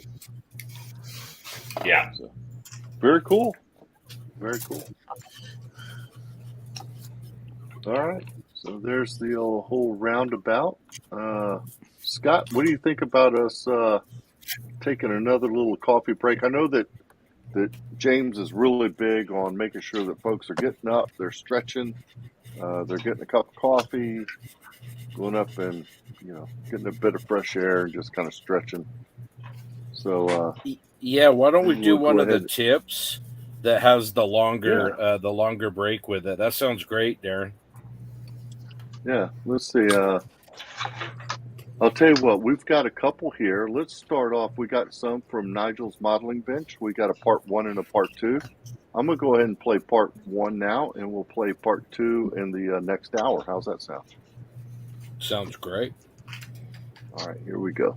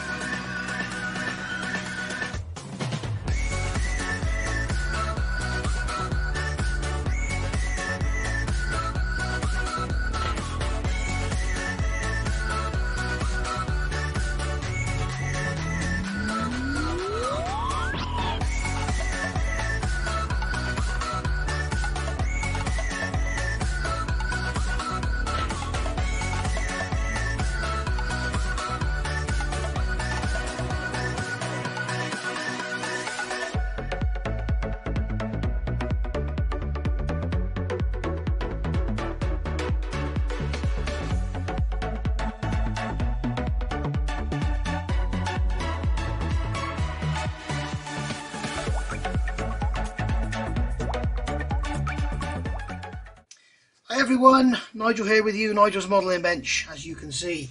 I hope you're enjoying your 48-hour build, and I hope it's all going really well for you. James and the boys have asked me to put together a little 5-minute video just to put in now and again to break things up a bit, so you can sort of have a break and not get stressed and just stay cool. So I've decided to show you how to turn this piece of plastic card, this is just a piece of white plastic card, I'm going to turn this into some planked wood, and hope you enjoy it. So I'll try and get it done. I'm going to be stopping the camera a lot, so I hope you enjoy it. So first of all, we need some brown paint. I'm going to use dark yellow 2 LP55. LP55 is a good tough paint. Reeves oil color burnt umber oil paint. You don't need anything fancy, just this is probably older than most of you. It's like 30 odd years old, this, so you can use that. Piece of cardboard to put your oil paint on. The item that you're going to be wood graining, either it be a piece of plastic card or a truck kit, a kit truck bed or whatever, some sort of scriber, some sort of saw, and we're away. So the first thing I'm going to do is get some oil colour onto this piece of cardboard and then let that sort of dry out. And the reason we put it on cardboard is what will happen is that oil paint is full of oil. You can see it's very runny, and the oil will soak away into that cardboard, and then we're ready to use it. So I'm going to stop there and let that dry. Right, so as you can see here, I've got my piece of plastic card and I've marked it out with some lines on here that are difficult to see in the camera. I've marked it out with some lines so I can make some planks, and I'm just going to use my good old Tamiya scriber, and I'm going to come along here. This doesn't need to be perfect. 1, 2, this is only a thin piece of plastic card, so I can't go too deep. But if you have got some thick plastic, you can go nice and deep. And all I'm going to do is scribe some lines in there.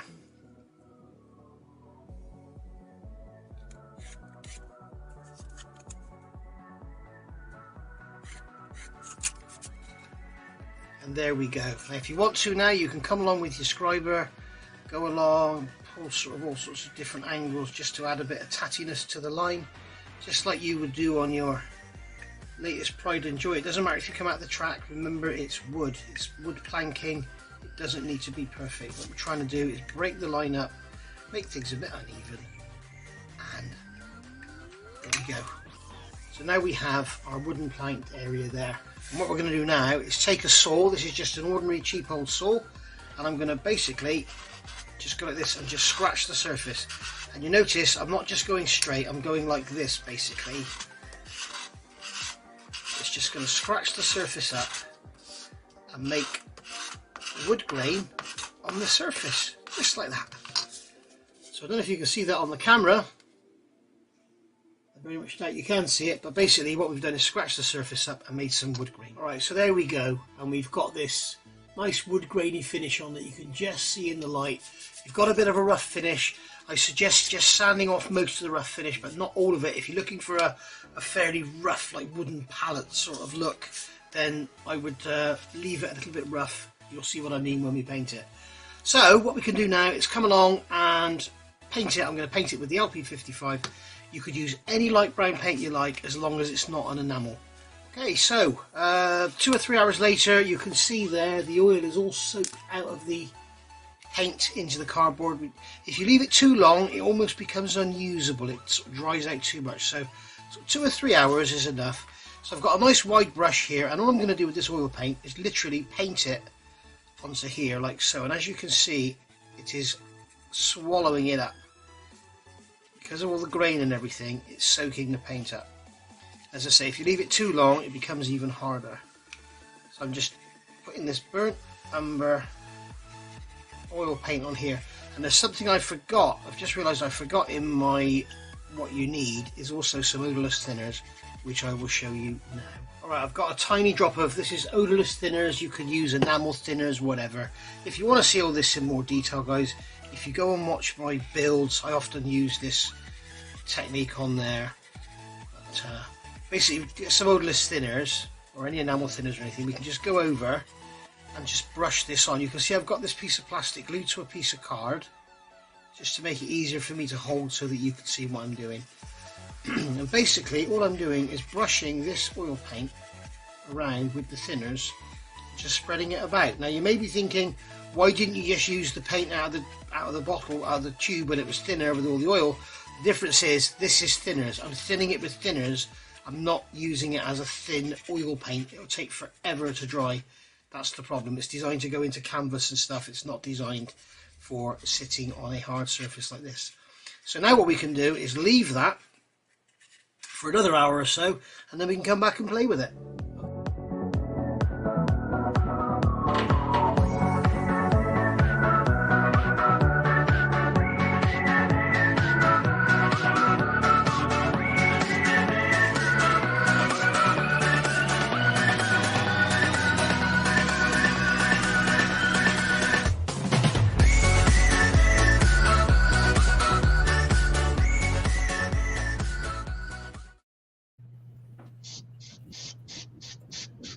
Darren had to reboot.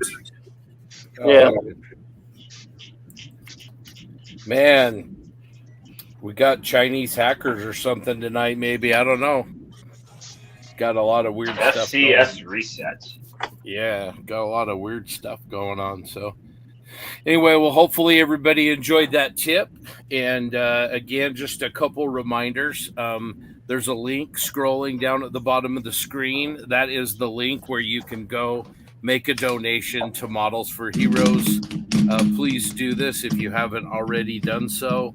Malcolm and his group are just, the work they do is incredible. We're all big fans. So please take the time to do that at some point during the weekend. We appreciate that. The other thing is, please go over to the Model Officers Mess page on Facebook and post in progress pictures of your build over there so that people can follow along as you do your build and see how you're coming along. And then again, James will use those pictures at the end to come up with kind of a collage. So that's great. So it is 11:55 p.m. Over where the geeks are. A lot later than that where Jensen is, and a lot earlier than that for those of us in the Mountain Time Zone in the Pacific Coast. So having a good time. Let's do a random kind of go around the room here. Let's start out with Mr. Whitey. Yo. How are things going? Good. Throwing down black on the instrument panel and on the sidewall details. Some tedious masking in the cockpit. I like doing my cockpits that way, masking off the black panels and get crisp line. Lots of bits of Nice. Are you a cockpit guy, Whitey? Do you love working on the cockpit? Yeah, that's probably why I like 48 scale. Because the cockpit's just big enough to where you can detail it pretty decently. That's really why 48 scale is because of that. Nice. Most of the time I'm opposed, building my stuff with canopies open too, so that's another aspect of it. Awesome. All right, back from the lands of the internet wasteland, Mr. Darren. Oh my God! So I finally gave up. I gave up, man. I went back to the old tried and true, the headphones and the microphone. It's like the fourth time I've had to reboot. But anyway, what's up? What's going on? I just wanted to see how your build was coming along. Oh yeah, hold on. Let me do this. It's well, it's status quo. I started working on the cab, so got that together. I've got some little pieces here I was cleaning up just before I went to the round robin to see how everybody was doing. Yeah. Like I said, this is actually, I'll say it, it's a cracking little kit, man. There's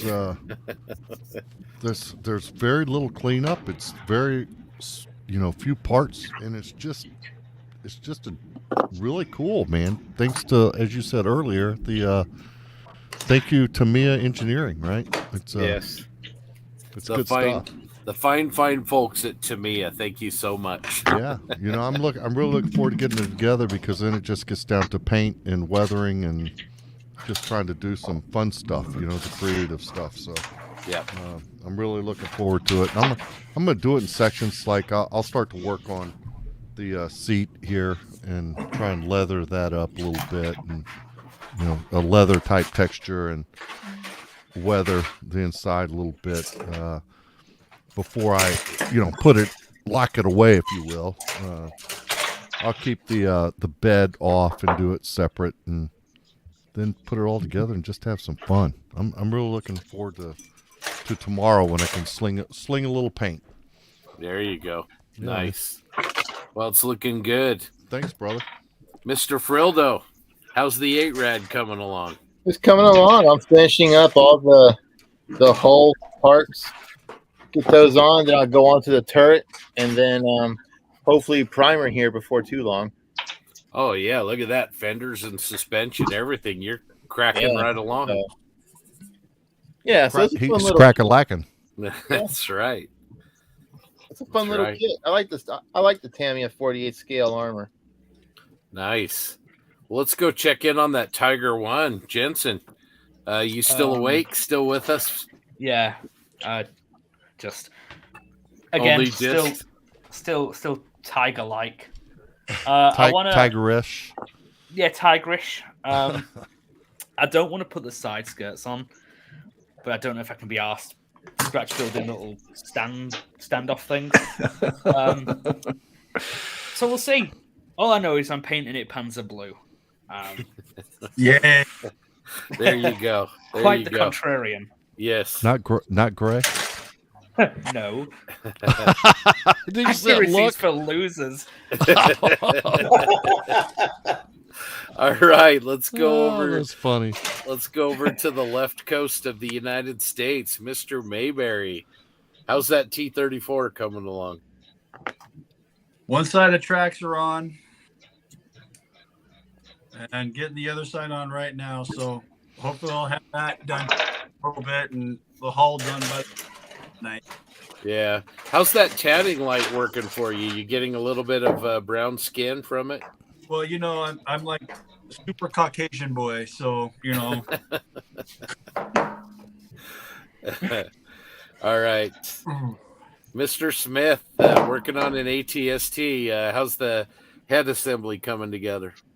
Well, I'm just about ready to slap this cockpit together. It's kind of sloppy on the inside, but you won't be able to see it. What will stand out will be enough.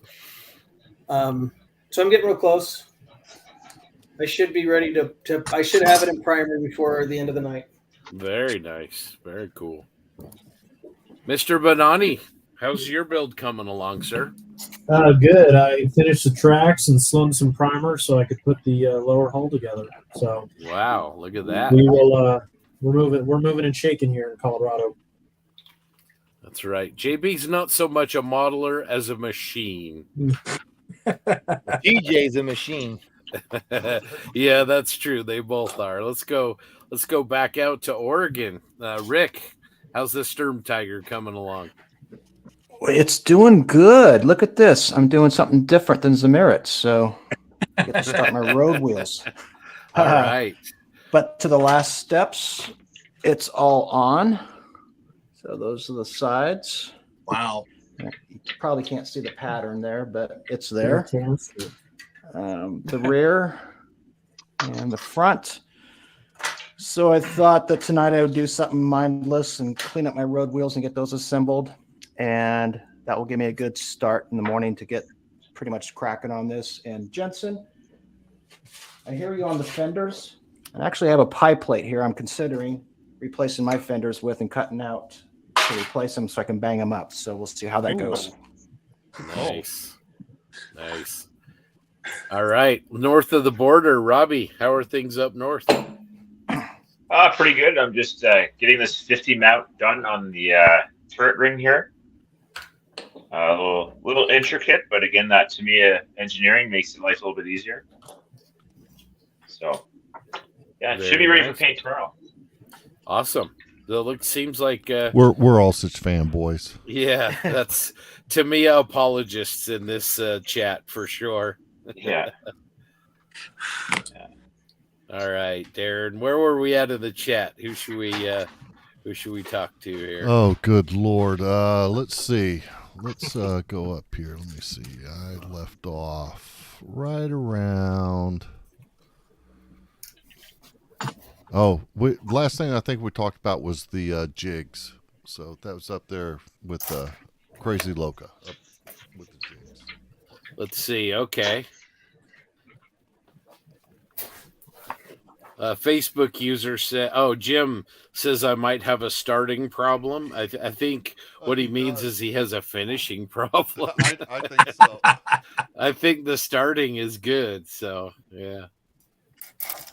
I suffer from that too, Jim. You're not alone. Matter of fact, maybe we need to start a group. Yeah, for sure. We got another Facebook user saying, "G'day, gents, looking good." Another user saying, "Wife's birthday is today, so I can't play till tomorrow." We have Grand Aztec. Says, "Greetings, Jim. Which tank did you settle?" If that's Jim Bates, I believe he's doing a Cromwell. Tamiya Cromwell. Jeremy Elliott says he uses the Masterpiece Models jig. Back to the question before. And Crazy Loca says, "Thanks, gang." John Marley, Kentucky Dave recommends the Vertigo EVO paint jig. So more options there. Yeah, that's the one we kind of discussed a little bit. I may have jumped around a little bit. I'm sorry there, Scott, but we did discuss that one. I thought that's the one that Kentucky Dave had bought off eBay. Looks a lot like the Flight Pose stand. Yeah. Okay. Well, he have a question here. What is the best way to rig a biplane? Who's our biplane expert here, guys? Not me. I'm no expert, but I would recommend Wonder Wire. It's a ceramic wire. I'll show you it real quick. Okay. You said the it's... thing about it is getting the stuff. Now, because it's some guy up in Vermont. You call him up and you tell him you want you're gonna get a 10-foot bag like this with a 10-foot length of it. And the thing about the stuff is that it's like I said, it's a ceramic wire, so it's technically it's a glass wire, but see that it's kind of in a roll, not in a roll, but it's laid flat and it's kind of like a stiff rope, sort of. Okay. But for 48 scale and 72 scale biplanes, it's great. When you cut it, you use a number 10 blade to cut it with. Okay. Against a hard surface like a piece of glass or something steel. Yeah. You just kind of roll that blade, cut it, and you want to wear it when you do it. Dividers, get the length, drill your holes, cut it, and the thing about the stuff is it's It doesn't sag. Like I don't know anyone that uses threaded. People use the cheap threads, stretchable threads, which again, some people have great, more experienced biplane modelers. That's what they'll use. The Uzi stuff where you're gluing an end and stretching it, or that easy line stuff, which is kind of the same concept. But again, not being an avid biplane builder, I didn't want to mess with a bunch of string hanging around. Yeah. With this, the easy part about it is you prior to gluing your wings together and your cabane struts and end struts and all that, drill all your holes for where your wires are going to be going, and then you're just simply cutting lengths and gluing it in place with white glue, and it's just it's so much easier, I think, than stringing wires through holes and. What's the name of the company one more time? Okay. Yeah, thanks for reminding me. Kind of not awake still here. Okay, the stuff's called Wonder Wire. Okay. And I mean, I'll give you the number to the guy to call, whoever wrote in, if you're ready to copy here. Yeah, let's just Simon send Whitey a PM over at the Geeks Facebook that works page. too. Yeah, and they're all he posted on the page. Yeah.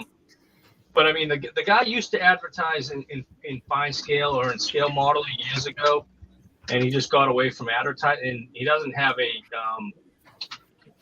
website or anything like that. Precision Enterprises Unlimited is what he calls his company, but it's literally a guy living in a barn up in an old farmhouse up in Vermont or something like that.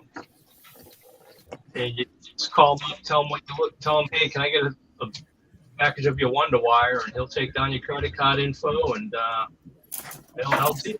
Awesome. Well, thanks, Whitey. That's a great answer. All right. Let's see. Bill Hoffman says he never thought of the Tamiya primer. Cool. Hey, Bill, that's awesome. Yeah, it's works really good for spot applications like that. I use it a lot in armor building, not as much if I'm building an aircraft or something with a broad, surface. So it works pretty good for that, though. Nick says evening from New Zealand. Evening.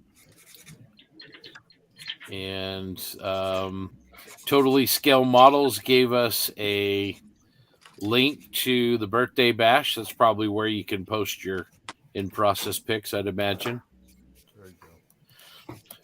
John Marley says, hey, Nick. And Simon says, afternoon, Nick, as well. What's D-Ran building? Something outside his wheelhouse. Something outside his wheelhouse. That's what he's building.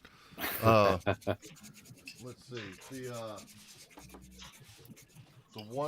The 148 scale Tamiya deuce and a half cargo truck. So, yeah, it's a mix of armor and cars. So what the hell? We'll give it a shot, right? So, yeah, absolutely. That's what's on D-Ran's bench. A 148 scale deuce and a half. That's right.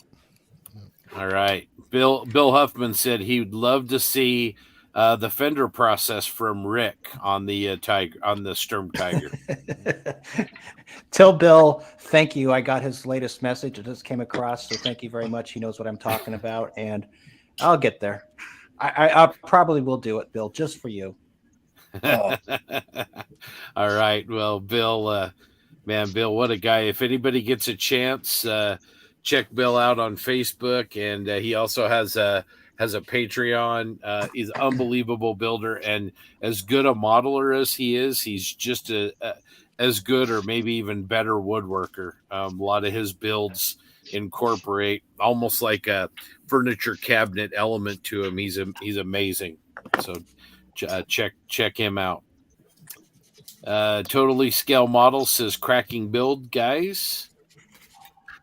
Cobra Pla says he's trying really hard to motivate Jim Bates. I assume that's to finish some stuff. But hey, man, as long as you're having fun, no pressure. This hobby's all about fun. So He did organize a show and pull that off. So yes, cut him some slack. Yeah. He's kind of busy. I'll give him that. Well, he was, but that was like 3 weeks ago. Point taken. Gruffia says the Aussies are up live as well right now. Sounds like we got some more sessions going. Man, what a man! We've been doing this. Is this? I think this is our 3rd year, and man, it's just growing every year. And that's just a tribute to the great modeling community out there. And sure hope that we can beat last year's records and everything. That'd be really exciting. So that's really great. All right. Cobra Plus says first time painting lizard scales. We'll have to check out his builds over at the Model Officers Mess or see if we can get him on the stream tomorrow. Yeah. And check out his Instagram. He does some great work over there. He always the Cobra-Pla, P-L-A. And Bill says he's humbled, so that's great. Awesome. Well, I think it's about getting time, Darren. Isn't it time to have JB get up and dance again? You want JB to dance? We can make JB dance. Let's play something to make JB dance. Of course, the sad thing is, while the ads are playing, nobody can see what we can see, which is JB twerking. So. That's thank God. All right, well, let's. I'll kick off Nigel's part 2 from the last where we left off. So, let's see here. Let me do this real quick. Bill Hoffman. All right, here we go.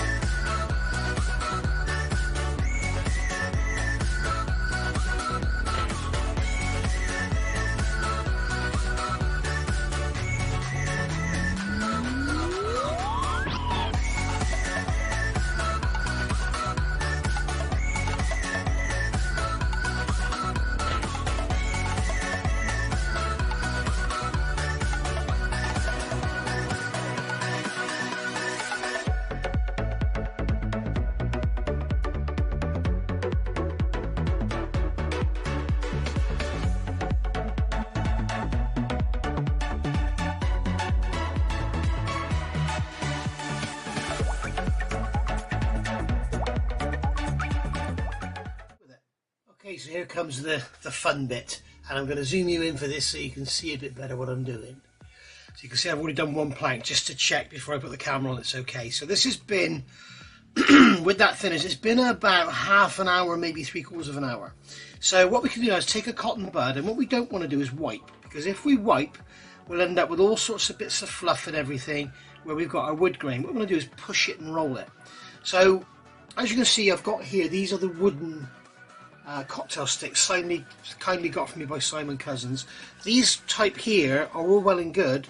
As you can see, they're very, very floppy, and they're also very, very fluffy. These are the Johnson's ones. So try and use something a bit tighter like this. And all I'm doing is rolling it over as if I'm rolling down a decal. Obviously I'm pushing harder. All I'm doing is rolling it over as if I'm pushing down a decal. And you can see, if I roll over very lightly, like so, I end up with a different finish than I have if I roll over. You can see you've got the different finishes, so you can actually get some variation in the color of your planks just by using different finishes. You can rub, okay, and as you can see, it does take most of the ink off, or the paint should I say, not the ink, but you will end up with a fluffy finish. So you don't need to keep, I've just snapped that stick, you don't need to keep turning the stick over, you can just keep using one end. As you can see, you can roll the cotton bud along and get the finish you want. So there you go. And that is how you can make yourself if you want to do like an old wooden gate for a diorama or a worn out old truck bed. Sometimes the plastic, like on a truck bed or whatever, will have a wood grain molded into it already. It's usually not very accurate, but you can do the same thing as I've done here, and the oil will stay down in the grain. Now, if you're not happy with that, if it's all too dark and everything, then what you can do is come along with a piece of tissue, an old, not tissue paper, but old t-shirt. This is old t-shirt material I've cut up. The trouble is with using tissue paper, again, you get all the bits on it. But you can, if you want to, wipe over with a t-shirt. As you can see, you can totally change the tone. Now, I've gone too far with that, I think, and it doesn't look so good. If you want it to be a bit yellower, like a newer wood, you can spray over with some clear yellow. If you want it to look a bit sort of varnished and polished, like a classic antique, you can spray over with some clear orange. If you want it matte, you can go over the matte varnish. If you want it glossy, you can go over the glossy one. You can do whatever you want with it. You can mask off single planks and change their tones by using different colours. You can do all sorts. So the sky's the limit. And if you don't like that, after you've rubbed it, if you rub over again with a dirty cotton bud, you can see, you can get that blotchy finish back, as you can see on there. You can see if I wipe it, I end up with a nice yellow colour, but if I go over it with the cotton bud, I can end up getting that dirty wooden colour back. You can stain it with some black. You can basically do whatever you want because it's your model. So there you go. That's how I make a piece of plastic card look like wood in a few minutes. Now obviously, if you take a lot more time and a lot more care and don't try and do it in 5 minutes, you can end up with a much better effect than that.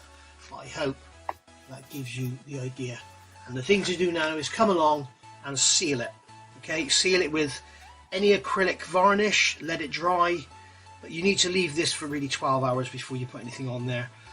Any acrylic varnish, like I say, gloss or whatever, you can use your Tamiya X22, you can use your Tamiya LP9, is it, gloss, or LP23 matte.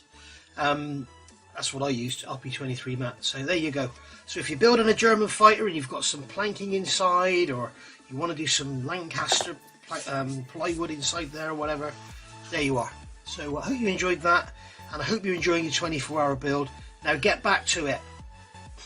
I'll see you all soon. Thank you for watching this. Bye-bye.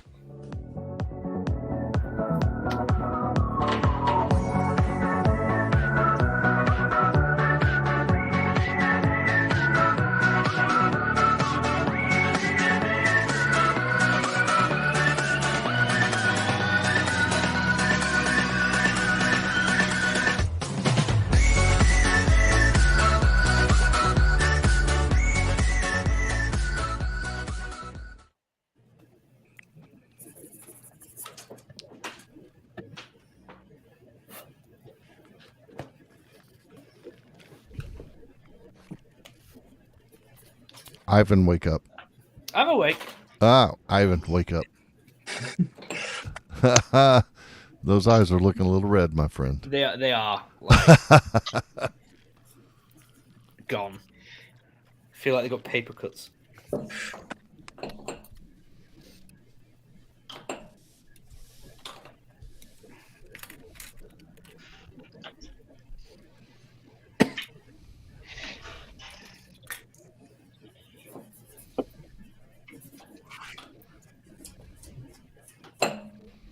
I love this. That every time we play it, Crazy Loca comes in with the twerk JB. He's like,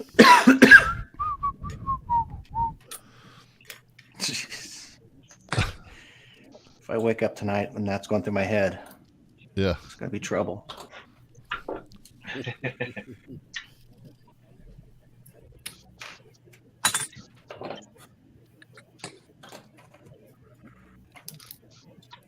So Jensen, how long did it take you to get these road wheels done? So I know what they're looking forward to here. I was amazed at how quick I got them done, to be fair. Yeah. I had them done pretty much. About the inners. Don't tell me that. Tell me, God, it took me like 7 hours. Yeah, most I didn't stress about cleaning them, considering what you see. Only the front. It's like, well, the others I didn't bother about cleaning up really. Well, what do you mean the front? Well, I haven't got. I'm doing the inners right now, so. I was about to say, yeah, the front. That was a terrible way of saying it, but considering just how the outside. Yeah, how tight the tracks are on it. Yeah, I just kind of polished up the edges, took the seam lines off, and yeah, pretty much what I did. Yeah, I used 600 sponge and just blitzed them. Okay, cool. Because got to keep up with you here. I might be ahead, but yours will be better. Don't say that.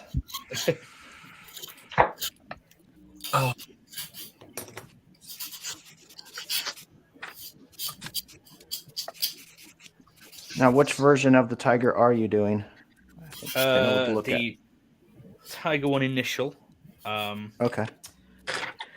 I wanted to do it grey. Neither of the options in the box are grey. So I'm going to just invent a scheme. A grey one. Yeah. A blue one. You going to do any whitewash or anything like that on it? Or are you just going to let it roll? No, probably just go with a grey-blue colour and just like some dust effects and things like that. No fancy. Try and keep it simple. Try. Nice thing is we get to lose an hour this weekend, so that's good. Daylight savings time thing. Oh yeah. That happens on the 26th for us. Oh, is it? It's the Saturday night here. Tomorrow night, or today for you. Yeah. The one day here, the wife gets to sleep in.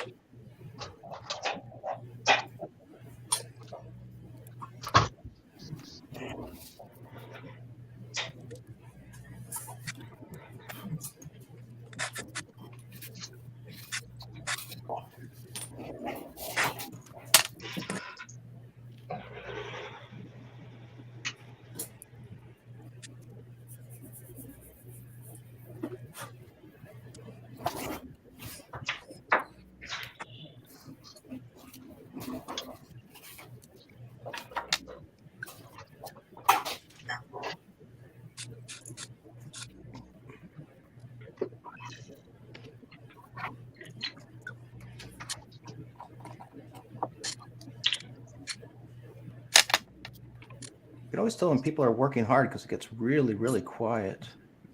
Yeah.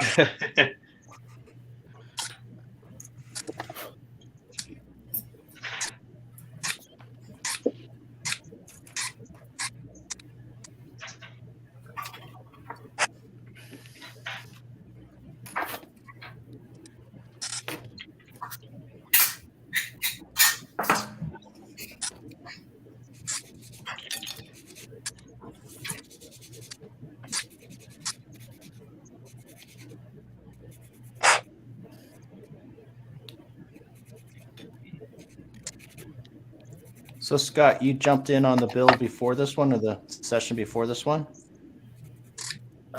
No, just on this one with Darren. Yeah. So, I guess my question was how long have you been at this? So this is 4 hours you were on before this. So how long have you been building here straight? Yeah. So I started at 4:30 your time. So a couple hours early. That's a long session. Yeah. Rick, what time zone you in? Western United States Pacific time zone. Oh, Pacific. Okay. Same as Grant. Okay. Specific, none. Yeah. We're by that body of water over there. Yep. We're by that other body of water. So. Yeah.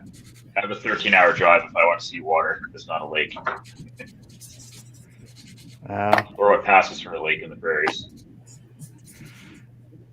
feel pretty fortunate here. I can drive about an hour west and be at the coast, and I can drive about an hour east and be at the top of Mount Hood.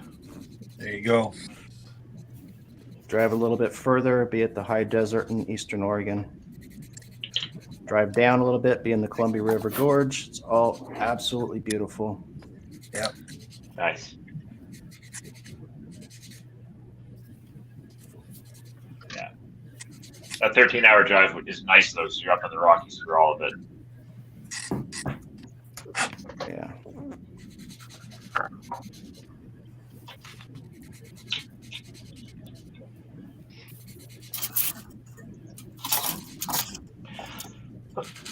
I'm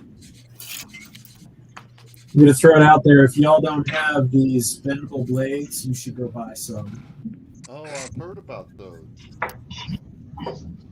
Scott, can you throw me up on the big screen? Yeah. I bought them off Amazon. They are pretty awesome. So you can bend them. And they're great for ejector pin marks and other types of cleaning, but they've been a godsend on cleaning up all these ejector pin marks on the back of the fighting compartment. Yeah, these bendable blades. I've seen those advertised on the face box, man. I also hear that you can really cut the living daylights out of yourself with those if you're not careful. They're like a laser. Yeah, they are really sharp. They'll cut plastic. I think that's why they're so good, because they're so sharp. They'll easily take out a ejector pin mark, and you just a little couple swipes with a sanding sponge, and you're good to go. What are they called? Oh gosh, I'll have to look up. I'll go through my old orders and send it to you. They're like flexible blades. Well, let's see. Amazon, huh? Yeah, I go there too often. Yeah. So, John, you're just laying those. Oh, go ahead. Sorry. I was just saying, I'll find them on. If they're on Amazon, I'll find them. Yeah. So, John, you're just kind of laying them down parallel to the surface and then giving a swipe. Yep. Just kind of bend across. Great. Yeah. Totally recommended. No. Are you okay? Just drop the track. Thought we had our first bleeder. No, not yet. Yeah. John's going like, these blades are great. Oh, just with my finger.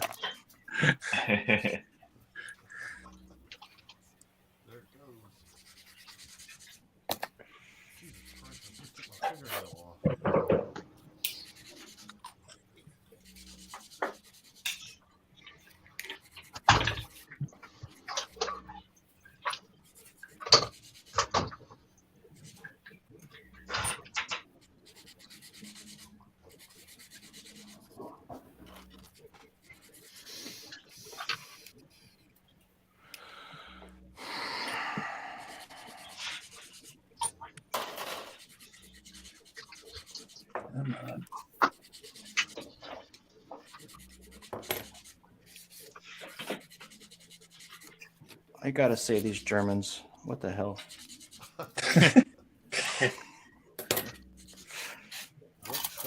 And I say that with love. My grandmother on my mom or my dad's side is Schneider, so it's not like I don't have German in me, but these road wheels.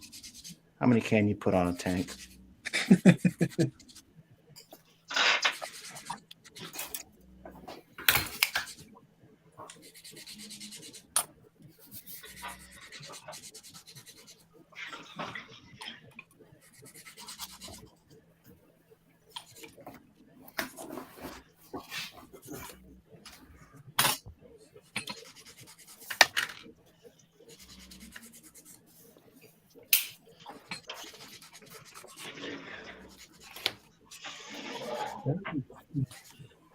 Come on. Best thing about this, man, the band I fit just makes me so happy when I'm doing this.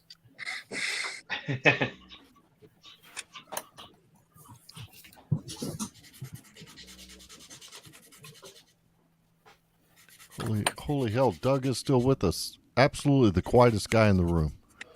Always am. He had his cookies blown by the newest Mandalorian. Yes, I did. Was that it was cool or good. what? Yeah, It was so cool. so That was so good. cool. Yeah.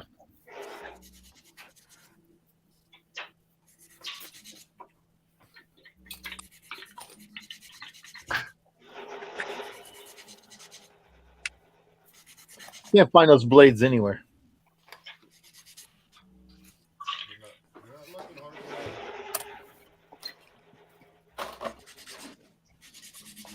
Get a pack of 300 number 11 blades for $16.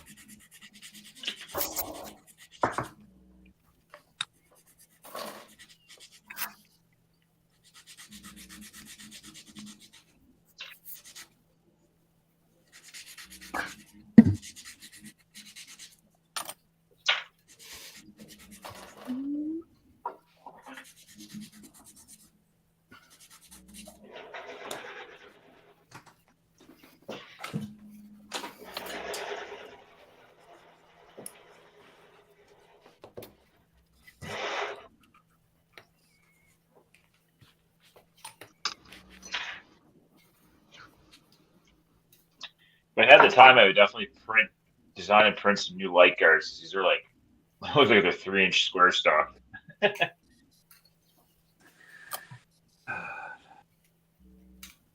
Come on. There might be some on Colts already, Robbie. Yeah, I won't glue these yet. I'll see. If that's the case, I can just get them printing overnight.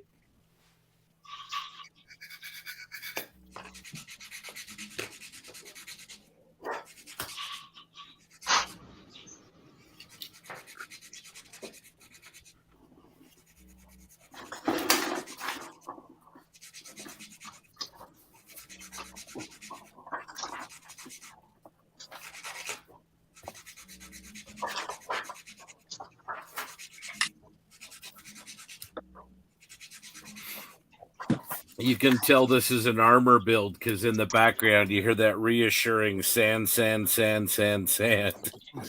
That's me. I'm sorry. Of Like I said, I'm road trying to catch wheels. up with you guys. Yeah, you guys did this about 3.5 hours ago. I'm just getting there. So I want to sleep tight tonight, knowing that these things are not going to bug me in the morning.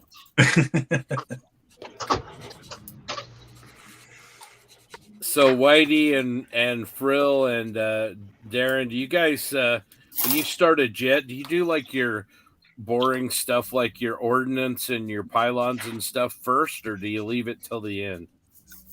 Sometimes I will. Like when stuff's drying. Yeah.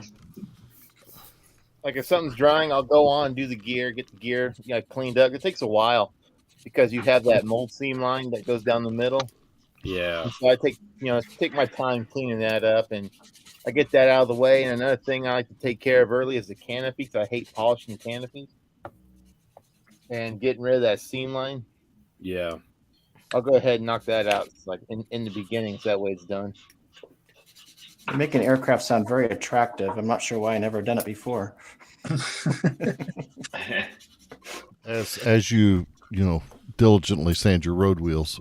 Yeah. Hey man. Hey man, I'll sand road wheels all week long if I never have to fill fuselage seams and rescribe panel lines.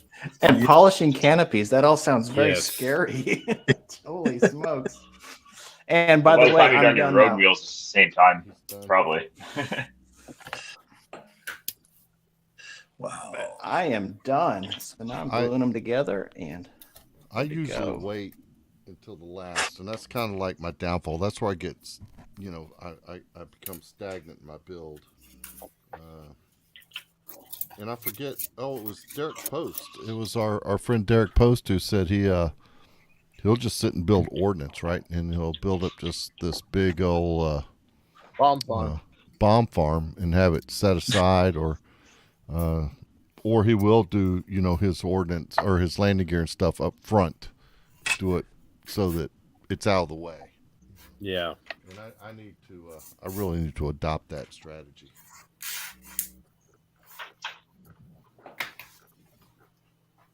I'm gonna have to figure something out to do because how I want to approach it. Because seeing all these Tamiya Tomcat builds lately, man, I want to build mine. No.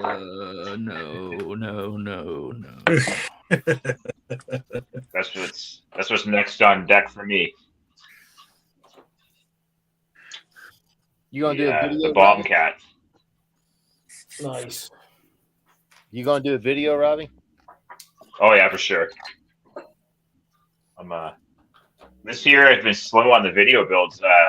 My footage on my Panzerhaubitze got corrupted, so that put me back by about 2 months. So the next video you see will be that M31, and then after that the Tomcat starts.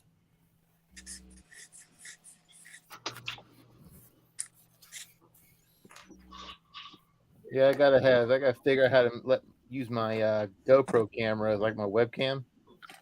Yeah. Yeah, I see you do that, and I was like, man, it'd be kind of cool if I could. I tried figuring it out because I have a Mac. That's what I'm using now. Both of my cameras are GoPros, both front and top. Yeah. I know. I've messaged you like 5 times. Oh, I'm sorry. I'm busy doing these ejector bin marks and not looking at my phone. Yeah, I use Sony Vegas for my editing, but I've been using that program for a long time. But I was doing other stuff for teaching. So. Okay. But the problem is, it's usually about 2 to 3 nights to edit a video, so I kind of lose interest pretty quick in it.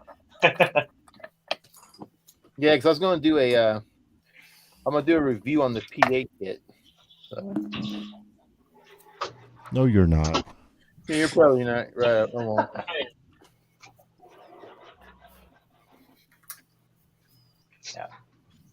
Yeah. Right. I'll lay down. I'm gonna dip. And then go to the wall. I shall leave you all to it and try and get some sleep for tomorrow. Yeah, get Okay. some rest, Jensen. Yeah, that package will show up with my road Good wheels. night, sleep for- tight. Good night. And see you all tomorrow, hopefully. Okay, take care. Good night. Later. Later.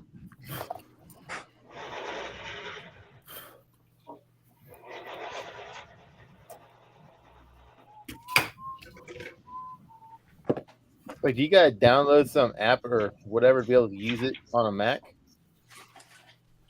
I use Ecamm Live on my Mac. It's kind of like OBS for Windows, same type of deal.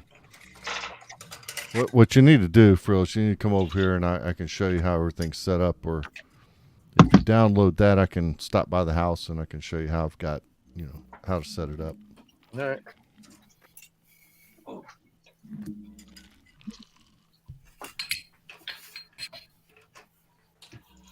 Yeah, cause I was starting writing notes down and stuff of what I was going to say when I did that review of the P8.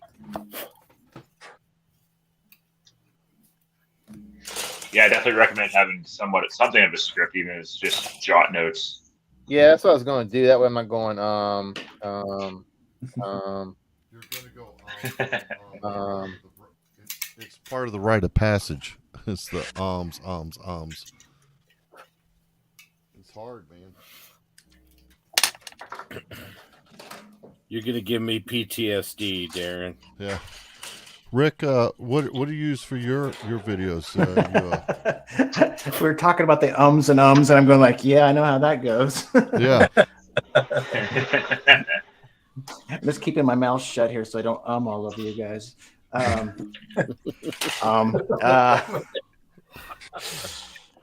use DaVinci Resolve. Okay. Yep. You guys familiar with that at all? I am. No. But I'm also now you use that for editing. I use that all across the board because it's all in one. So. Oh, okay. I don't know if you can see my camera right now. So this is where I film right here. So my camera is up here. It's a Nikon D5600. Yep.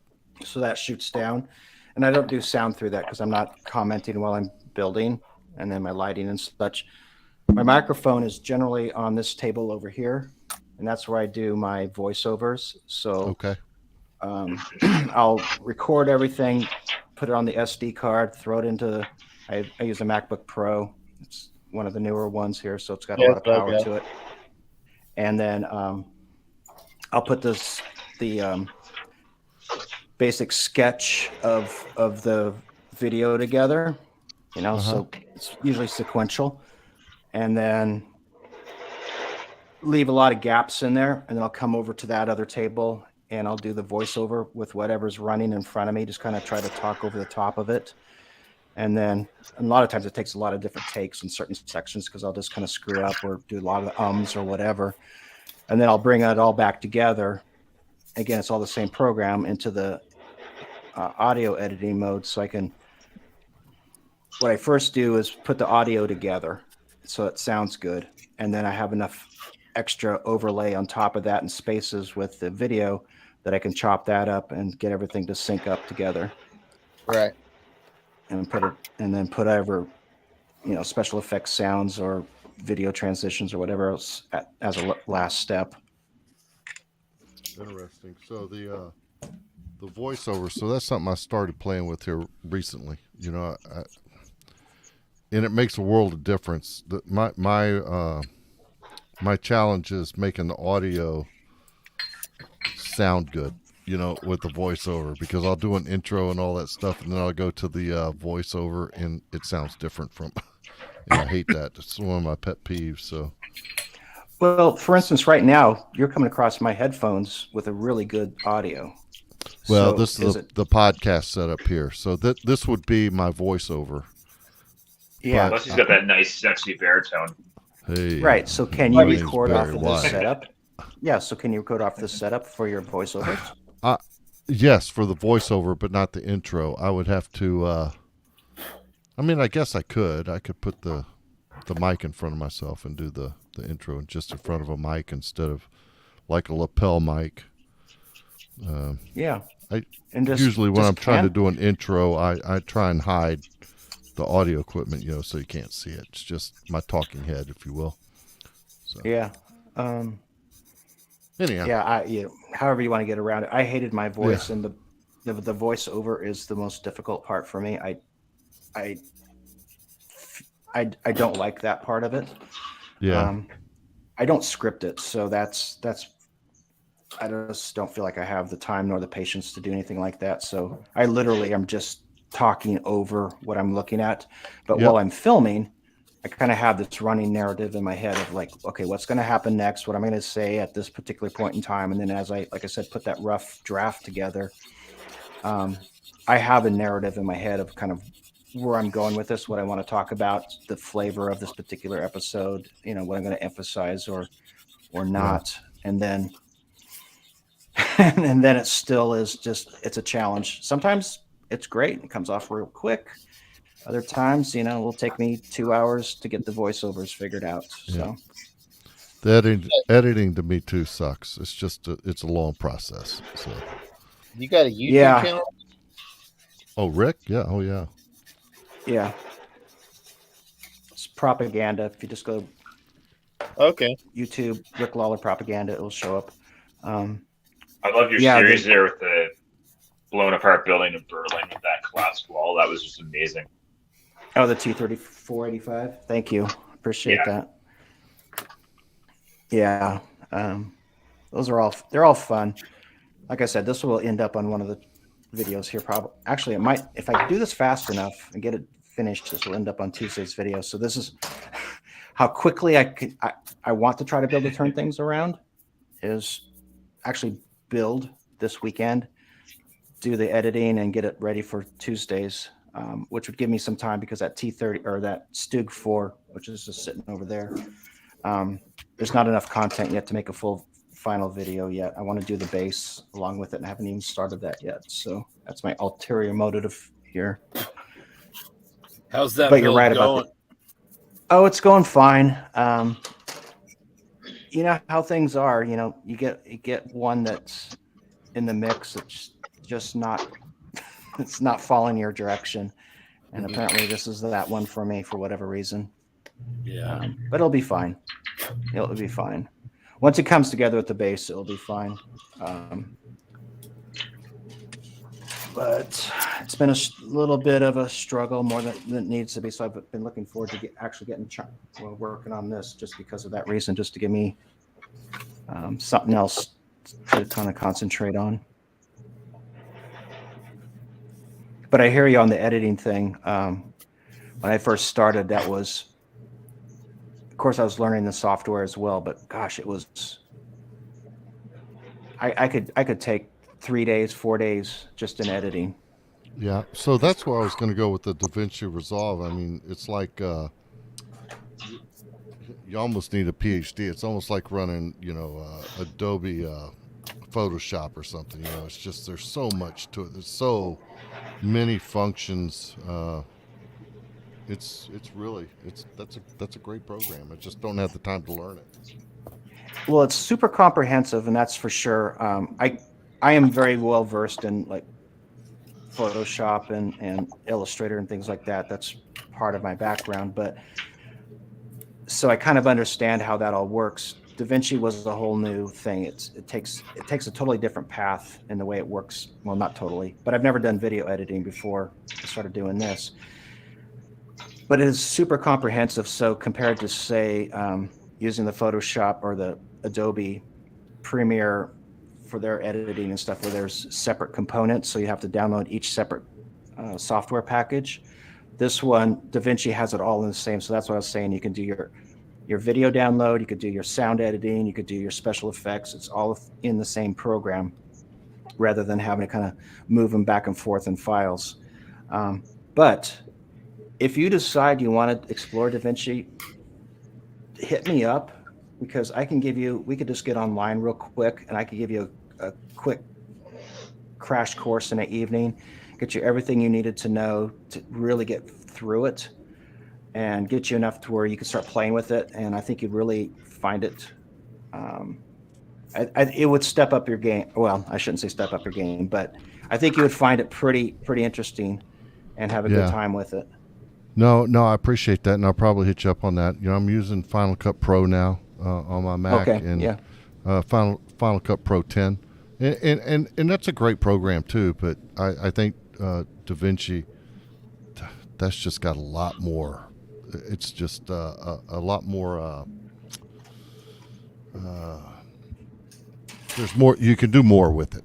I'm sorry, I'm at a loss for words, but there's just way more you can do with it. So. It's got a lot of power to it. Yeah.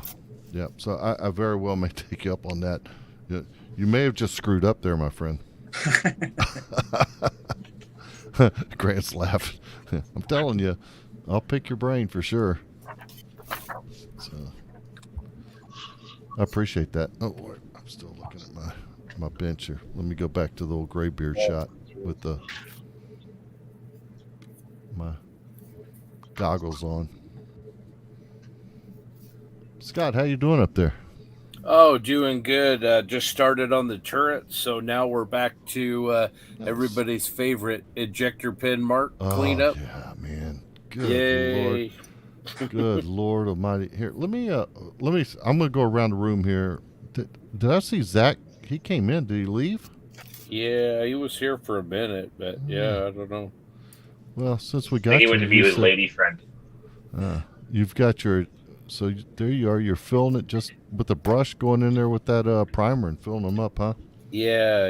It'll just kind of pool up, almost like when you put gloss into an instrument on an instrument panel. Same kind of idea. I try to build a bead that comes up proud over the surface, and then let that dry completely, and then just plane it off.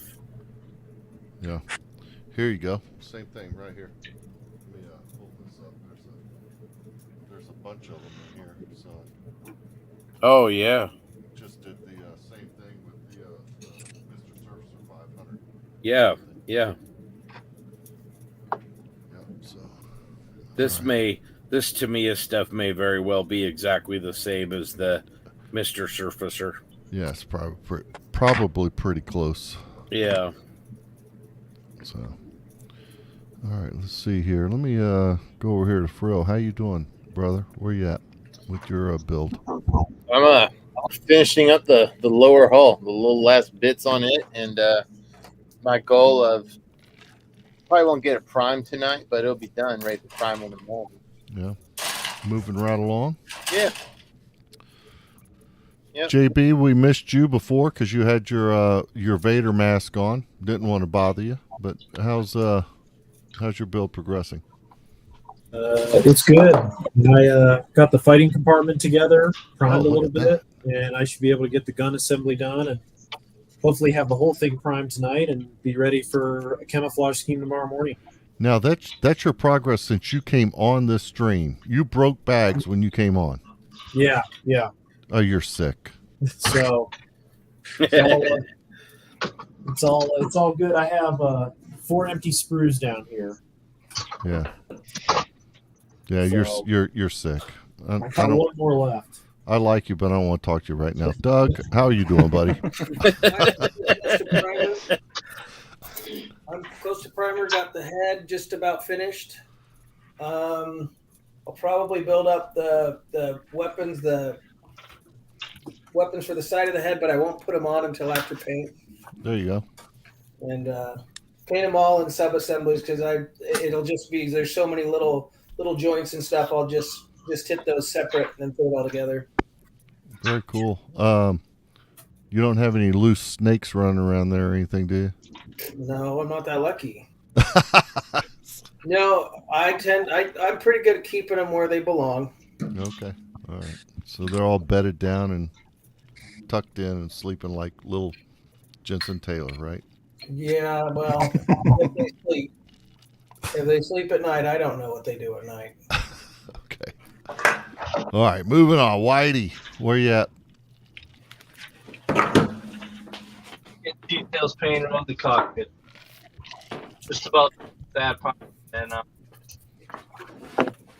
gotta let it dry before you put a water. So you know. So are you still feeling the fuselage going together tonight? Yeah. How much more time we have? Oh, I don't know. Scott, where are we at with the time? We got about half an hour. Yeah. Okay. About 35 minutes. It's possible.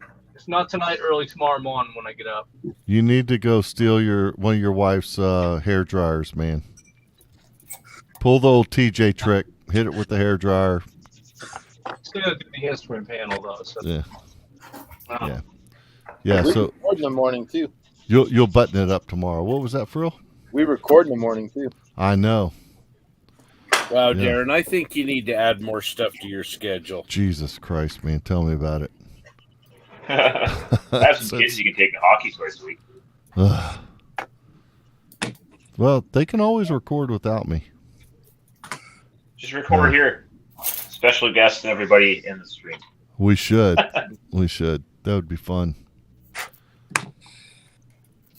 Mr. Mayberry, Grant, how Hey. are you? How's your build going? Good. Lower hall's done. Ron starting on the hall. Hopefully get this done before the half hour is done and work on the turret tomorrow. Very cool. Very cool. Moving over to Robbie.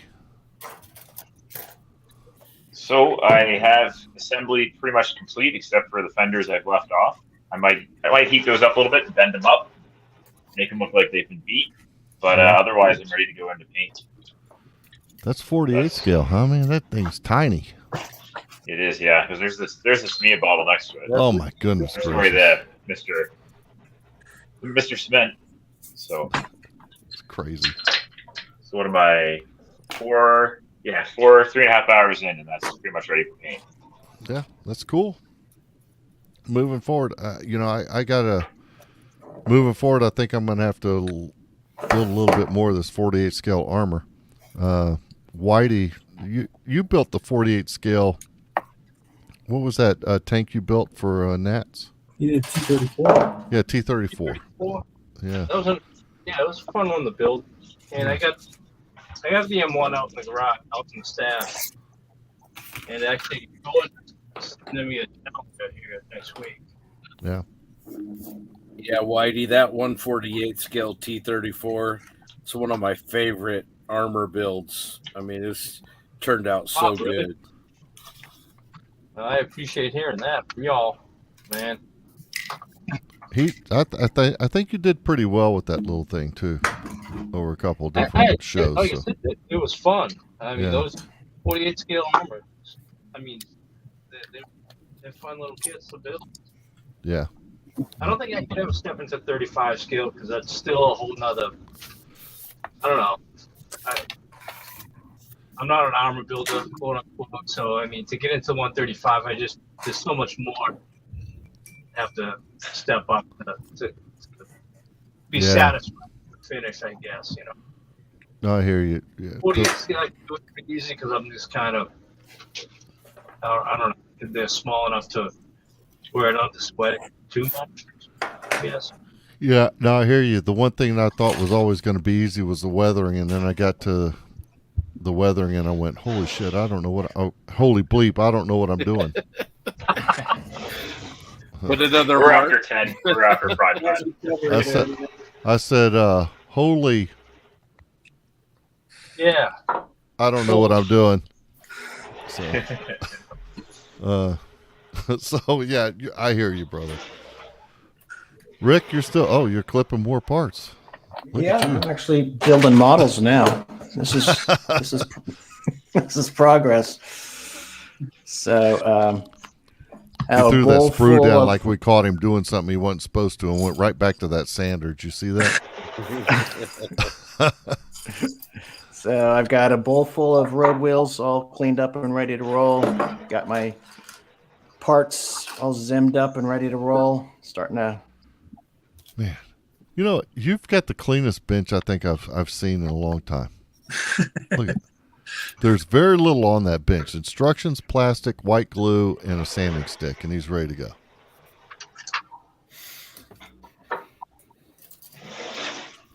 Part of the game here. Yeah. Very cool.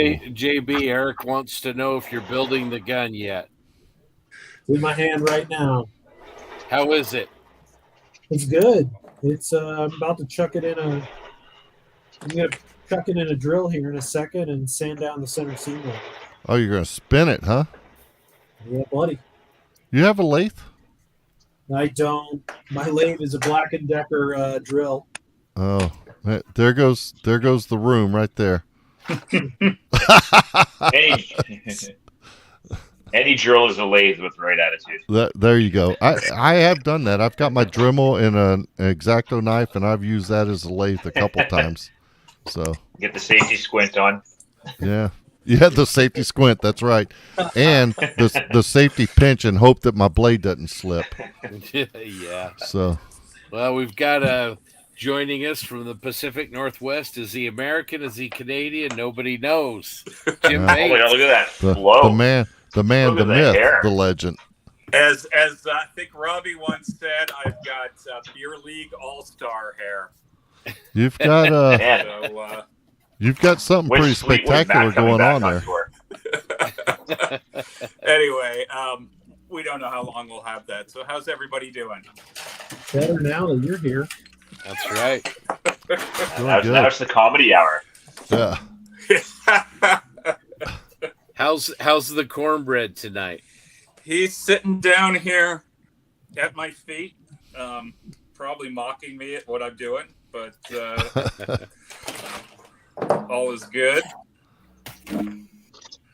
We've All got right. a Cromwell moving along and a Cromwell turret. So Oh, let's see that. Let's see the.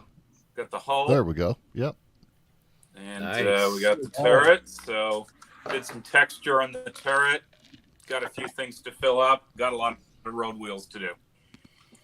Awesome. Very cool. Well, Darren, it's the top of the hour. How about I play a beneficiary video? You do it, my friend.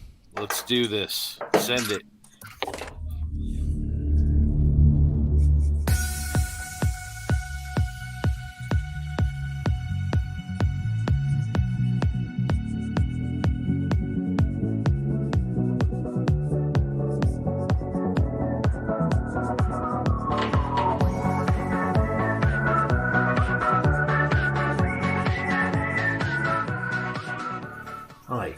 good evening.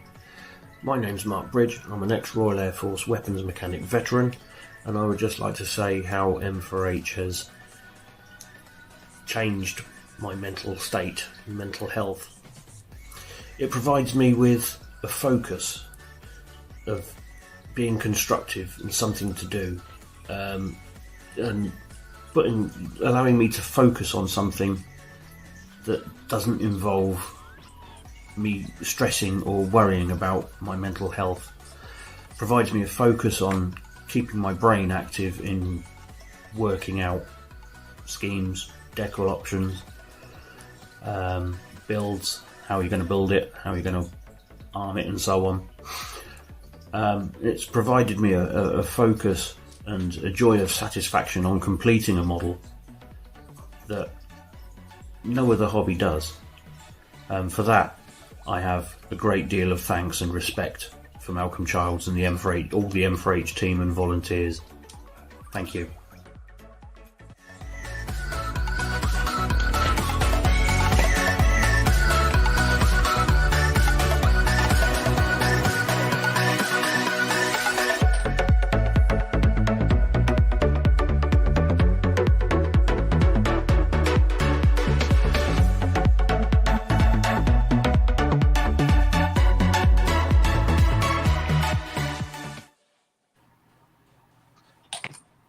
All right. Well, guys, that was awesome. Guys like Mark, that's what it's all about. Again, one more time, link is flashing at the bottom of the screen. If you're watching this, if you can give anything, please do. If you are in the UK, you can also volunteer your time for Models for Heroes, as well as make contributions. So, anyway, appreciate everybody being here. Appreciate for the USA stream. I want to take some time. I know Darren will want to say something too, but express gratitude to our partners that really have helped us out. Tamiya USA, Tank Craft, Rick Lawler, who's here tonight with us, AK, Custom Dioramics. Incredible partners, and then globally other partners that have really supported this effort as well. So I wanted to take the time to thank them. Thanks to all of you guys in the stream here, and then all of you that at home that are watching. This is a great event. Obviously we're just getting started, but it looks like James just rang through and said we need to pull the plug here pretty quick. So I guess they're going with their stream now. So parting shots, Darren, let you go first. Any last thoughts tonight?